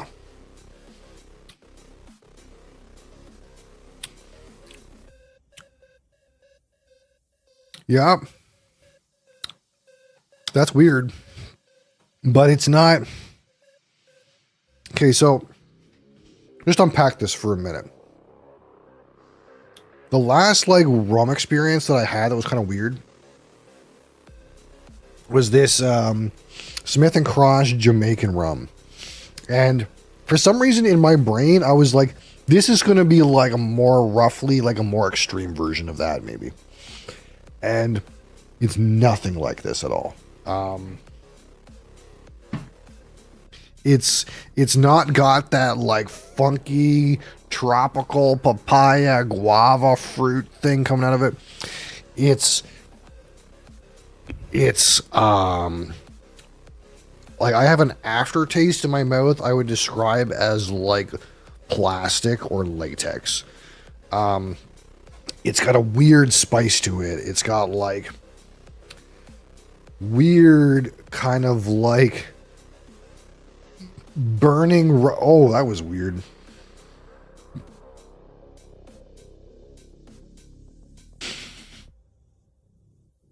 You just, you know, you get a little bit of like a reverberation from your stomach and it has a weird taste. I'm going to try to verbalize this in the next sip.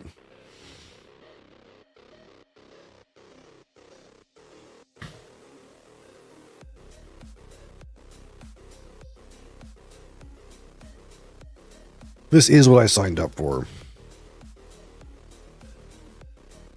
Oh, what is that? Okay, so I'm starting to get into this weird lemony pledge world that I kind of thought was supposed to be here. There's like a weird lemon cleaning chemical like way at the top.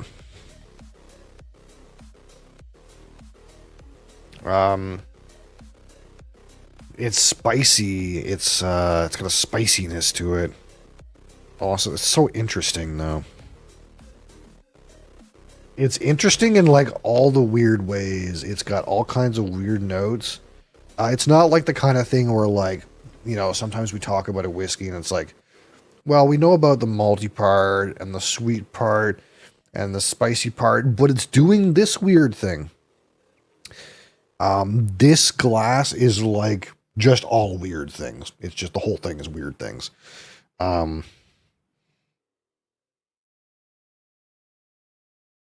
Yeah, slightly lemony. That butterscotch is still in there. Maybe a bit caramel. Still got that like salty Play-Doh. And like oil and latex.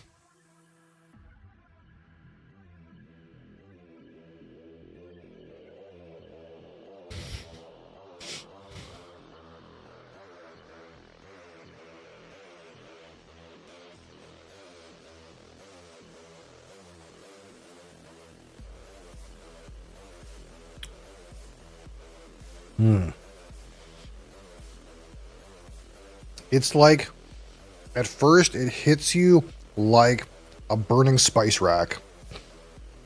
And then you get some plastic and latex in there.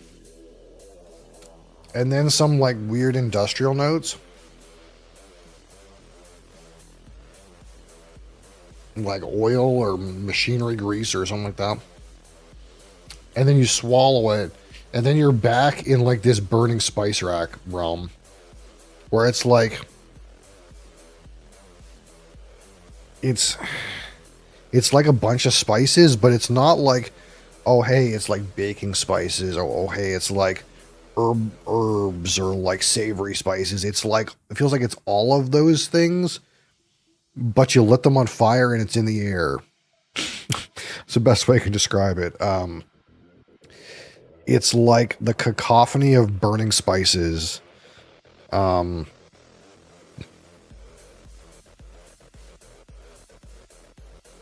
the more I get back to nosing this, the more it gets into like weird lemon cleaning chemical. Oh, I wish Mom was here to try this. It would have been so fun. We'll have to get her to try it later.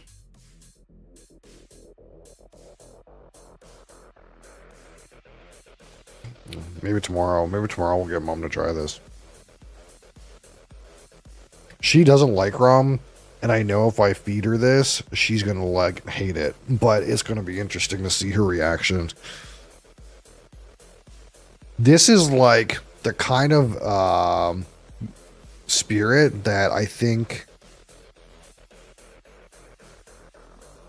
if you were like chilling on a summer day, or you're like playing cards, you're watching a movie, and you want to like have a nice dram, this is not what you want. It's not at all what you want. But it's so interesting, like, to dig into and to think about. It's so interesting.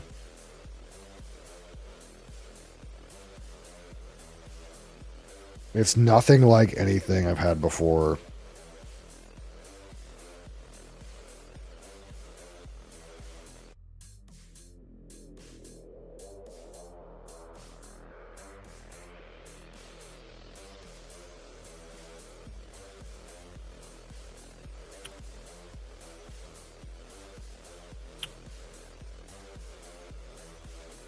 It drinks fairly nice, though. Like, you know, I don't find it hot at all. I guess it's 17 years old, right? Some amount of that, I think, is, 17 years in Guyana. You're going to get some good mellowing, I suppose, to the rum. I was going to say whiskey.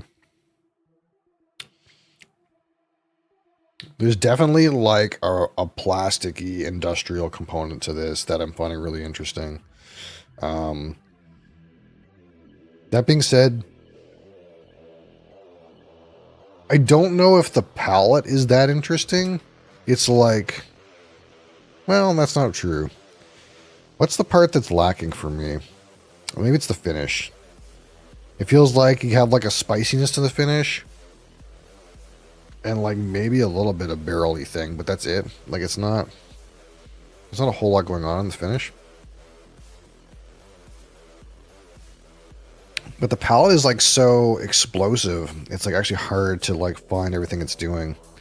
It doesn't, I guess one thing we'll say for sure is it doesn't do as well as defining its flavors like with the Carchus or something like that. Like where it's like the flavors feel well crafted and intentional. This kind of feels like just a mess of different flavors you're trying to pick at, which to me is like, it's good that there's things to try to dig into, but it's lacking in terms of its like craftsmanship, I suppose. But what can you expect from a single barrel? It'd have to be a really good single barrel for that to work out right. It's not blended.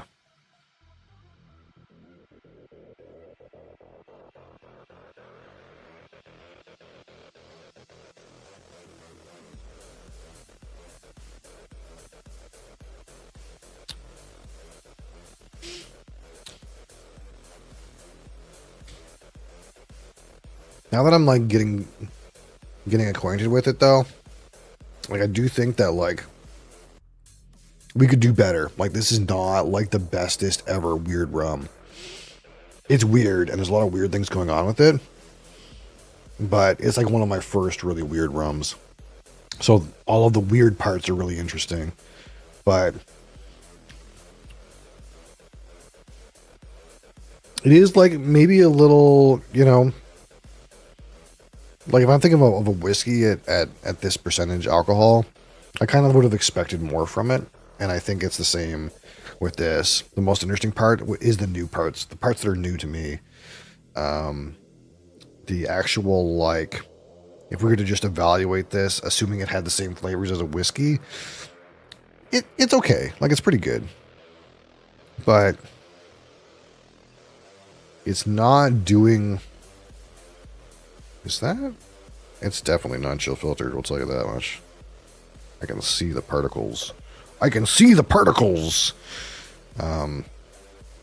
It's not,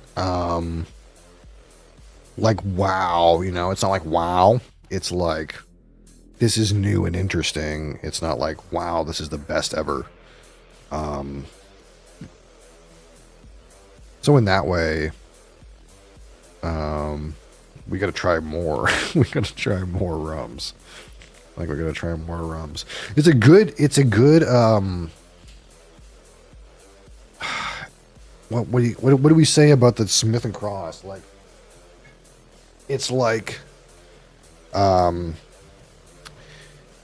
it's like it really shows the potential of what a rum could do. But it's not the rum. It's not the one, you know? It's not the Carchus of rums. It's pretty good. I guess one thing we'll say is this is far and away way better and way more interesting than like the major brand rums we've had, like the Appleton and the El Dorado, and what else we try? The like plantation one, even that one, like, pretty tame and sweet and nice. And this is so interesting. By comparison, it's like a different world, but this isn't the one. It's not the one. It's just a good one. It's like when you find out, it's like if you've been drinking Glenlivet and Glenfiddich, you know, and Macallan, and then you find Craigellachie. It's like, this is the Craigellachie. It's like weird and interesting and good, but it's not the best whiskey you've ever had or will ever have. And that's kind of the way it feels about this rum. It's like, we found the good ones. We found the good rums. But,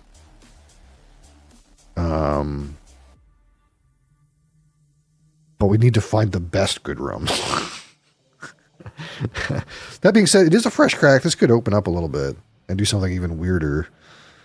What I was missing out of this bottle that I got in this one, for example, again, this bottle was like fucking $40. Okay, this is cheap as shit. But what I'm missing out of this that I got here was like some weird funky fruit notes. And I think those are not as present in Port Moran. I think those are like more Jamaican things, like in terms of style and esters and stuff like that. But this kind of like barely had like a lemony pledge chemical thing that kind of came out after a little bit. But I feel like it's missing something. It's missing some kind of weird fruit note or some kind of like dimension that complements its other qualities. It feels like it was too overloaded in one slot and just needs some other element to offset the rest of its flavor, and it doesn't really have it. At least not right now. Maybe when it opens up some, get some air in there. Maybe. Just maybe. Just maybe.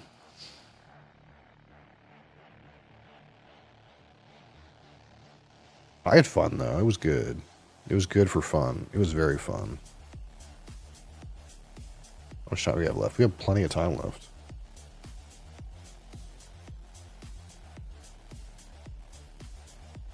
Boom. Boom. Boom.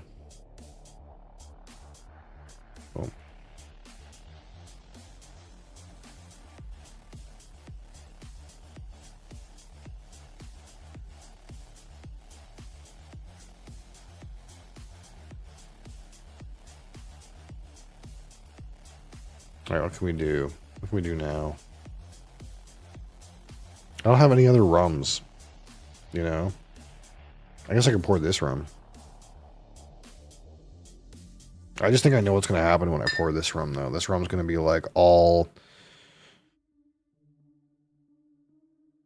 funky fruits, and this is going to be all not that.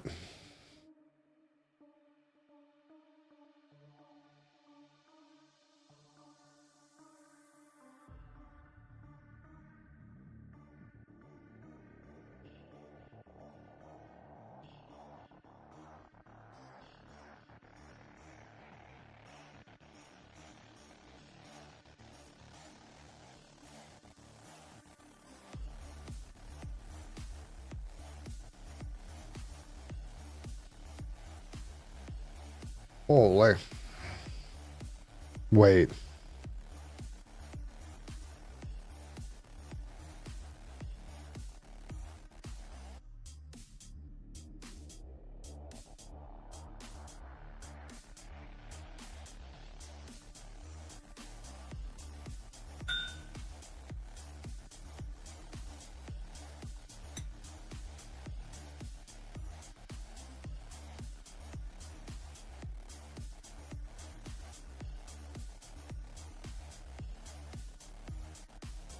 Face needs to be an emote. I can make that happen.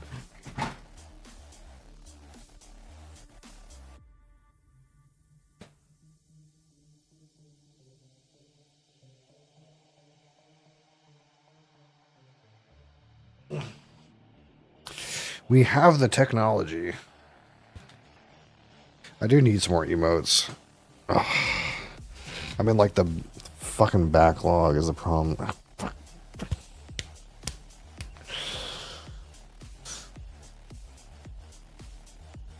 I want to work on new things, but I got old things to work on. I hate that. I hate that part. I hate that part.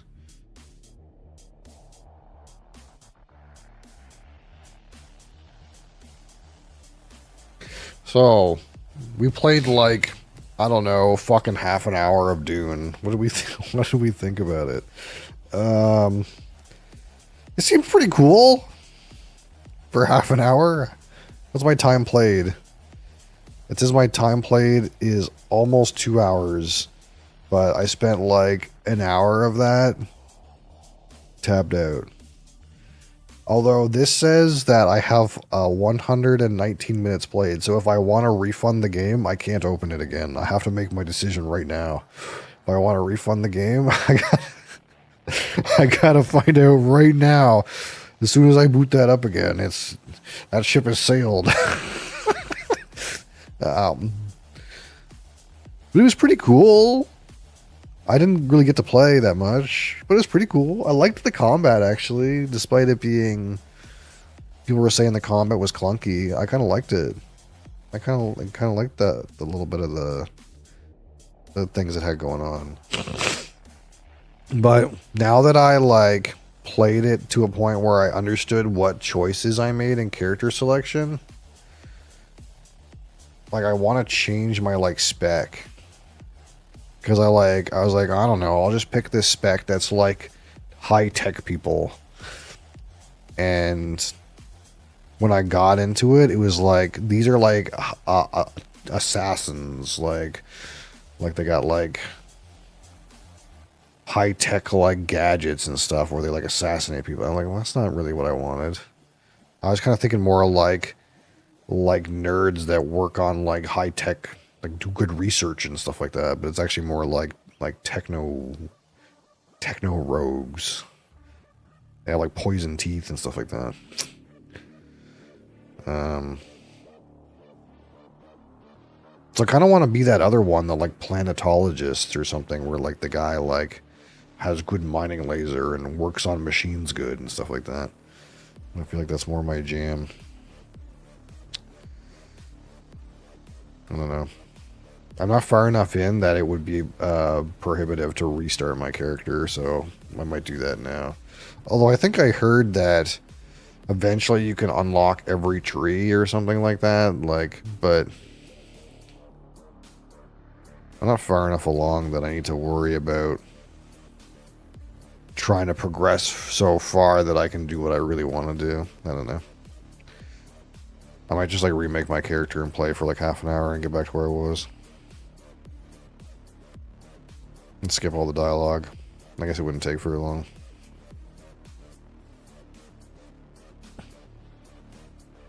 And I didn't hate that insider trading game. It was kind of interesting. Although one thing I have to do is I have to level up in Brighter Shores. God damn it. I forgot about that. To everyone's dismay, I still play this game. Not really. Play is a loose word. I log in every day. But it's weird. It's like once you get a new like rank up, you have to go actually play the game for a little while. Like how much like knowledge do I need to level up my thing now?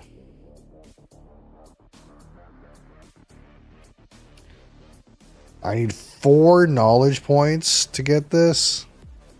Oh my god, that'll take like 4 hours. Fuck me, I ain't doing that today. It's like after you level up, like I've been doing this one skill, and after you level up such that you're high enough level to do this one, you have to like physically play the game enough to like make your brain get to 45. And once you're eligible for this one, it like makes it so this one is shit. So if you keep doing this one, it's like dog shit. It's not like, oh, it doesn't give enough experience anymore because you need more experience level up. It's that, but also it nerfs the XP so that it gives you shittier XP. So like when I do like a passive skill that I'm at the right level for, every day I get like 2 levels. I'll log in and get 2 levels. Every day I get 2 levels. But if I keep doing this shitty one, it'll take like 5 days to get a level. Fucking Brighter Shores, fucking nonsense. I could always just log out and not log back in ever again. I guess that's an option. We could abandon the game.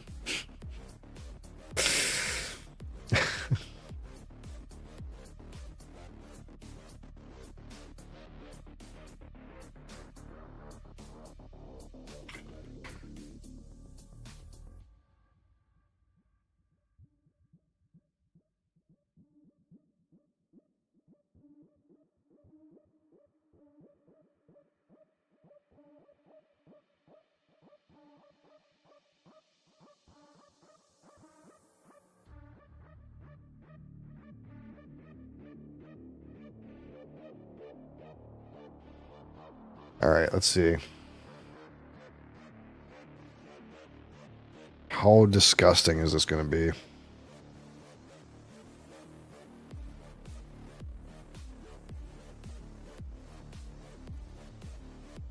It's weird. It's like a mix of that weird rotting butterscotch with like apple. It's odd. I feel like I'm gonna get malt and like some like horrible burning spice rack note.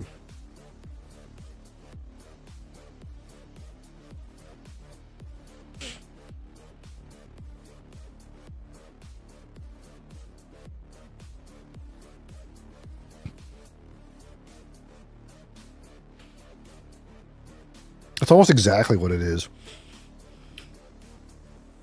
It's like malt and burning spice rack with some like latex and plastic mixed in.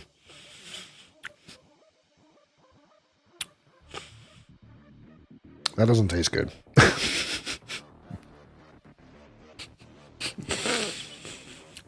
Don't recommend that. Don't recommend mixing that.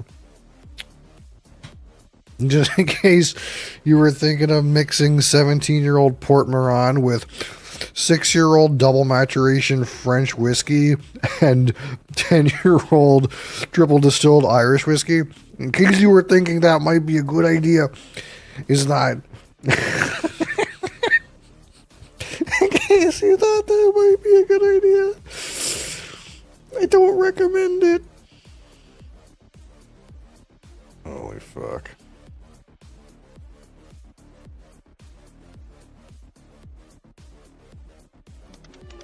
what the fuck? Stop.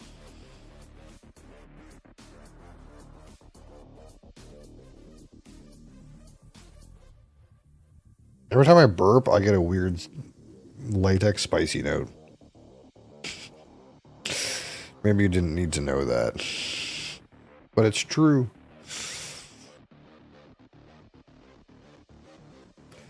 What do I gotta do? Oh, I gotta remember. Yeah. Well. Dang.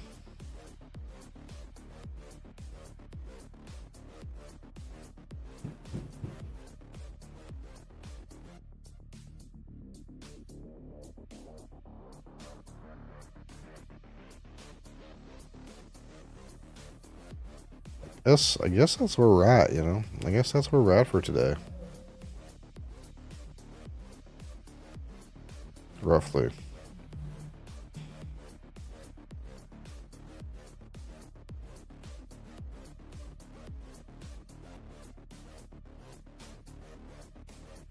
Although, I'm gonna be honest, I wish we had a smoky whiskey. I feel like regularly, every time I have some not smoky whiskey, I'm like, man, I wish I had a smoky whiskey.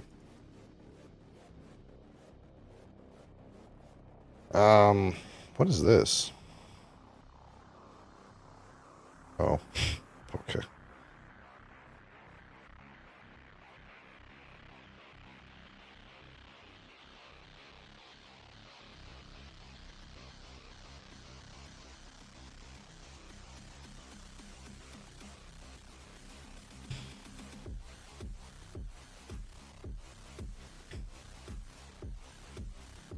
Let's see if we have some turns to play on BGA. That might be a thing we can do, it won't take very long. I try to get my full time in. Even though sometimes the segue is not perfect. Here we go. Brand new game of Wingspan.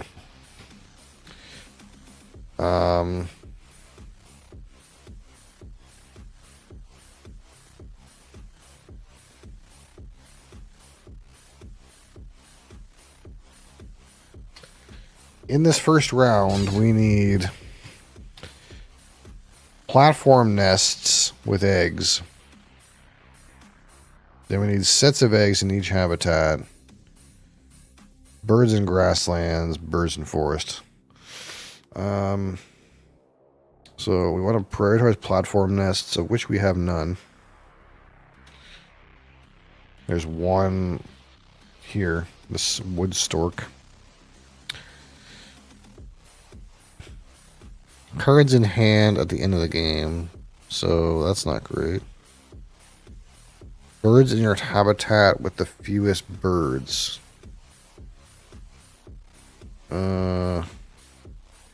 It's kind of rough to do too. These are not great cards, I feel. This thing lays free eggs. This gives food to everybody, and that doesn't really help me personally.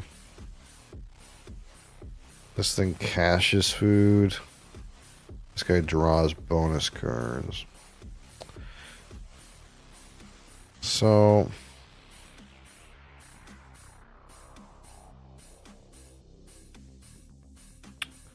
what do I not care for? I don't care for this guy. This guy's okay. This guy clones a power. That's not the worst.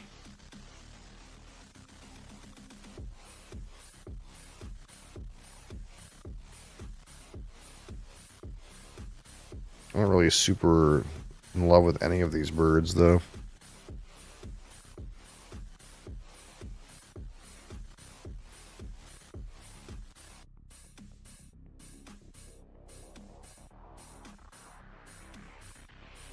Maybe just this too.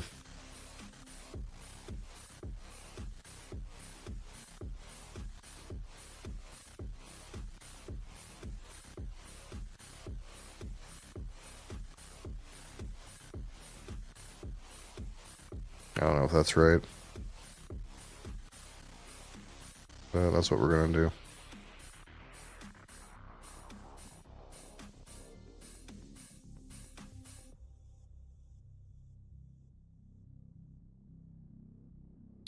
Bird cards not played. How would have the fewest? This is like what, 6 points maybe? Unless I play a shit ton of birds. I don't know, we'll keep this one.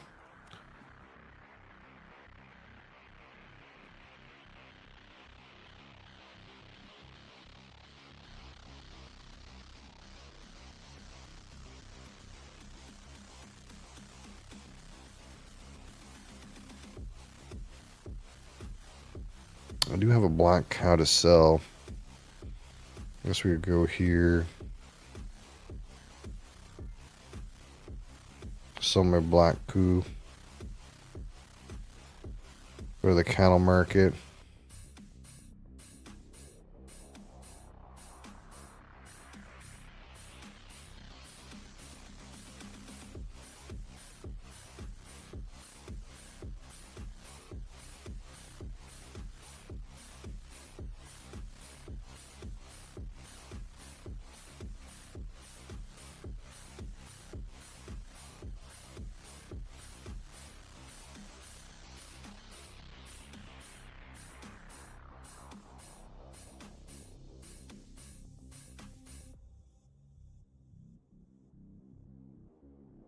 Hold on. What's going on here?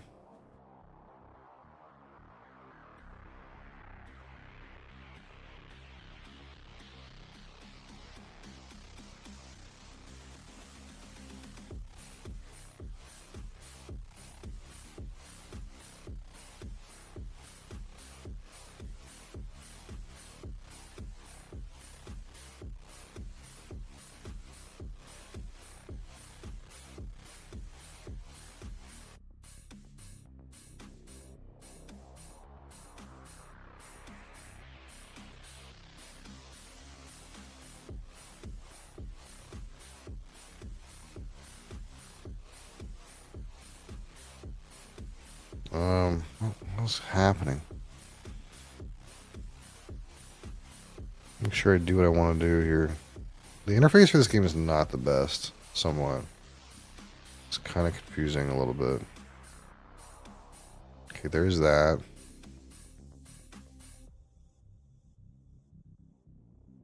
Did I select the purple coup? I'm not sure. Okay, do this. Sell a card. Cattle market. Select a purple coup. And then take a red coup.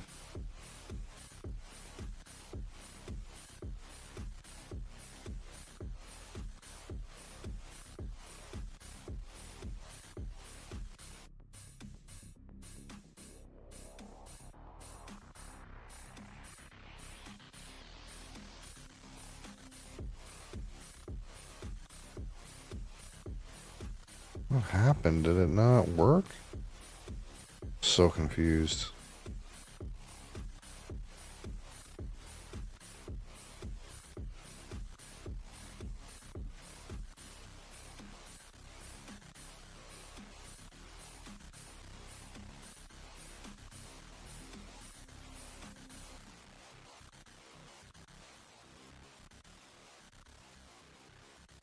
Now what? Oh, heat. Heat where I'm behind and losing.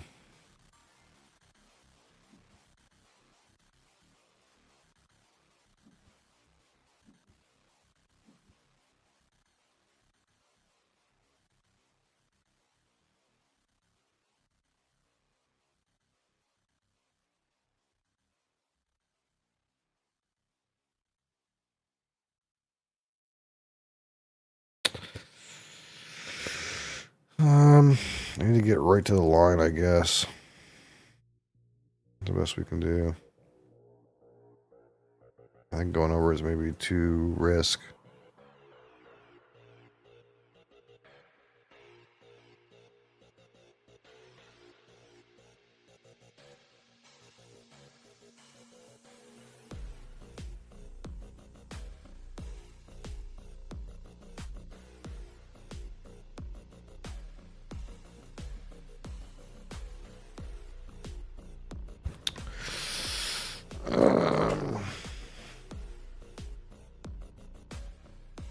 Buy from Bridges. I really want to get my courtiers moving, dude.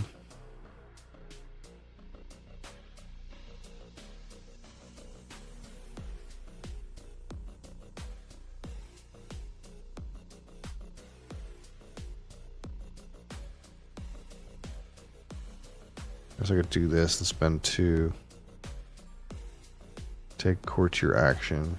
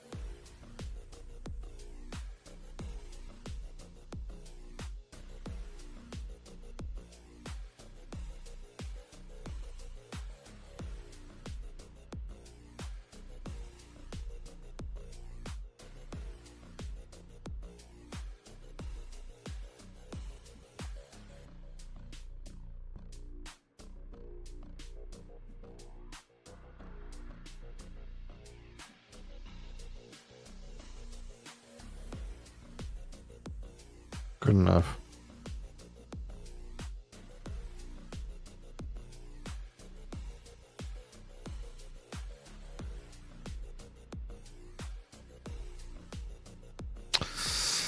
I don't really need cards. I need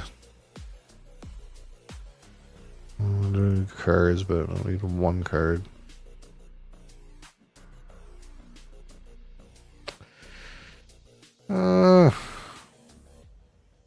Not doable right now.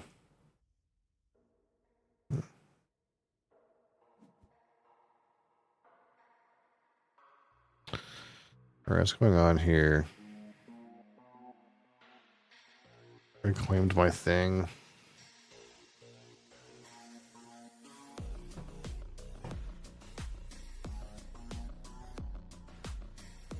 I could just sponsors for money. Seems reasonable.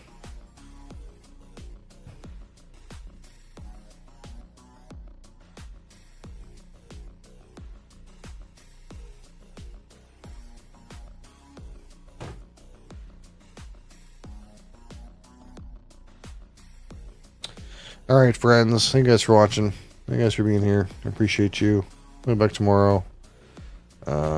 Same time, same place, same things.